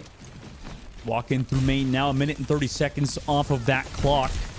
Snozlar with that pulse bomb, ready to go. Bun hits the shot from the top of the fire truck. Amazing shot from Bun, opens things for them again. Now Timeless has to back up. Baya does kill Sniper, but Hira does get the life traded for it. Bun gets that 2K in this fight. Timeless now have to play it slow. This is actually really risky, even though Timeless Fury were able to take Sniper down, because they lost one of those really key components of the composition. They can't actually push aggressively, and no one wants to get solo picked again by Bun, so they give up even more room, which means Sniper's back. Dive came through from Alisu. Hira's able to find Aramori, though. Early on with that dive, has pulse bomb still available, comes to counter Snozlar again. With that Winston of Alisu in perfect position, it's so tough to get anything done. I mean, they've been playing so well so far this series. One tick already given. The Academy team of New York looking to recontest now with that Dragon Strike potentially. Almost caps it out. Boop Flail, rather, almost gets them off the objective. Sniper gets killed while on it, though. Dragon Strike committed, though they get the nano boost out of that point. It's a 1-for-1 trade. Timeless capture point A. Yeah, Dragon Strike a little bit late. Sniper gets hit by Hero's Pulse Bomb and taken down immediately, and Timeless Ethereal coordinate to ruthlessly bring down any stragglers. NYXL Academy are not going to get the vantage point of being able to set Bun up and just pressure with that potential of the Hanzo one-shot, so we're immediately actually going to see Bun off of the Hanzo now onto that Ashe. Understands that hit scan has to be on the board to be able to keep Par in check. Par close to that copy. Well, if they take a bit of damage there, I can just go for that quick panic copy if necessary, but they've been doing a lot of double Winston dives. Jinx shield takes some pressure. Nice anti-grenade from Cal. Connects on to Jinx, who's using the rally, but they back up just in the nick of time. Doe doesn't fall there as well. Perfect positioning from them, but Timeless still trying to get some cart space under the bridge side. Primal Rage will run out eventually for Sniper. Par there with the copy. Meanwhile, so going for that counter dive with a double Winston dive onto that Echo, or onto that Brigitte, but Jinx finds them. with the flail and the peel on the inside. Meanwhile, Snozlar and Sniper combine to kill Cal. Jinx also with another flail onto Hero has been playing well. Rally going to be negated on Timeless Ethereal's side. That's a lot of ultimates used for them for no fight win. Sniper now gets the position up onto that high ground ledge so that they can get so much cleave onto these members of Timeless Ethereal without actually having to expend one of those jump cooldowns. And Snoz is going to be doing the exact same thing. There it is. Sees the team split away from the support and the chase is on. Dive down below. Have to back up. Just get a little bit of ult charge. Cooldowns used. So Timeless now pushes up. Baya with the flail early on before Sniper goes for that jump. Now that dive with the Nimbus comes through, but it's hit by a flail from Baya or from Jinx to slow down Alisu's push. Doesn't really get a lot of value, but they are getting some cart space at the very least. Now NYXL's Academy team trying to set up their own dive, just build up some ultimates potentially, and anti-grenades lands onto Alisu to slow them down. Hero on the inside angle. Notice the recall came through. Can Sticky the Tracer or just regular to fight Snozlar on the inside, but Snozlar gets some heals. Now the Sticky comes through! It's a 3K from Hera as they get that cart space going forward. Amazing pull spawn from Hera. Oh, we call that waiting for the opportune moment. Like you said, oh, there it is. There's the chat opening. Hera could easily have gone for the 1 kill onto Snozlar, but understands that room is so small. You're going to be able to get more value, and as a result, Timeless Ethereal without a single ultimate just have to throw themselves onto this fight. NYXL Academy forced to use the Nano Boost early.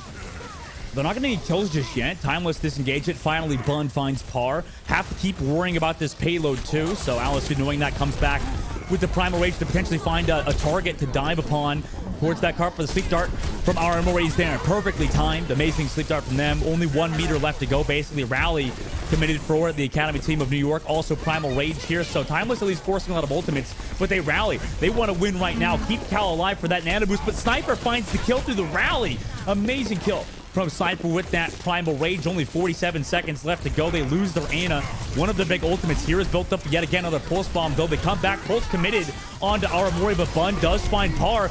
Both supports down, though. Less than 2 meters to go. Alisu coming through on that payload, trying to find some value, but everybody is so low. Cal is back in this fight with the Nanoboost in a second. Alisu trying to get those heals, maybe get the Nanoboost re-engage. Here is able to find Bun as well. He's been playing so well on this map. And the Nanoboost re-engage is finally here. Snozlar gets the kill onto Baya, but the Nanoboost Winston is here on the cart. Swift step away is Jinx last second too to make sure they don't die.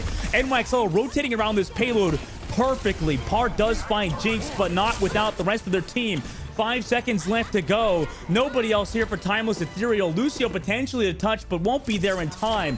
What a hold for New York last second as the payload almost made its way into third. Huge swap coming through from Bun as well. Understands that the real threat is going to be the rubber band of that nanoed Winston. Especially because Cal got picked early on in that fight. The Ana is going to come back and be within line of sight. Alisu literally just gets to use one of their jump cooldowns to be able to put themselves onto Tunnel Bridge, get the line of sight for that nano, and go straight for that payload. But Bun coming back in on the Reaper, understanding that you need to be able to chunk that Winston down before Alisu is able to use the damage reduction from that nano to allow Timeless Ethereal to be able to regroup, allow so many other members of NYXL Academy to chase the regrouping members of Timeless Ethereal so that Alisu doesn't provide that really bright, sparkly decoration on the payload that Timeless Ethereal were hoping would act as a distraction tactic.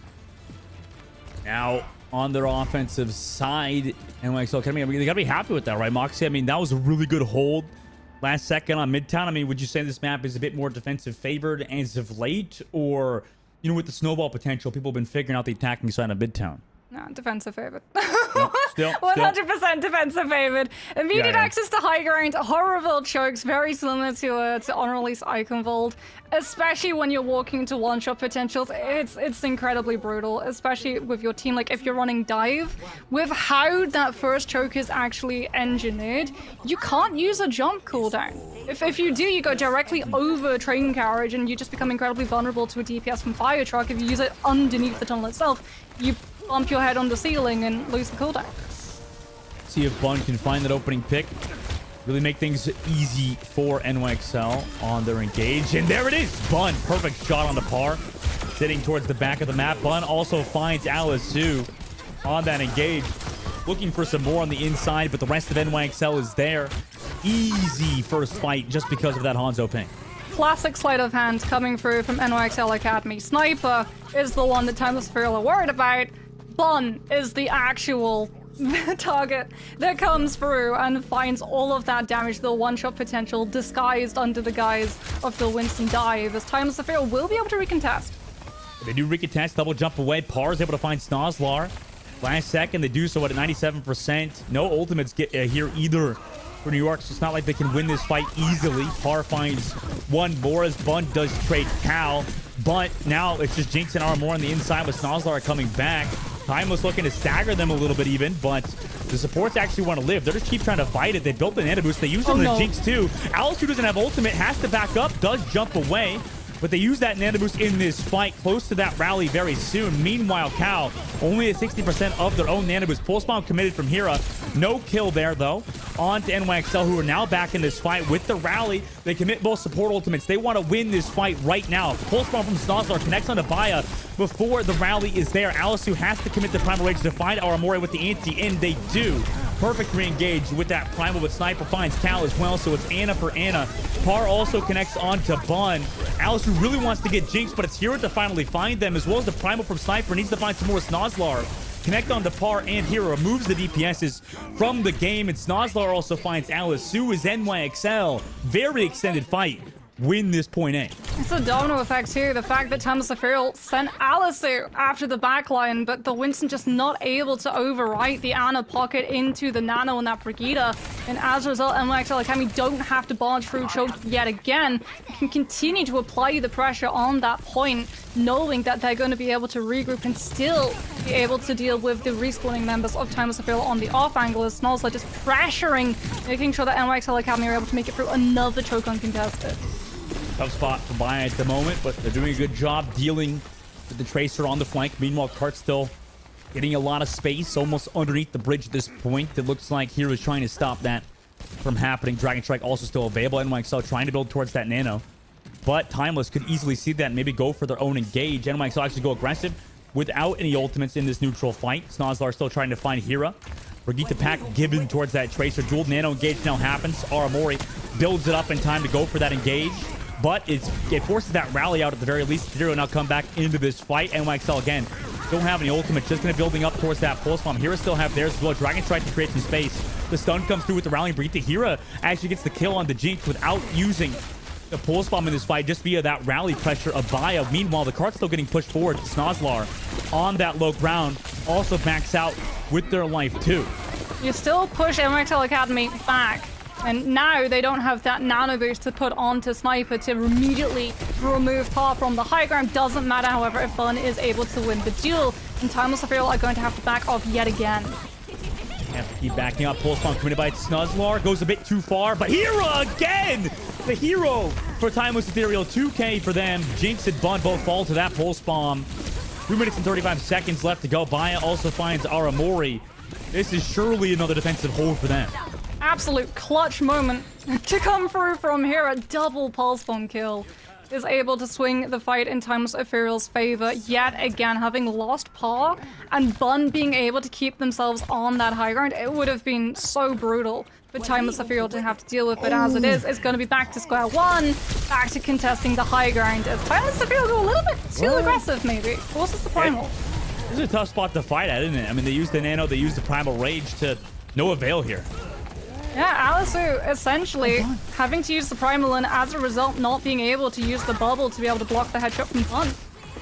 Nice shot from Bud. Now they're gonna push again. Par now has to walk back from the spawn as well.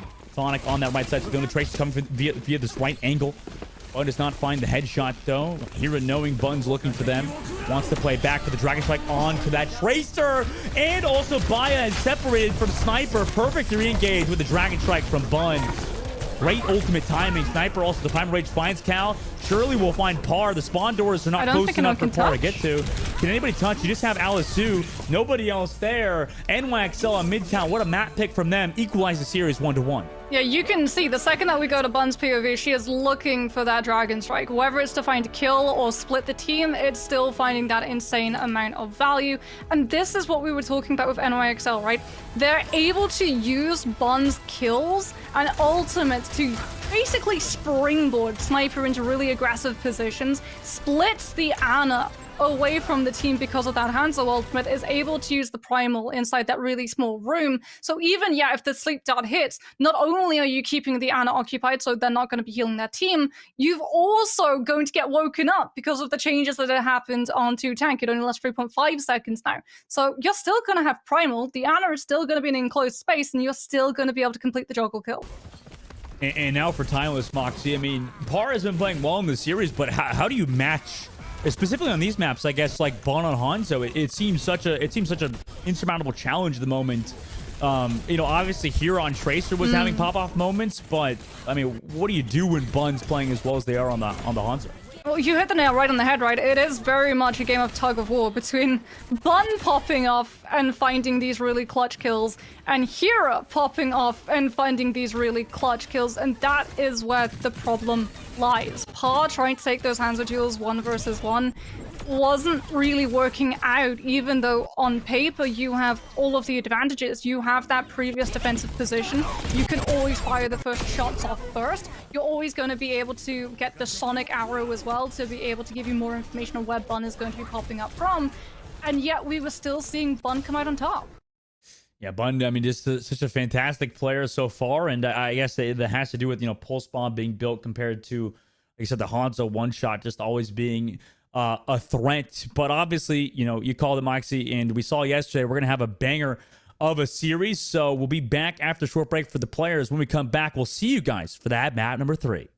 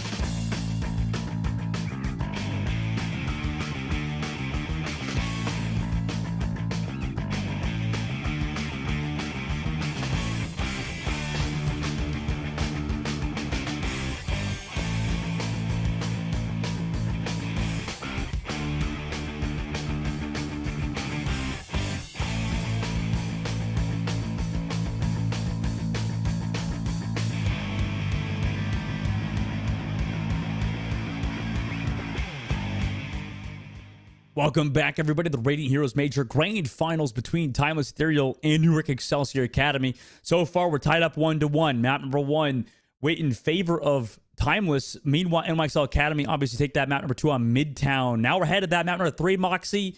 1-1. Obviously, we go to Escort for this next one. I mean, what are you thinking? What are the vibes leading into this next map? Okay, I'm not gonna look, but I'm gonna look into my crystal ball. You're already and wrong. You're I already see wrong. Num Bunny. Am I right? Moxie, No! open your eyes. It's the second map. We went to Midtown for Hybrid. It's gonna be Escort. It's gonna be Dorado. Oh, well, same idea, right? A lot of high ground control, a lot of dive compositions, potentially the Echo pick to come through. But more than likely, we're gonna be seeing things like the Hanzo and the Ash as well. Yeah, I think that Dorado's a pretty similar map, like you said. It seems like, you know, with all the high ground space here, this is always a really tough attacking point. You know, personally, I mean, you know as well as a support player, this map is always really hard to play on offense. I will say, though, on defense, it is a super fun map, especially for Ana players, you know, which, you know, you've highlighted. You know, obviously, we got Cal in the lobby, got Aramori in the lobby, fantastic Anas who have hit some sick nades so far, and also these Ash players, right? This should be a better map, I imagine, right? For an Ash player like Pard to potentially deal with the likes of Bun, right? Via the high ground, maybe? Yeah, I mean, like, guys, I'm really happy you actually mentioned this. Ana players have specific maps that they prefer, and they will just continue playing because that's where they know to be able to set lineups for things like nades and sleeps. And also positioning too. Whenever we see Cal playing Ana on Dorado, they're always incredibly safe. They're also always landing incredibly effective nades. I think it was something like either 4 or 5 nades that they landed in a row, going from 3/4 of the way through B into 1/4 of the way through C. Every single cooldown, every single nade that came up would always find a really key player, and everyone from Timeless Ethereal would know exactly how to follow up. And you know who's also playing good too in this series, you know, to add on to it, Jinx and Snozzler had a great Midtown. You know, leading to this one, they already go for that TP play on this right side. It seems like every team does it now. Yeah, but Snozzler actually sticks on the Symmetra a little bit longer. Will not go on to that Tracer. And what this actually does with this teleport play, it negates one of those major risks that Timeless Ethereal ran on Dorado up close when we actually saw NYXL Academy have to push the second time around on this map, with Hero and Alisu playing on the high ground of red building and yellow, and using pincer movements where the Winston would jump in, cycle through NYXL's abilities, and then Hero would go into the kill. Yeah, Bund is trying to help long range with the dive. Alisu's able to find Sniper. Ira as well onto Snozzler, and you know, sadly for Bund, the team is already removed. 2 players gone. Reset surely is going to have to happen now. Yeah, Hanzo fall-off is actually pretty devastating when you're playing from yellow building all the way on to defensive high ground from that angle, as Bun is building up to the Dragon Strike, but it's not the one-shot potential that was keeping Timeless Ethereal from getting aggressive, and as a result, Par still gets to hold these angles, and NYXL Academy are forced to close the distance. Sonic over the top left, helping with some Storm Arrows over the top, but Timeless have kind of started to get used to playing against the Hanzo, though the cart is pushing, and NYXL do a great job just playing the objective, all while setting up Bun to find those one-shots. Now they get to rotate all around. Timeless is trying to set up a bit distant, but they actually go for the dive early.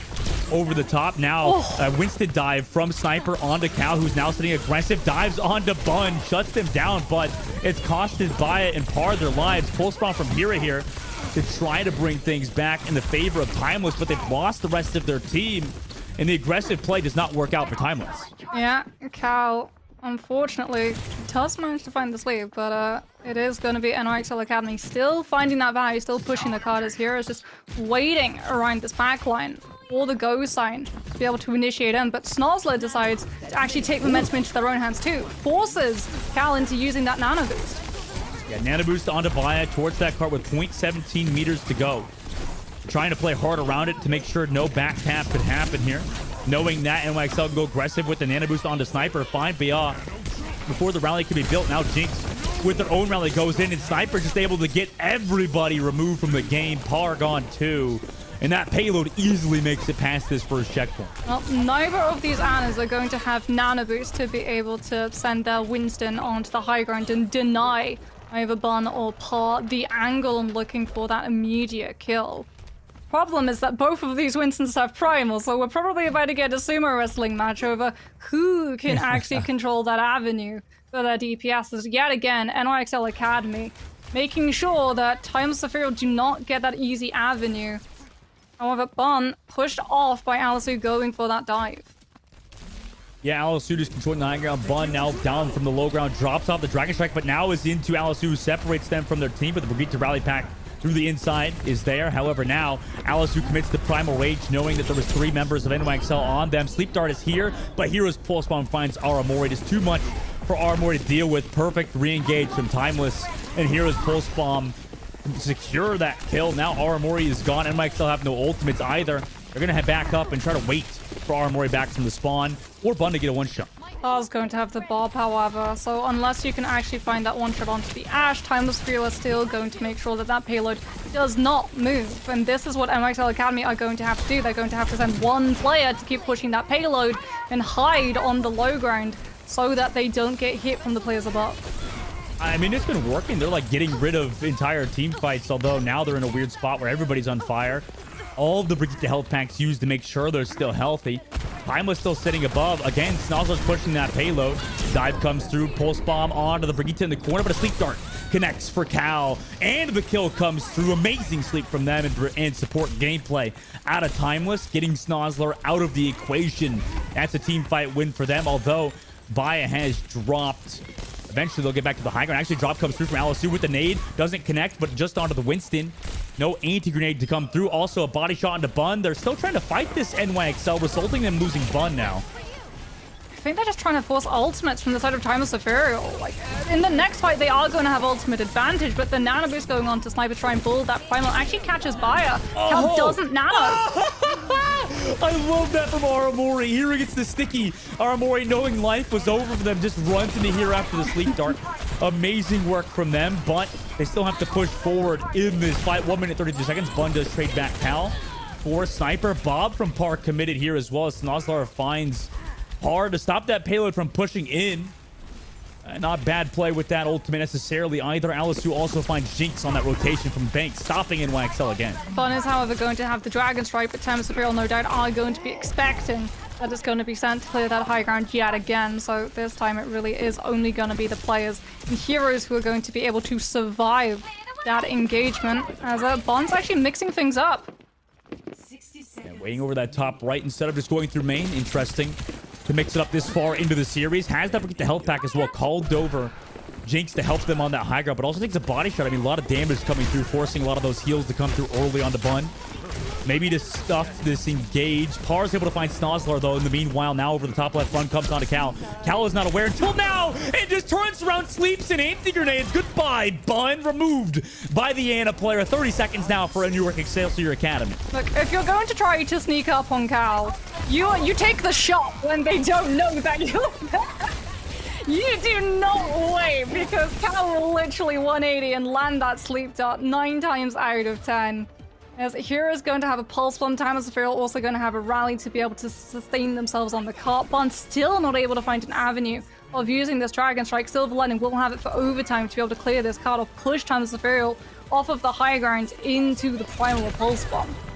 Ooh, Bun takes down Hero early on as they were looking for that pulse. Dragon Strike from Bun next again. I mean, Bun's so good with these Dragon Strikes. Now comes on to Cal. Gets the revenge from earlier. Anti-grenade slows Bun, maybe temporarily. Maybe the rally of Baya is here, but they're already down 2 members of their team. Primal Rage from Sniper as well as the zone out. That rally comes back to the high ground with Par can also move off the Brigitte who used that slam earlier, and slowly Baya will fall off the map as in overtime. Newark Excelsior Academy capture out the second phase. Such a good Dragon Strike coming through from Bun. Baya jumps one way, Cal the other, and from there the Ano's just a sitting duck. And Sniper can push aggressively with that Primal, having all of the sustain needed to top off their health bar if they do fall low. And NYXL Academy, it was an uphill battle, but they're able to make it through B and can now move into C. However, 1 minute on the clock, both of these support ultimates need to find immediate value, and Timeless Ethereal gets scrappy. Nano used from them in the flail to slow it down. Alice just wants to control the choke point with that for now, but now a counter engage comes through immediately onto par. But the sleep dart from Cal is there, and the flail is perfectly timed to make sure they don't wake it up. With the nano boost play, it may not get maximum value, but Snoz was able to find Alice. Cal also on the other side gets Aramori, so not only hitting that sleep, but also taking out their counterpart. Rally still available for Jinx, though. Cal will still lives! have the ultimates just yet. Cal did live in that fight. Bun also finds par, though. So they keep finding the pick after pick. 30 seconds left to go. Over the top, Bun does take a body shot while hitting the other body shot on the Brigitte. Meanwhile, that actually counters Bun. Alisu able to find Bun and Snozlar. Both DPS is gone. NYXL have to relocate back towards their spawn fast. Timeless want to go for more. They drop the pulse bomb, and it connects into Aramori. That stagger kill is absolutely huge. They're going for a bit more as well as the Brigitte falls off the map. Hero finds Sniper. There's not another fight here, even though they have the rally. Nobody else is here for New York Excelsior Academy, and they get stopped in third phase. We go back to control. We essentially revert back in time, Dustin, where Timeless Ethereal understands, okay, if we let NYXL Academy organize themselves and use this Dragon Strike, we're going to be cleared off of high ground. Ultimates are going to be available for the other team. We have to go now. We have to turn this scrappy. And the fact that Cal, on an absolute sliver, is being hunted down by Sniper and manages to make themselves back to their health pack, and as a result back to the team, because the Winston just can't chase in that deep without other support coming through from the rest of NYXL Academy, who are having to fight their own battles without the burst damage of Bun gatekeeping the counter dive from Timeless Ethereal side. The Ana gets to live. Timeless Ethereal don't have to wait for a 30-second respawn point, and they can continue to aggressively pick apart at NYXL's regroup. And we see the exact same thing happen. Here it comes in with the zoning pulse bomb. Dragon Strike from Bun is used at spawn, and no one can throw themselves onto guard. I mean, that's a really great fight for Timeless, but you know, Moxie, what do you think? Is that third phase? I mean, did they get it far enough, the Academy team of New York Excelsior, because Dorado is so defensively favored? You got it past B. That's the most important part. You got it past B, so you have access. If A does go a little bit of a turn for the worse, you're going to have the high ground. You're going to be able to set Bun up into a position where she's going to be able to use not the Hanzo, but the Ash, the Dynamite, to be able to shred apart at its health bars, but also the Coach Gun to be able to divert a lot of this dive coming through from Alisu, who's been using those jumps to try and collapse in when they know that Bun is low. Early ANT and also Dynamite from Bun connects onto par early on. Stuff Timeless away for now, but they still want to keep fighting this, knowing they're down a member because Hero's in a great position. Alice who finds Jinx as well. Bit split from Aramori. The ANT also was there from Cal onto them to slow them too. Bun though comes back for Hero. Hero almost dies to get the health pack from the Brigitte just in the nick of time. Meanwhile, Alice who wants to keep pushing forward, not giving any space to New York Excelsior Academy, and getting this cart past this first little point. Yeah, Bun is forced back, but will be able to keep her life for gorgeous use of the Coach Gun to be able to just go vertical and avoid that follow-up damage that the Winston was trying to pressure in with, as Hero does manage to take down Sniper, but no nano boost online to be able to save the Winston. And that means that Timeless Ethereal, there's a tank gap, they can immediately take advantage of all of the spaces, and NYXL Academy just forced to pull back. Yeah, I mean, as good as Snozlar's been playing, Hero's been really good. 5 minutes now, second phase. Well, this is where it really comes in to clutch. Your DPS need to be able to find these shots and take advantage of the vantage point of that high ground that's so brutal that these teams don't even want to face check. The fact that we were seeing the Dragon Strike rather than the 1v1 duel goes to show that these attacking teams know how dangerous it can be to pressure onto that high ground when a defense is already there.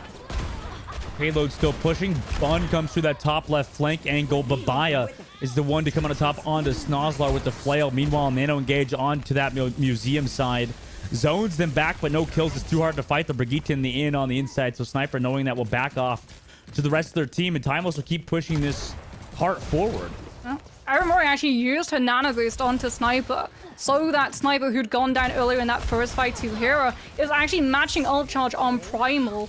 And as a result, NYXL Academy can still keep pushing aggressively into this sustained fight.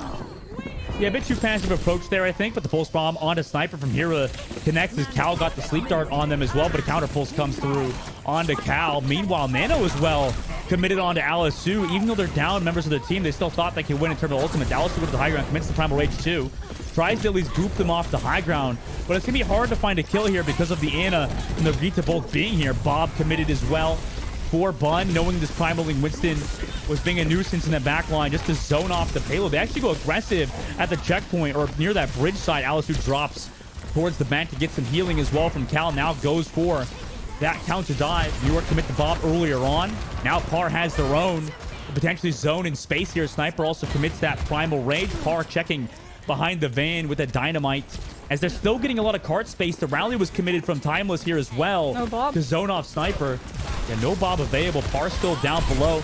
Breaks the bubble. Commits the Bob as well. Sniper now goes for that counter engage on the backline. They still have both support ultimates. Jinx committed the rally early on. Sniper goes so low, and Hira finds them before Aramori can commit the nano boost. I don't know if that was a miscommunication, but results in a collapse. Cal also finds Jinx after the rally. Now they have the nano boost Bun towards this back left, but who can touch the payload? They do find Hira at least, so that's something for NYXL, but eventually the nano runs out, and Bun has to reload. Eventually will take that Alisu with 1.3 meters left. They nano boost Baya, but Baya doesn't find value. NYXL will stop Timeless last second again, but Sleep Dart is on to Snozlar. They try to protect him, but Par finds the kill, and Anti is committed on to Sniper to potentially find something, but without the Winston, they're knocking a lot of space. Hira flanks via this left side with the pulse bomb, and it's Nickies on to 2 again. Hira! Jinx and Aramori removed. Cal also finds Bun. Timeless are not making this easy on NYXL at the moment. As Sniper falls, who else is here to touch? Just Snozlar. Hira the hero. Oh my god. Backline deactivated. Hira double pulse bomb activated. This Tracer is so clutch with these ultimates, as Bun is going to have the Bob to be able to stall onto the payload. And NYXL Academy will have high ground advantage. They're not out of this just yet, Dustin, as Hira's going to find it a lot harder to be able to flank up unnoticed as the Bob comes through early, just to make sure that they're able to buy some time to breathe. As Alisu gets hit with the sleep, but the Primal's already out. There's no way! Snozlar dies to their own pulse bomb. No, you got a sticky out of Baya there earlier. Did stop them from committing the rally, but Alisu also connects on to Bun. I mean, they don't have a lot of space left, NYXL to work with, and yep, they closed it out. Timeless Ethereal will win on Dorado. Their attacking side looked great. Now it's 2-1. They're getting towards that map point. Oh man, B push is absolutely brutal for NYXL's defenses. That's what they're banking on, right? They're banking on being able to slow these fights down and put their DPS into a place where they're always going to be able to find value with that opening dynamite, forcing so many abilities and that nade defensively rather than aggressively.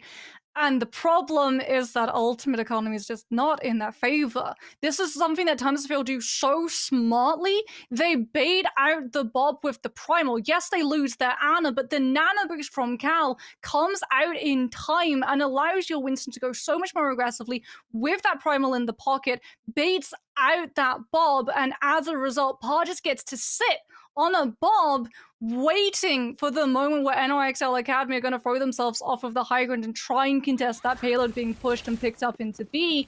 And from then, it's just the floodgates. Hira is left entirely unchecked, gets to immediately swoop down onto Aramori, who can't set herself up onto a high ground vantage point. The only vantage point as an Ana you actually have onto the expense of that contest in B is the low ground, where you're so vulnerable for the Tracer to be able to take advantage of.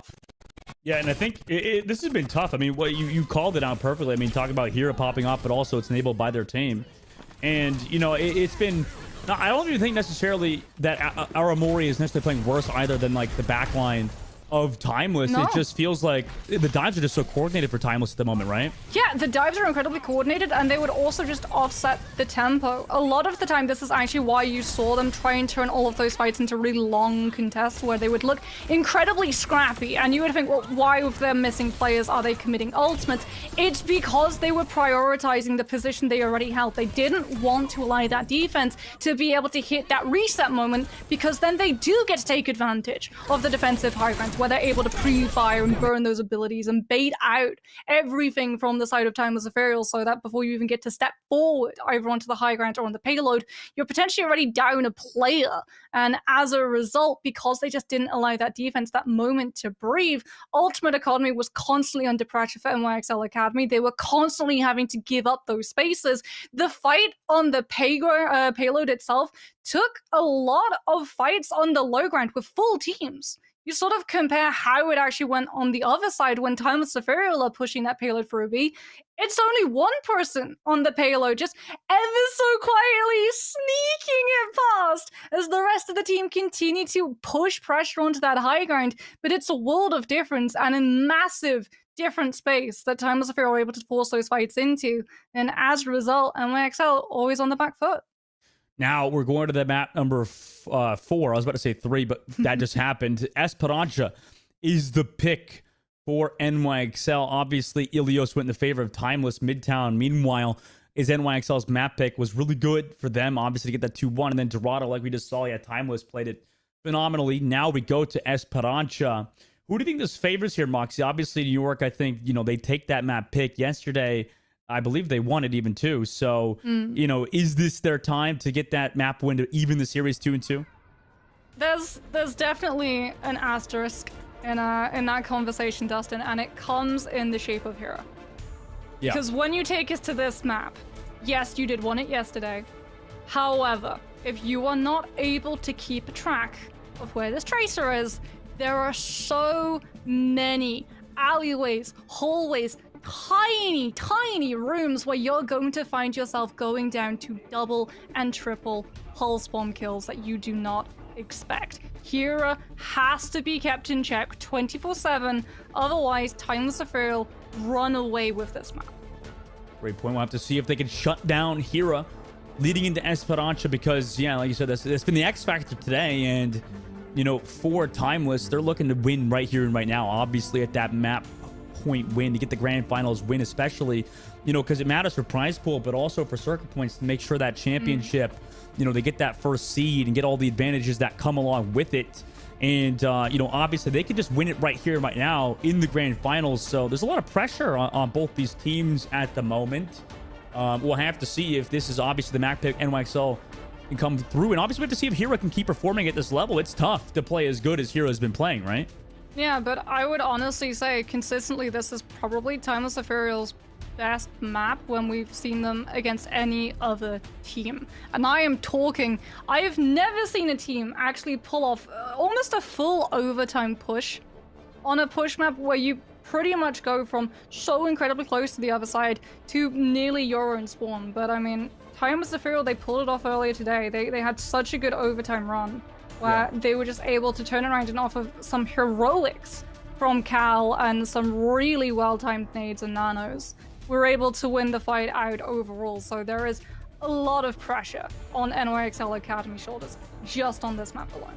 I'm curious if Timeless actually got that warm-up buff from the game earlier too. I mean, that was not an easy game versus Styx earlier on, right? That was still a somewhat close series that Timeless obviously ended up coming out on top for, but maybe dropping a map, and that map you would have thought that that would equal obviously not as good performance versus New York Excelsior Academy, but obviously just because one team beats another, you have to we have to take into account like it's rock paper scissors, right, Moxie, in esports, and then also at the professional level. A lot of it is one team might seem like they're better than the other in the standings, but sometimes upsets happen. I mean, like, I'm just curious why that even happens. It's just individual matchups, just like hero pools, those kind of stuff. Also, who wakes up on a certain day. I think, again, like you said, it does come down to just players being able to reach that mechanical peak faster than the other side, especially because, like you pointed out, NYXL Academy yet to actually play today because they were able to find that win yesterday. They were already in the upper bracket. Timeless Ethereal had to fight their way through, and there was a fair bit of fighting, I will say. Some of those maps did go pretty darn close, and they ended up dropping that first control map, but it might actually have benefited them in the long run. Like you said, they looked so much cleaner on that first control iteration that we saw them on today, where they really did just have that warm-up buff. I'm curious to see if it pans out for Timeless to get the win, or NYXL finally have kind of woken up after a bit of a break before that grand finals matchup. Obviously choosing Esperanza. That's their pick. But will we see any difference in terms of the compositions maybe from yesterday? I would expect we're going to see Tracer for Tracer, right? You know that Hero is going to be coming out on the Tracer. You need Snozzler to be able to just keep this Tracer in check, and you can only really do that by fielding a Tracer of your own, so you have the same access to those blinks and recalls and can play smartly around things like those health packs, which really, the macro for health pack control from both of these teams has been exceptional. Yeah, it has been on another level. Obviously, you know, maybe some of the Rising Series players are looking at this one. It's shock and awe at the moment because obviously, you know, both teams really, really good, but Timeless Ethereal going to go to that teleport swap at the beginning, and also Moxie, we're seeing Sombra on both sides. Yeah, Sombra, so it is going to be that race for that EMP. It's really going to be down to coordination. This is the go big or go home composition. If you do not have the coordination, it's going to be very apparent, not just for us to see, but the other side too, and they'll start to take advantage. Now both Winstons kind of fighting each other while the teleport play happened earlier with the Symmetra. Sombra Tracer on both sides. Nobody has control of that robot just yet. It's now unlocked about 30 seconds into the matchup. Early dive from Alisu onto the Brigitte of Jinx to zone out that back line. Goes to incredibly low, 25% health, but Alisu, knowing that the peel is there, will back up. Meanwhile, Par will die to Sniper. It's Snozzler on the left side who have found that Sombra. Timeless now have a decision to make. Do they want to back up? Looks like they do. Well, good double nade actually hits onto Aramori and Jinx at the same time, as we're actually going to get to see Sniper get slapped. The Timeless Superior without that Sombra, just not wanting to capitalize, not wanting to lose that high ground a little bit too early. They prioritize backing up and regrouping. Anti comes out on the Cal from Alamori, but it stays alive and gets to sleep on a Snozzler. Baya drops down onto them as well. Hero has found Sniper. Bun trades back Alisu, but they've already lost the majority of their team. Baya gets that shield bash onto Jinx too. Amazing sleep dart from Timeless Ethereal's backline. Push is all about understanding the situation you're in, the timing that you want to take these fights, and the position that you want to prioritize. And that is something that Timeless Ethereal have down absolutely pat. Is Hera is just pushing the bot at the moment, but in a couple of moments, that's when we're going to see the shenanigans. That's when we're going to see the flank. This pulse bomb is going to be absolutely devastating if it catches onto NYXL Academy before the Nana Justice Ball. There you go, pulse bomb out, but nice shield bash away from Jinx to avoid the damage from that pulse bomb. Now, ultimate's not built just yet. Hack comes through onto Cal. The peel is there. Rally is now built, but Snozzler connects to the pulse bomb, however, doesn't get the kill in that fight. Alisu also finds Bun, so the Sombra is now removed. NYXL thought they had something there, trying to take the robot away. Snozzler is just kind of stolen it under the nose of the team. Actually comes back through with Sniper's dive with the nano boost. They're able to remove Cal. Also look for this Brigitte who doesn't make it away in time, knowing that Baya commits the rally because the shield bash doesn't gain enough distance away, but they do claim that robot again with the rally. Also, Primal Rage being committed by Alisu on the other side. Not able to find the kills, but at least forces Sniper's Primal Rage. NYXL still have some ultimates. Actually finds Baya with the Primal at the very end. Snozzler also connects onto Alisu. Timeless. A little bit of a weird fight for them, resulting in NYXL controlling the robot. Okay. Bun searching. Bun searching for Cal. Anna's been spotted out. EMP's ready. You're in so deep that the rest of the team isn't really going to be able to follow up. But if you can actually wait for this Anna to be out of line of sight from the rest of the team, there it is. Perfect engage. They also rallied it too. Layered on top, sleep thrown onto Alisu. Baya gets killed as well by Sniper. Amazing engage by NYXL. Perfect EMP. Oh, it's such a good EMP in so many different layers because Cal is the one that gets caught but isn't able to actually use the nano boost onto anyone in time for Peel to come through and save the Anna, and as a result, Timeless will just have to call for a fast reset as NYXL Academy take the lead in terms of distance. Distance and checkpoint. Look at that. They actually gained that checkpoint here as well with the pulse bomb. Down below, no Sniper doesn't have that primal because they just used it, or they just used it previously. EMP also onto that Winston, but no kill. Armor range. Okay, finally Alisu chases it down with the jump onto Sniper with a nano boost to find that kill. Snozzler though hands kill Baya with the pulse bomb, though Jinx is removed, so Snozzler tries to come back with Bun onto Alisu, able to get them, but also Aramori down to Hera. Every kill they get, it feels like Timeless just trades it back. and are up one in this fight as well. Snozzler, though, doesn't have recall and gets removed by Par on that left flank. So Timeless continuing with the robot, finding Snozzler there as well. Yeah, this is why Hero is such a good tracer. Every single time Timeless Zephyr will see that MXL Academy are tunnel visioning hard on Alice. Hero knows that those players have been removed. Repeal avenues for Aramori, just jumps on the Ana, takes them out of the equation so quickly. As Hero has another pulse bomb full top. Timeless Zephyr trying to get that forward respawn, but MXL Academy contesting. Pulse bomb also committed on the Sniper. Everybody's so low. They commit the nano boost on Sniper to help peel. Meanwhile, Alisu just distracting. Both backline of MXL commits to Primal Rage. Is there a rally available for Jinx? Doesn't look like it, but it doesn't matter because Hira comes back for Sniper. When the nano runs out, Sniper has not built that Primal Rage, able to get that kill and the checkpoint. No advantage just yet. They're going to need to get this robot pushing the cart a little bit further to get the advantage, but surely they will. Yeah, they're going to have the distance pretty soon, unless Snozzler can come in. Gets spotted out, however, by Cal and has to use all 3 blinks to be able to navigate away from follow-up. This bomb's still available. Works over the top. Both bubbles used by Winston's. Snozzler comes to the left side, looking for that dive. Bun is still waiting in the back with the EMP. Notices both Brigitte and Anna here, but just fine with taking Cal. They immediately EMP Cal, get the 1 clip as well, and the melee. Great EMP yet again on the Cal, who's not ready for it necessarily. Hack comes through on a Hero too. Bun with the positioning. Able to get Baya too via that low ground with the rally as Baya committed the rally early on. Alisu also falls. Timeless is resetting now. We're on an absolute pendulum swing at the moment for which of these teams are in control. Hero needs to win this 1v1 against Snozzler, but too much time passes and the rest of the team will be able to back that Tracer up as Par has the EMP, needs now to be able to position to be able to use it. Problem is, you've been spotted out by Bun, and now you're going to have to wait more distance given up for NYXL Academy to try and equalize in the meantime.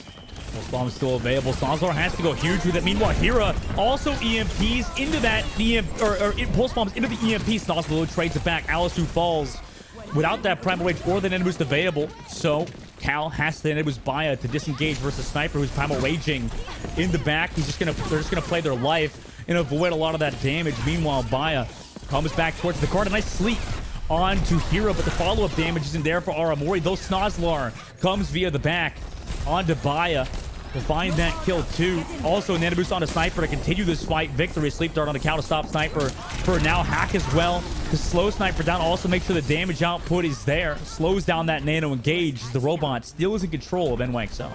NYXL Academy will be able to position themselves up towards that high ground to keep that backline safe. Bond's gonna have the EMP too, and Timeless Zephyr too far away from Primal, don't have Rally either to be able to peel and sustain through it. Ooh, very aggressive dive without the ultimates. Baits out at least, or it was into the EMP, I guess, with Bun. Snozzler also takes down Par, but it's just a 1-for-1 with the Winston. Snozzler eventually finds Alisu also with the pulse bomb. No kill though. Good shield from Baya. The robot back under the control. Just Snozzler and the Brigitte, as well as the Sombra here in this fight, who had the translate kit away. They still have the Ant on the high ground, so they are in a 4 versus 3, but spawns are closer now for Timeless. Anti committed onto Bun to force them out of the fight for now, but Hira, it cost them their life. A rally by Baya now, knowing that they don't have Hira. They want to try to win right here. They also nano Par in this fight to build up the EMP, or at least trade back a kill. NYXL, knowing ultimates are being thrown, are trying to keep their lives at the moment. Sniper falls so low, and they do so. They're built up both a rally and nano at 70%. So Timeless need to commit some ultimates to make sure they get the fight win. Bun does find Baya. Alisu with the Primal Rage commits on to Jinx, but the Sleep Dart to slow it down even more. Sniper has found Cal. Hero will trade it back with the Pulse Bomb, but it's a lot of ultimates committed now for Timeless in this team fight to try to win. Snozzler also delaying, gets the hack with Bun on this backside. Alisu comes back, but Timeless, Moxie, they used everything in the last fight. Academy are laughing at the moment because, like you pointed out, Snozzler actually delays that objective moving any distance. Cal will be able to get the last laugh, however, finds the kill onto Snozzler, who was probably looking to spawn camp. But MXL Academy definitely have an advantage in terms of ultimates. They just have to be able to synergize, coordinate, and use them, and that's something that Timeless Zephyr have absolutely unraveled in the past, and they're looking to do the same. Still running forward. They have the meter advantage as well, so Jonas is on NYXL here. They're still over the top, waiting patiently.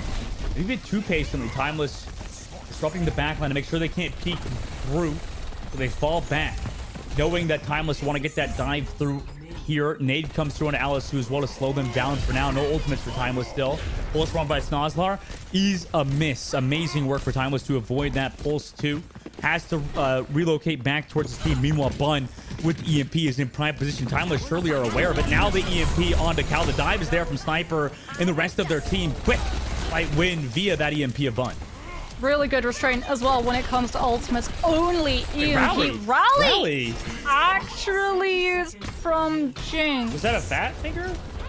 Feels like it, right? Here's really the only one who could have forced that rally out early, but the pulse bomb's building for Hero. In fact, Hero's gonna have it for the next fight. That could be devastating in the long run. NYXL Academy have to rely on the primal and that nano to sustain, and Timeless are fairly going to have a nano of their own. Hira drops the pulse bomb. They do avoid it though. Nano engaged from Armory. 3 seconds left. They touch. Gosler finds Baya. That's a great opening pick that NYXL need to try to equalize the series. Cart pushing forward. Alice who's trying to stop it. Cal also nanos the Sombra, and NYXL seemingly don't need those ultimates. And they're bringing us to that map number 5. Yeah, really good synergy from NYXL Academy. Yes, they're lacking the rally, but they have that position where you can set Aramori really safely all the way back in the line so that you force all of these other players from Timeless Ethereal into basically having to deal with a nano-boosted Winston in your face first, and the objective second.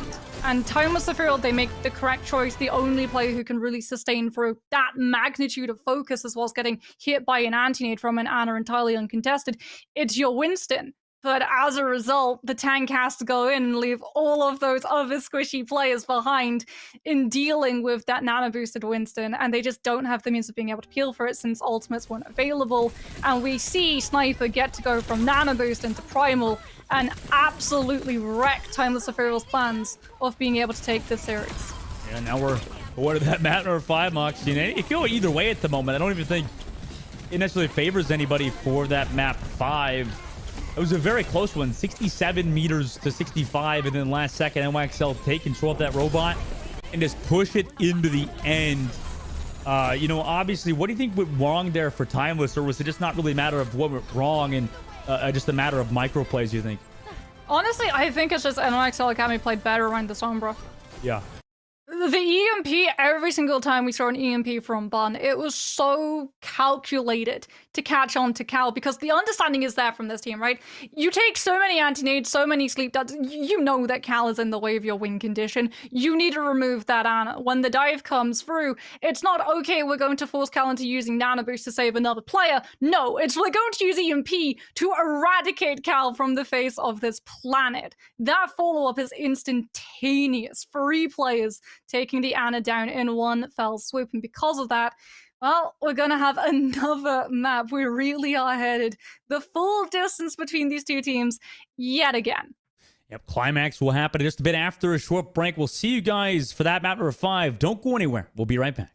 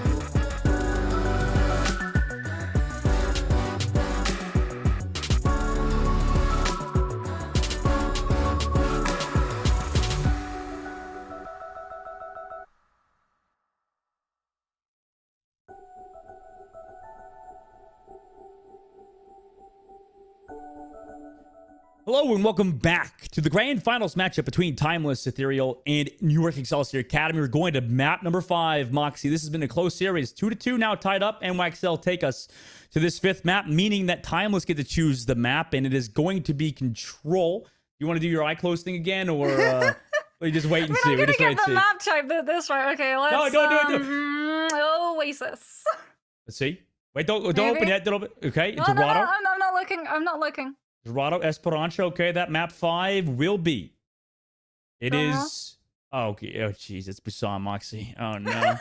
What is this? Today is just super unlucky for you, man. Like, what's going on? It's okay. It's okay. It's the same sort of game style, right? It's Yeah. the same compositions coming through. It's just a little bit of change of scenery. I actually really like that we're seeing Thermosphere do this again, because they tried to run that Ramatra composition on University the last time, right? Banking on the fact that NYXL Academy would be thinking that it's the honorable, as you put it, Winston mirror. And you can do the same on Busan. It's just much more likely that both teams are going to start off with a Ramatra on Mecha base. All right, let's see what happens here. I mean, obviously, like you said, I mean, it's an interesting choice because, you know, maybe you take in, I imagine, scrim rate, like scrim run rate and stuff, right? And I'm assuming Timeless, right, have probably like a good win rate on Oasis, but versus a team like NYXL who just beat you yesterday, I mean, on top of, like you mentioned, with Ramatra and stuff, I think that that would make a lot of sense, trying to mix things up, even if it's not like a good map for you necessarily. Yeah, I think if you're Timeless, right, you're thinking back to Gardens yesterday, where we saw Timeless, let's be honest, settle for the low ground position rather than vying with NYXL Academy for the high ground, and as a result, the map just ran away from them. They got picked apart, they got staggered, they weren't really able to sustain a healthy ultimate economy. If we do see them move towards Busan, I'm not going to lie, I want to see smarter positions coming through from Cal. Okay, let's see what happens for Timeless's side. Teams like to mix it up at the beginning. Obviously, you know, if you're new to Overwatch, go for the Symmetra TP play out of spawn and then swap to somebody else, because Symmetra, whatever abilities is the teleport. So teams just do it to get to the point faster, especially if it's your Tracer player. It's probably going to be the Tracer. Yeah. I could potentially go for something like the Echo, but with just the focus on high ground, it's going to be still the Sonra and Hero there. There we go. On to that Tracer. Just trying to bypass Snozzle. Look for that 1 versus 1. As early hack does actually come through onto NYXL side, preventing that dive. Just blocking that side.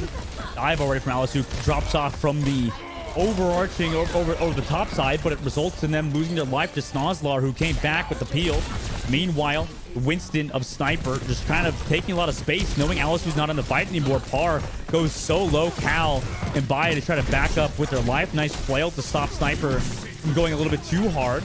So surely they back off with their life, but New York Excelsior, well, they actually don't capture point A because Hira comes back into Snozzlar via that left side. The sleep comes through from Aramori, but Cal has the follow-up damage. And Hira, like we said earlier, has come alive for Timeless Ethereal. It was looking rough as they lost Alisu first, but they win fight 1.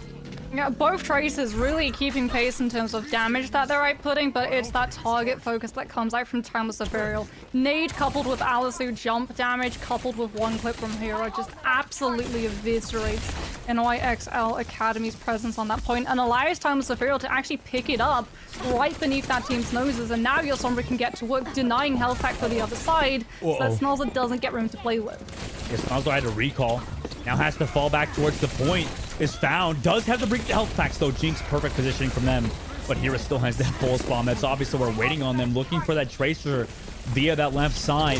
Can look through the main onto the Ana. Drops it in, but it's avoided by Aramori. Nice work from them who have built that Nana boost. Also Timeless on the other side. Getting hacked. Dealing with the Sombra via the backside. Trying to counter-engage with a Nana boost onto Alisu, but the flail from Jinx is there. Perfect. From the Brigitte player of New York Excelsior Academy. The rally from Baya is there. And NYXL still waiting with some ultimates. Committed that Primal Rage earlier on. Again, another flail from Jinx to slow down Alisu.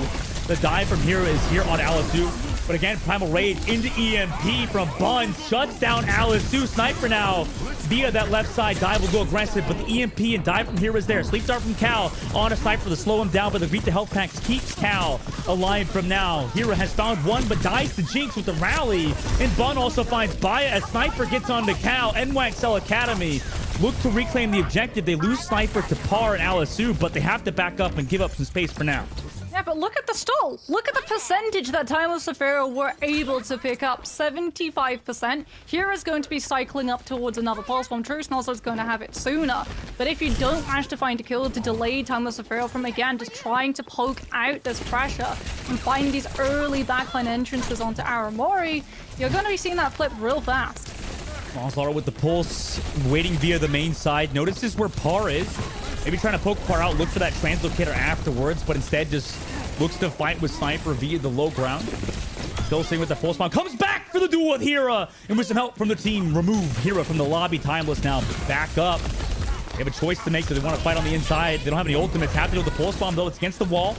Bit of a whiff from Snozzler, but they're still up in this fight. Could find some stagger kills. So for ultimates being built, but it's an anti from Aramori to find Baya before they could nano Baya.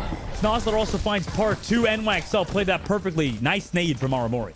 Yeah, really good hack as well coming through from Bun. Catches onto Cal and denies that chance of using that nano. I don't think they knew whether or not it was fully built or not, but just did not want to check that risk, as Bun does have EMP for this next fight.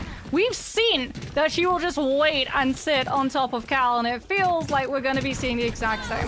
There's the EMP onto Cal as the rally came out from Baya. Do they have the follow-up? It doesn't look like it. Meanwhile, Hira and Alisu go for the dive with the nano boost, able to find the backline of New York Excelsior. Meanwhile, Baya and Cal both fall. That's going to be with the backline. Traded up for a flip. Oh, you're right. They did flip the point. They do have that objective, though. Primal Rage with a Sniper as well to try to find some kills. Alisu still has theirs. They're looking to touch the point, but eventually Hero will come back to keep touching it as well. Alisu in that Primal Rage now has their cooldown to go a bit further, extend this up to 100%. Snozzler has no relocate or relocate back. Does build up that pulse bomb. Alisu finds Jeeks, though. Again, Aramori doesn't have that backline support. Nano boost onto Sniper, but they lose Bun. Already 2 members down. No follow-up damage. Sniper's able to find Par, but Cal, a 3K for them in this fight. 99%, make it a 4K. Last hits, all in favor of the star and a player of Ethereal. They take round number 1. So this is the danger that you fall into as either a Sombra or a Tracer. Any hero that relies on those flanks, right? If you fall into a pattern of predictability, especially with EMP, and Timeless Ethereal sold their backline down the river to guarantee that they would be able to find that flip, understanding that even if you lose the break, even if you lose the Ana, 1, you've made it out EMP, and 2, you have the Primal to be able to stall that flip from 75 into overtime, and then Par's gonna hit the EMP faster than NYXL Academy, and that immediately offsets any other ultimate economy on the board. Timeless Ethereal with the 5,000 IQ play. Take downtown and put themselves onto match point. See if they can keep things up here. Running that same composition they did earlier. Same with New York Excelsior Academy. They go via that drum side on the back. Meanwhile, Timeless taking the open space. Not actually super close to Cal, who's on that off angle, not playing from the high ground, but a little harder for NYXL Academy to be able to intrude on, given the fact that Bun and Snozzler are actually playing behind drum. Already handed out of their Bun. You can see the respect they're giving to Cal at the moment. Really not overly committing in these fights. Snozzler also has to relocate. Nice nade from Aramori. And then eventually Snozzler looks to duel it, but doesn't want to take that commit. Even with the Brigitte health packs, Cal's at least forced off for now, so NYXL are winning in terms of the health game with a sleep on to Bun! In the ante to slow down Snozzler. Is the follow-up damage there? It's not. Jeeks. Perfect health pack to keep the sleeping Sombra alive. And now, Timeless have that frontline pressure. They have the pulse bomb from Hira, and they drop it, but it's avoided by Aramori, who tosses the sleep dart, doesn't hit it, but it's at least putting pressure onto Hira. Meanwhile, Cal is able to find Snozzler. No Jinx support this time. Cal, nice body shot to shut down the Tracer. Baya also finds Sniper in the first fight to win for Ethereal. And here's the problem, right? When your team is the one taking more damage, you should have Nano Boost faster than the other Ana. But Cal is such an aggressive DPS Ana. They're literally taking these angles, these fights, on long line of distances. So when Bun and Snozzler reveal themselves, you have the amount of time to actually be able to shred through the health bar and force either the recall or the translocate out. And it allows you to keep pace with Nano. Nano engage onto the Tracer, or sorry, onto the Winston of Alisu. Meanwhile, Hira got slept, but no kill onto them. Alisu's able to find Bun. Towards that point, Nano re-engaged. I mean, things seem to be collapsing for NYXL. They want to commit double support ultimates here and aren't even trying to fight it. Has that EMP, doesn't have a great position to be able to set up. However, Thermosphere are doing what they've done so far in this race to find that win condition, continue picking apart NYXL's uptime. Smelter does pick out Hira. Okay, nice flail also with the EMP to shut down Alisu. EMP dive is successful for NYXL as they reclaim that objective. Right, flip is there, and NYXL Academy will start to bank up percentage. We just need to see that they don't have those blinders on, that they don't tunnel vision onto taking Cal down and allow Timeless Ethereal to nat 20 stealth the point away from them once more. Hira coming left side to fight Snozlar, gets some of that support. Timeless given some space to work with here. NYXL kind of playing back in the inside angle. Bun noticing where they are, pings out that location. Although, look, it seems like Cal is a little left behind on that left side flank. Snozlar tried to disrupt it a little bit, but now we'll come back towards the rest of her team where Alisu's committed some cooldowns. Bun has found Hira just in this neutral fight. Amazing work from the Sombra player of NYXL Academy. Gets poked down, has to translocate away. Snozlar still kind of focused on this point to keep it in favor of NYXL Academy, knowing they're up in this fight. The sleep dart from Cal is there. On to Sniper, who has the primal wave, has to commit it, but Snozlar with a Bull Strom onto Cal to keep this fight in their favor. Timeless commits the Nana Boost onto Par. Hira has found Amori, but the sleep dart came through for that Bull Strom. Amori, fantastic sleep, cost them their life, but keeps them with the objective and Timeless away from it from now. Nana Boost onto Par, however, allowed that EMP to be able to charge up, and the Ethereal use it immediately. Yeah, they use it. Find Jinx and Snozlar too with Baya. Nice re-engage from Timeless Ethereal. I thought it might have been over for them, but they reclaimed the point. Yeah, they use it immediately before Bun is going to be able to charge up an EMP to match. Silver lining for NYXL Academy, however, she'll have it in this next fight available, and Aramori and Jinx both have support ultimates to be able to follow up on it. Fun. EMP available, but it's really far away from the fight. Baya will have that rally as well for it. Meanwhile, NYXL trying to relocate around this left side of the objective. A nade from Cal goes into Jinx to stop that rally from getting maximum value. Bun drops the EMP, and they're able to follow up on it. But Cal and Baya both removed, as 88% of the board is now ticking for Timeless. They don't have any ultimates to stall, but they can at least jump around, use some cooldowns to make sure it gets to 99. That's the main objective for Timeless at the moment. 98 to 99% on the board. NYXL claim it. Last fight territory. Yeah, Alisu actually does enough damage and cleave to be able to build up to that primal Bun. Oh, sees the Cal. Sees the Cal's use the sleep dart, and Snozlar makes the move. Hey, Snozlar went really far in, relocates back. Hira gets hacked on him though. Bun has to translocate away. Has the hack back on there, but without the EMP, it's a little bit of a tough it's all fight. stall. It's all stall to keep Timeless Ethereal from being able to walk onto the point and use these ultimates. Now he's still available from Baya. Bubble used early on a Sniper. Meanwhile, rally from Baya on the back to keep them healthy. Armor and Jinx fall incredibly low, so the Nano Boost is committed on the Jinx. They're really clear at the point. Baya gets the flail kill onto Snozlar, and Alisu with the Primal Rage finds Sniper. The Pulse Bomb, unfortunately from Snozlar, doesn't get value. Everybody's healthy for Timeless Ethereal at the moment. They're missing Jinx as well. Snozlar switches to Symmetra for some reason, and Timeless Ethereal will get the win in the grand finals over New York Excelsior Academy. Just to capitalize again, Moxie, 1 Major 1, and now 2. This is amazing for Timeless Ethereal's reputation. If there is one ultimate that you want in overtime that isn't Primal Rage, it has to be Rally. It has to be New Rally.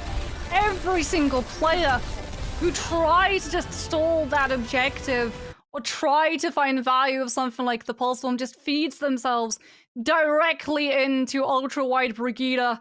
And when the shield is that big, that stun is not going to miss. Timeless Ethereal are able to, like you said, pick up a second major, making them back-to-back winners of both of the Calling All Hero Radiant majors. 1 and 2, a dominant force after such a dominant performance. Close match, brilliant lower bracket run. Absolute glory upon all of their shoulders.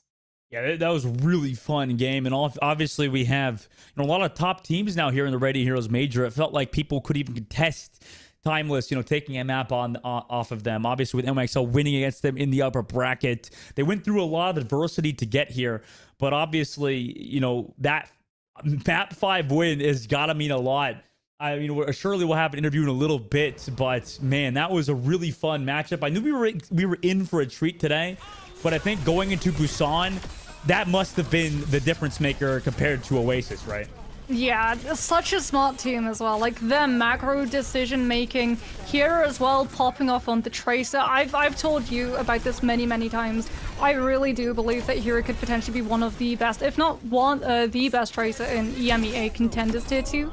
Yeah. At the moment, we're yet to see the consistency in the contender scene. However, consistency was here for Hero today. Triple pulse bomb kills, double pulse bomb kills. We never get to say, double pulse bomb kill. That's a disappointment. But from here, my goodness, every single pulse, every single blink, every single camp was just finding so much value. And the team knew how to be able to capitalize off of it. In fact, Hero's playstyle played brilliantly to Timeless Ethereal Strength, so where they would just pick you apart, not allowing you to be able to regroup or coordinate or build up ultimates to be able to throw back at them in their face. It was just aggression from the get-go. Yeah, fantastic work from them. I mean, really amazing play from Hera in the backbone of the rest of them with Par, Alisu, and their backline of Cal and Baya. Obviously, we're going to have an interview with the MVP of that series, which is obviously Hera. So it is, don't go anywhere. We'll be right back with Hera interview. See you guys after a short break.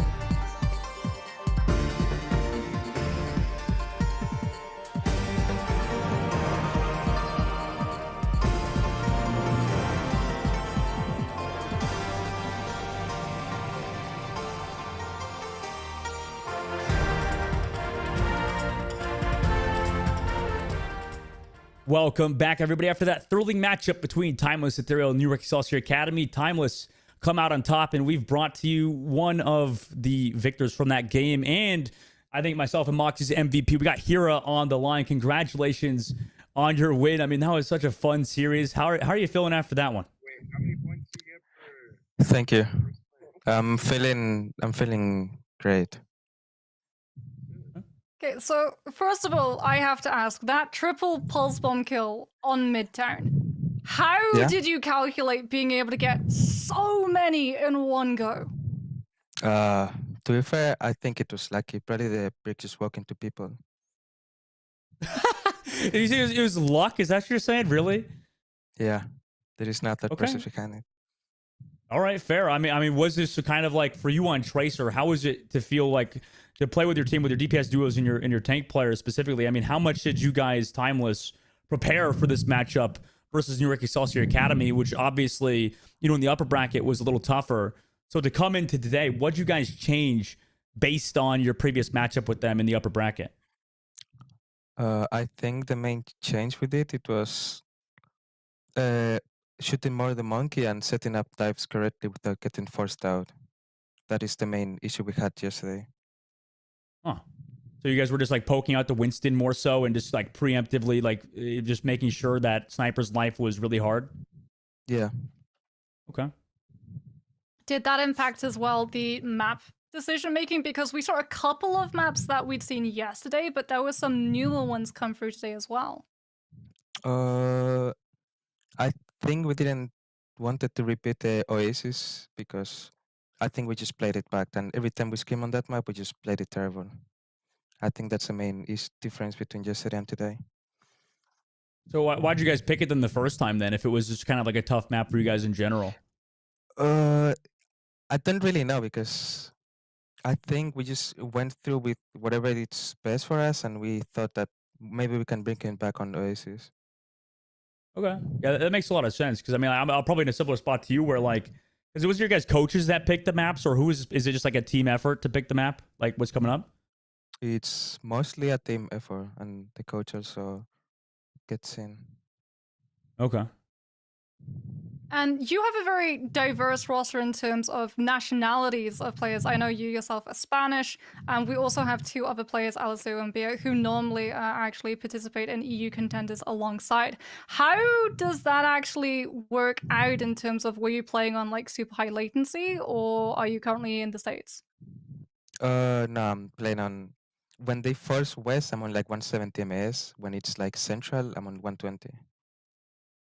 Oh, wait, How does it that was. Oh yeah. feed Sorry, Mox. into then how you play Tracer? Because I know when I play on latency myself, I can never play Tracer or Sombra if I'm above 140 latency. I mean, on 170, it was on midterm specifically. I was getting lucky with the pulses, but I was dying a lot, like through walls, or like my blinks weren't connecting in time. Oh, that makes a lot of But sense. Yeah, so it's hard to play that aggressive, right? yeah, playing on pink is just like playing on a cage. You are like limited all the time. You're like always pulled back on a rope, basically. Yeah. I mean, and especially for Tracer players. I mean, that Moxie's right. That's like one of the hardest roles. I mean, is there anything that in particular in that matchup that you guys felt maybe went differently for you guys today than it did in the upper bracket? What was the biggest thing? But the biggest reason was that is the Winston poke that, like you said. But do you feel like that you individually had a better performance than you did previously versus NYXL Academy? I mean, that's probably also one of the things that have changed from yesterday to today. I just played better. And so I just can carry even harder than yesterday. Because I think yesterday I was like playing good, but I wasn't like doing enough. Do you feel like there's a lot on your plate with this team with trying to do like get those pulse bombs off and just check Snozzler all the time? Is there you have a major role in kind of just like fragging potential for this team? Yeah, I think my main job is just marking the chaser when she has pulse. Otherwise, just not really. I don't really have to do that, but otherwise, I'm just like looking for a dive with my monkey and echo or sombra. So then, speaking about marking the Tracer, obviously another huge aspect that you all were able to take advantage of on Downtown especially was being able to mark that Sombra and anticipating the EMPs going onto your backline. Was that something that the team made an active call, that you would sacrifice that backline and prioritize everyone else going for the point flip? Most of the fights they had the EMP thing, we didn't. So what we did is just we have to look for a trade instantly because we're not gonna win the fight most likely. That makes a lot of sense. Well, you know, obviously, Hira, you guys just won that matchup and, you know, now win 2 majors. I mean, is there anything else that, you know, you would like to say before we let you go, or any shout outs you want to give to your teammates with Timeless Ethereal, or anything you want to say before we let you go? Yeah, thank you for the fans for like cheering us, and shout out to Park. He improved a lot in one day. Oh, yeah. Well, thank you so much, Hira, for coming by. It was a pleasure speaking to you, and congrats on your win. Thank you. Well, that was yeah, thank you, Hira. And Moxie, obviously, you know, we kind of have to break everything down what has happened. This was a crazy tournament. The playoffs were, you know, back and forth between both of these top teams, between New York Excelsior Academy, who won in that upper bracket. But then, you know, Timeless come back in that grand finals to win 3-2. Oh man, what a series! What a series that we've got to see both times when NYXL Academy and Timeless Ethereal faced off against each other. It was a 5-map series, Dustin. It's just the scorelines were inverted every single time around. You really can see the adaptation coming through. I love as well the fact that Timeless Ethereal, they looked at that Oasis playstyle. They said, okay, it's not going to work. We're not going to run this back again. We're going to go somewhere else where we're going to be able to take advantage of our strengths, of our positions, and the aggression that we showcase. And they absolutely 100% made the right call to take us to Busan, and they really did get to pop off. This team is going places, whether it's going to be within the bracket of Calling All Heroes, where they have this sort of amalgamation of NA and European talent, or whether or not it's these players individually when they're on their contenders teams, or even for some of them, Overwatch World Cup teams. Here, shout out, Team Spain made it through. One of the teams that I don't think a lot of people actually expected picked up that second seed, and a lot of it honestly was off of the back of that Tracer. Mark my words, Hero is going places in the Overwatch esports scene. And congratulations again to Timeless Ethereal and Kaiju Corp MX. I mean, it was such a both grand finals were super exciting. Different champions than today than they were yesterday. Obviously, different winners from yesterday, obviously. But obviously, that's going to be it for myself, Dogman, and Moxie. The Radiant Heroes Major 2 was super fun. If you want to keep checking things out, make sure you follow in the community to see when the next tournament will be. We got one more major coming up, and then that championship, which will be so damn exciting. So stick around for those. But in the meantime, for the Radiant Heroes Major 2, that's myself, Dogman, and Moxie out.